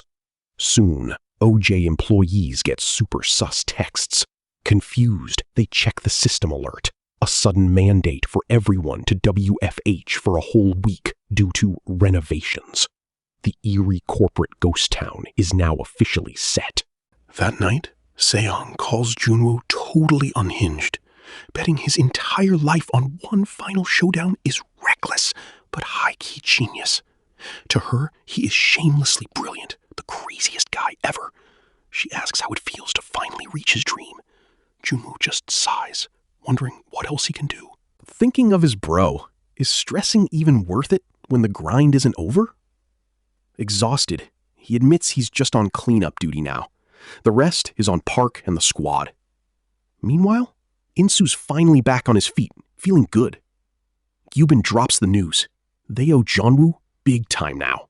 This isn't technically their beef, but Incheon has to step up. He agrees. Repaying Junwoo's past favor is just the right move. They need to lock in and choose a side. Even if it doesn't erase his Nexus past, Incheon wants to own up now. To him, it's just the right call. Meanwhile, at the shop, Jung-yoon asks Choi if everyone around them has some tragic backstory. She's like, yeah, totally, but honestly hates those sob stories. So what is his actual game plan? Why risk throwing hands with Nexus? If he wants to dodge this drama, literally nobody is forcing him to step up. But he just smiles, saying that fighting for her is already reason enough. Honestly, his dedication is low-key adorable. Choi finds it weird, warning him not to catch feelings since she's definitely not interested. Surprisingly, he takes the rejection well, explaining it's not romantic love, it's more like pure admiration. Basically, he's just standing her like a harmless celebrity crush. Outside, the squad jokingly mourns his L. With D-Day looming, the redhead sprints until he finally tracks down Park. Reflecting on his own wild journey and all the crazy stuff he's endured, Dong-yun tells our MC to secure the dub this time. Locked in, our boy pauses, promising he will absolutely deliver. Finally, the day of the final showdown is here, and the whole squad pulls up. Park does a quick head count, and just like that, the ultimate war officially begins. Opposite them, Nexus and their elite units spawn in, ready to crash out. Outside Junwoo's HQ, everyone reviews the contract. The lawyer drops the terms. The loser forfeits everything. This is a real high-stakes gamble. Both sides are locked in. Only 2 ways to win. First, each team has 1 rep, Park and Chensu. Whichever rep hits the rooftop first takes the dub. If both hit the roof at the exact same time, Condition 2 kicks in. Winner takes all in a straight-up fight. Junwoo adds that once the dust settles, the official seal locks the roof, meaning no do-overs. Ryan is vibing with this setup. It's exactly what he wanted. At midnight, the showdown begins. Before the start, the lawyer sends Junwoo and Ryan to the roof. The blonde leader stops, giving his squad some real talk. They have survived the trenches, wild chaos, and pure madness together. Now, it all leads to this final boss fight. He hypes them up, promising a total dub and telling everyone to leave 0 regrets on the field. Redhead immediately roasts him for being cringe and overly dramatic. Insu confidently agrees, saying he has no plans to lose. Meanwhile, Park straight up says losing is not even an option. Hearing his squad's energy, Junwoo finally relaxes, relieved by their vibe. Meanwhile, Ryan rallies his own squad. We win this, we run the whole block. No cap. Secure the dub by any means necessary. Show absolutely 0 mercy. His crew roars back in unison, fully locked in and ready to crash out for the final showdown. Midnight hits, and the final phase is officially live. Junwoo and Ryan are already posted up on the roof. Right on cue, the squad rushes in, locking down their spots. Meanwhile, Donghyun and Park are low-key checking the strat. Junwoo said the building has 33 floors, plus the rooftop. But since the elevators only reach floor 32, they must take the stairs for those last 2. Ryan's squad has numbers, so they'll camp the elevators. That's why Incheon must block 1. Insu's crew, including the big guy, took this suicide mission. Insu insisted they hold the line so Park's team can keep climbing. Meanwhile, Nexus thinks it's an easy dub, flexing their massive advantage in both numbers and their raw power. Bong Joon gets absolutely blasted by a Nexus heavy gatekeeping the elevator. No one's going up, he barks. The squad screams to guard the lift, but Bong Joon shrugs it off. I got this, tank. The giant sneers. You think you can stop me? Bong Joon fires back. Pipe down, bro. We're both just NPCs in this game. He warns the big guy not to sleep on him, but the giant shrugs it off, calling it a major skill issue. He should have just stepped aside. Boom! A heavy punch lands, and it is absolute hands. Total chaos erupts as everyone screams to hold the line. Suddenly, the elevator starts going straight up. The big guys shook. No one boarded, so how? Realization hits. They took the stairs and called the elevator from above. Before he can even react, he's grabbed from behind. Turns out, this absolute unit was born a beast. Post-puberty, bro was literally 2 meters tall and weighed 243 kilos. But now, he's extra heavy, packing 30 more kilos. Basically, that Nexus goon is pinned as long as he holds him. While battles rage everywhere, the elevator keeps rising. One fighter thinks it's over, seeing the big guy get wrecked. But his ally says, no cap, we must keep fighting to stop Nexus. Meanwhile, in another lift, the elites are heading up. Moon notes Park beat them to the top, but Chonsu shrugs it off. Everything so far was just a warm-up. The elevator doors slide open, and Insu is already there, staring them down, itching for a fight. He instantly lunges at the white-haired guy, but Moon blocks him. Go up. I'll handle this NPC, Moon says. Chonsu nods. Win this. Insu fumes, remembering Moon swore he'd never return to Nexus. He thought the dude was brain dead, but not this stupid, throwing a punch instantly. Moon claps back, refusing to run, choosing to stand on business. With tension peaking, Insu declares it's time to settle the score and charges. Meanwhile, Byung sends Whitehair to the roof alone, holding off mobs. He spots the redhead. The sidekick admits the ops are cracked, but he's not shook, just keeping it real. Byung tells Chunsu to push ahead. They'll hold down the fort. Cue another brawl. Meanwhile, the white-haired guy calmly climbs the stairs, radiating main character energy. He knows his ultimate prize is behind that final door. One last dub secures everything. But at the top, Park is already waiting. The hyped showdown between our boy and Kim Chun-soo is finally going down. Junwoo knew this was inevitable. Rooftop, final battle, winner takes all. Chun-soo notices his hand is shaking. Is he actually scared? Oh, no way. It's not fear at all. It is just pure, manic, unhinged excitement. He has been waiting forever, playing this fight rent-free in his head. Meeting Park in person is cool, but our boy instantly claps back, calling him delusional for hyping up his own funeral. No cap. He charges straight in. Chun-soo smirks. My bad. I have upgraded too. Down below, the clash between the elites and our squad is getting absolutely wild. Surrounded by ops, Jonghyun tells Donghyun to take the big guy.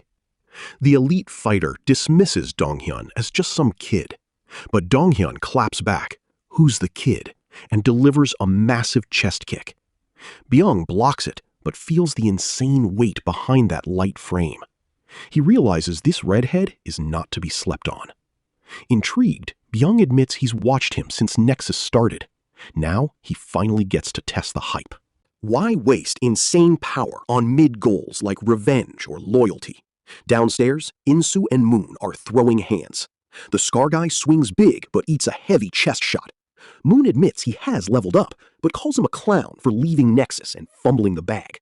Insu tells him to shut up and clocks him right in the face. He swears he'd never go back to Nexus. Moon coldly snaps back. If Scar rejects the bag, he's catching straight hands. As they trade blows, Byung calls revenge mid, asking the redhead if it's worth more than clout. Donghyun and Insu shut that down instantly. Corrupt sellouts deserve zero glory. The clash rages on, insults flying as both sides refuse to back down from this final moral showdown. Rooftop clash. Park whiffs his opener, and Cheonsu lands a heavy chest blow. Park recovers fast with a backflip, jumping right back in. But Cheonsu reads him like a book, dodging effortlessly. Park's getting tilted. It's that same annoying vibe from their last fight. Suddenly, the white-haired guy lands a clean face shot, sending him sliding. He smirks. You look ready to crumble. Were you really hyped for this? He tells the MC to lock in and bring back that main character energy. Ryan just smirks, thinking this dub is way too free. Meanwhile, Junwoo is shook, seeing Park get absolutely cooked. He senses bad vibes, wondering if Chun-soo did some crazy off-screen grind. Fed up, he screams that this is the endgame, telling Park to unleash his ultimate power now. Our boy locks in, prepping his pocket punch. Whitehair talks trash, calling his prep mid and stalling pointless. Park sends a flying kick, but gets clapped by a counter straight to the dome. His ears ring as another heavy blow lands. Yet, he wonders, is that really all? That punch has power, but it is honestly mid. He counters with a knee, but gets caught by a brutal, heavy uppercut, spitting blood as he flies back. That last strike hit different, even if it looked basic. Park rushes in again, but Chun-soo notices his power has dropped. Is his technique actually sus? Junwoo knows that the style Park's dad taught him doesn't fit him, making his damage output totally inconsistent. Still, it's his only weapon. Low odds, but if those punches land clean, it's over. Chun-soo takes a hit to the dome and realizes he's got to guard up. Strong punches mean nothing if they miss. He dodges, knees him in the gut, kicks him back. As our boy recovers, the white-haired guy presses, mocking. Is that all your prep got you? Chun-Soo calls Park's attacks mid, wanting to wrap this up fast, but our boy laughs, saying he's dead wrong to think he's seen it all. Chun-Soo wonders if he's actually cooking up something secret. Then Park calmly drops a massive bomb. 3 punches, land 3 clean hits, and I'm done. The white-haired guy loses it, laughing. Are you out of your mind after taking that much damage? Mid-fight, Chun-Soo barely clutches a dodge at the last second. The shockwave literally grazes his cheek, leaving pure wind slicing the air. Pulling this off with Park's wrecked body is a total miracle. The technique is just built different. He thought grinding this move would ruin him, but he's still cooked. Now that it actually lands, he finally gets why his dad was so obsessed with teaching him this masterpiece. Mid-fight, Park lands a brutal gut punch, folding Cheon-Soo and sending him flying into the debris. Park calmly counts down, just 2 taps left to clear his condition. Meanwhile, on the 32nd floor, a fresh wave of mobs spawns and immediately jumps In-Soo. He weaves their attacks, counters one, slips another, but still catches hands because he's getting swarmed. Surrounded and kicked back, he realizes things are cooked. His squad is still holding the elevators, but enemies keep slipping through. 1v1ing Moon is already sweaty, but with backup, literally impossible. Realizing their defense is cooked, he immediately books it to the stairs instead. Moon watches, thinking this is just some mid-stalling tactic that is bound to fail. He scoffs, noting that Scar's team is totally fumbling their defense anyway. Moon laughs, flexing that his backup is coming, but the elevator doors open to reveal his squad is absolutely cooked. Gubin steps out, casually dropping that he stopped them all. A shocked In-Soo asks why he's even here. Gubin just scratches his head, muttering he wanted a quick vibe change. Annoyed, Moon laughs like a villain, telling them to keep that same energy. Meanwhile, Byung dominates the redhead, who tries a desperate leg sweep. The elite easily blocks it, calling him unpredictable and his toughest opponent yet. He admits with a different spawn point, the guy would be top tier nationwide. But it's over now. With a massive slam, he yeets Dong-Yun straight into the tables. Redhead takes a hard hit, but clutches the recovery, landing on his feet. No excuses, but the stat diff is real. He can't promise a dub. He tells Park to wrap this up fast before they get overrun. Meanwhile, Chun-Soo tanks Park's heavy strike, wondering if this is the move he prepped for. 2 more hits and he's cooked. But instead of panicking, he's pure hype. Scaling the stairs like a beast, he yells, "Don't disappoint me, Park! This is the peak fight I wanted!" Annoyed by the disrespect, our boy aims a lethal strike at his throat. But Chun-Soo effortlessly dodges, reading every move and countering. Park winds up another heavy hit, but the white-haired guy predicts it easily, taking 0 damage. As our MC gets increasingly frustrated, his opponent stays completely locked in. They back off, and suddenly, our boy notices his ear is bleeding. Wait, what actually just happened? Earlier, Chun-Soo dodged and clapped his ear, using high-pressure force to wreck his balance and hearing. Now, the white-haired dude is totally hyped. It's basically GG for Park.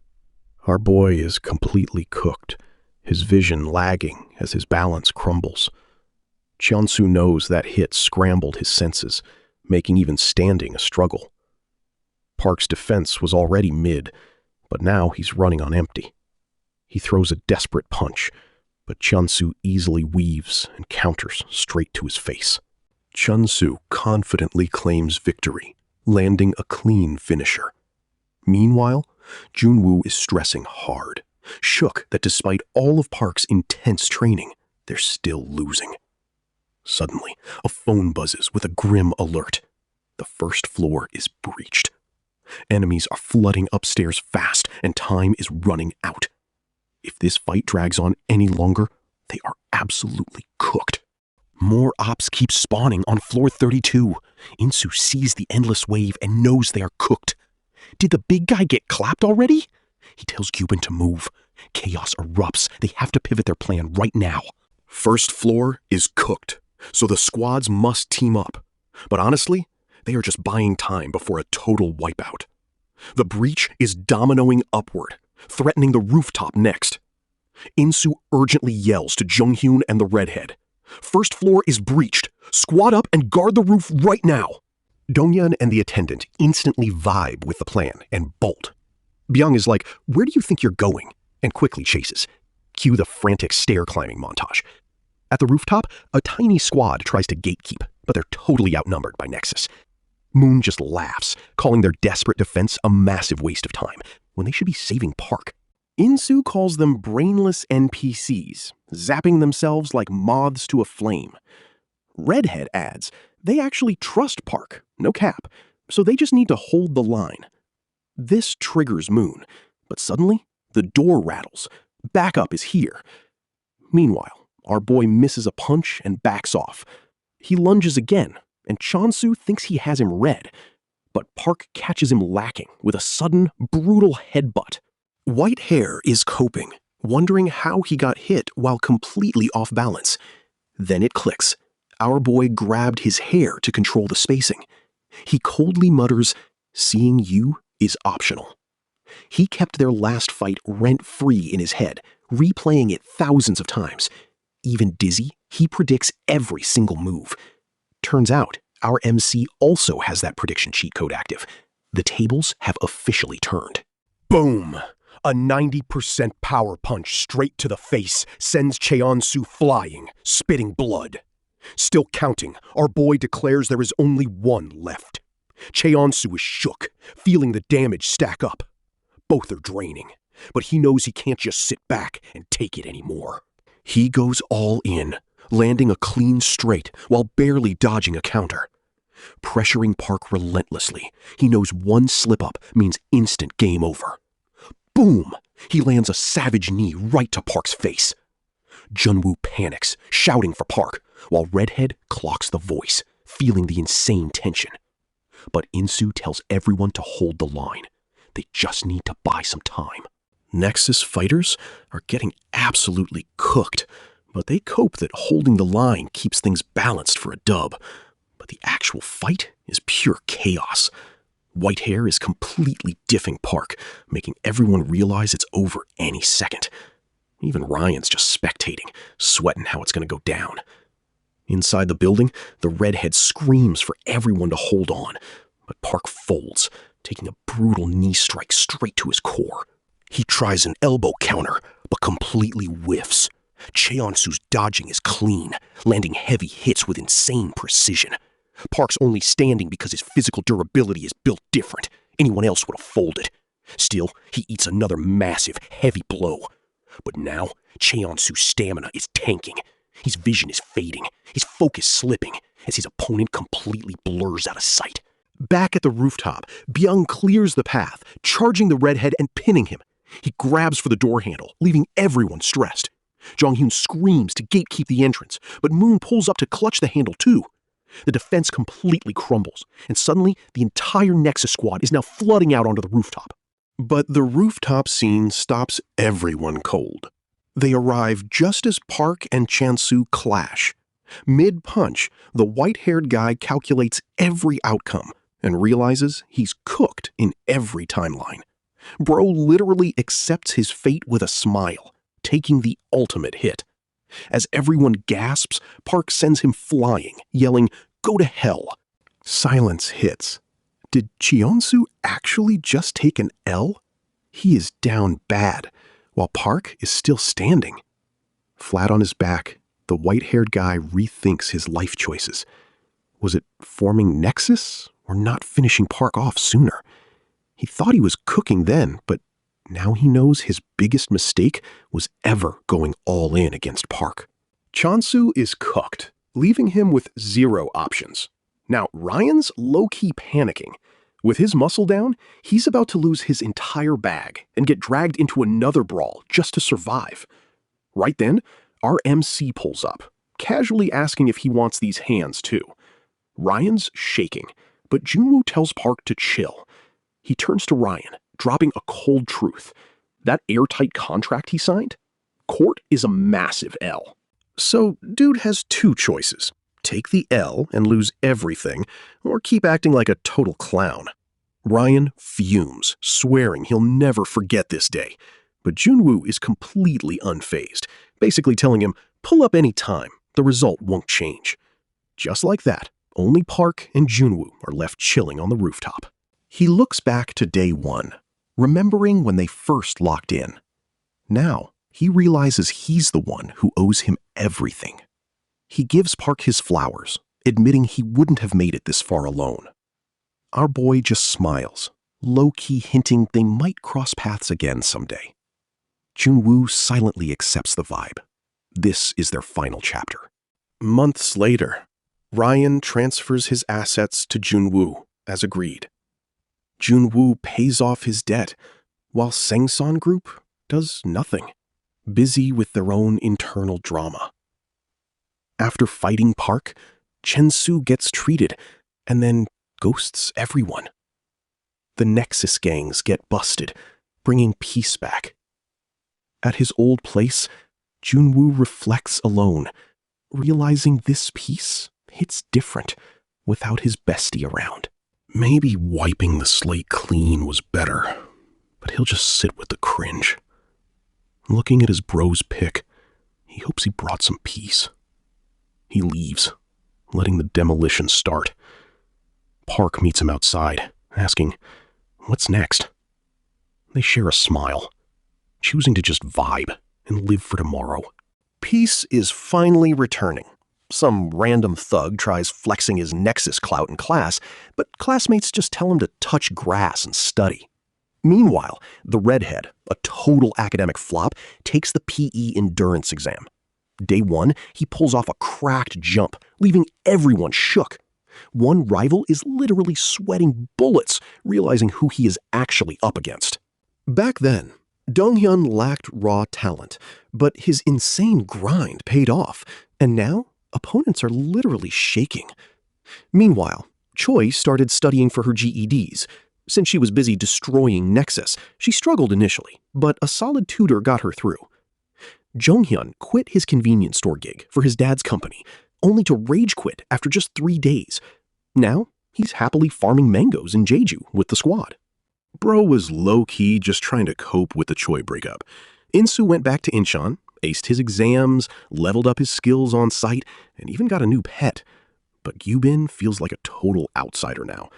Cue the athlete showing up to tell him it's not that deep. He said once he's here, he's locked in forever. After wrapping up, Junwoo quit to globetrot, seeking a life beyond revenge and cash. Plot twist? He finds Sejunga sitting right next to him, and they actually get hitched. Meanwhile, our boy is a certified slacker, literally just rotting at home doing nothing at all. He kept hesitating by the bag, but finally locked in, telling his dad he's gonna box. Dad smiled, giving this story the ultimate wholesome ending.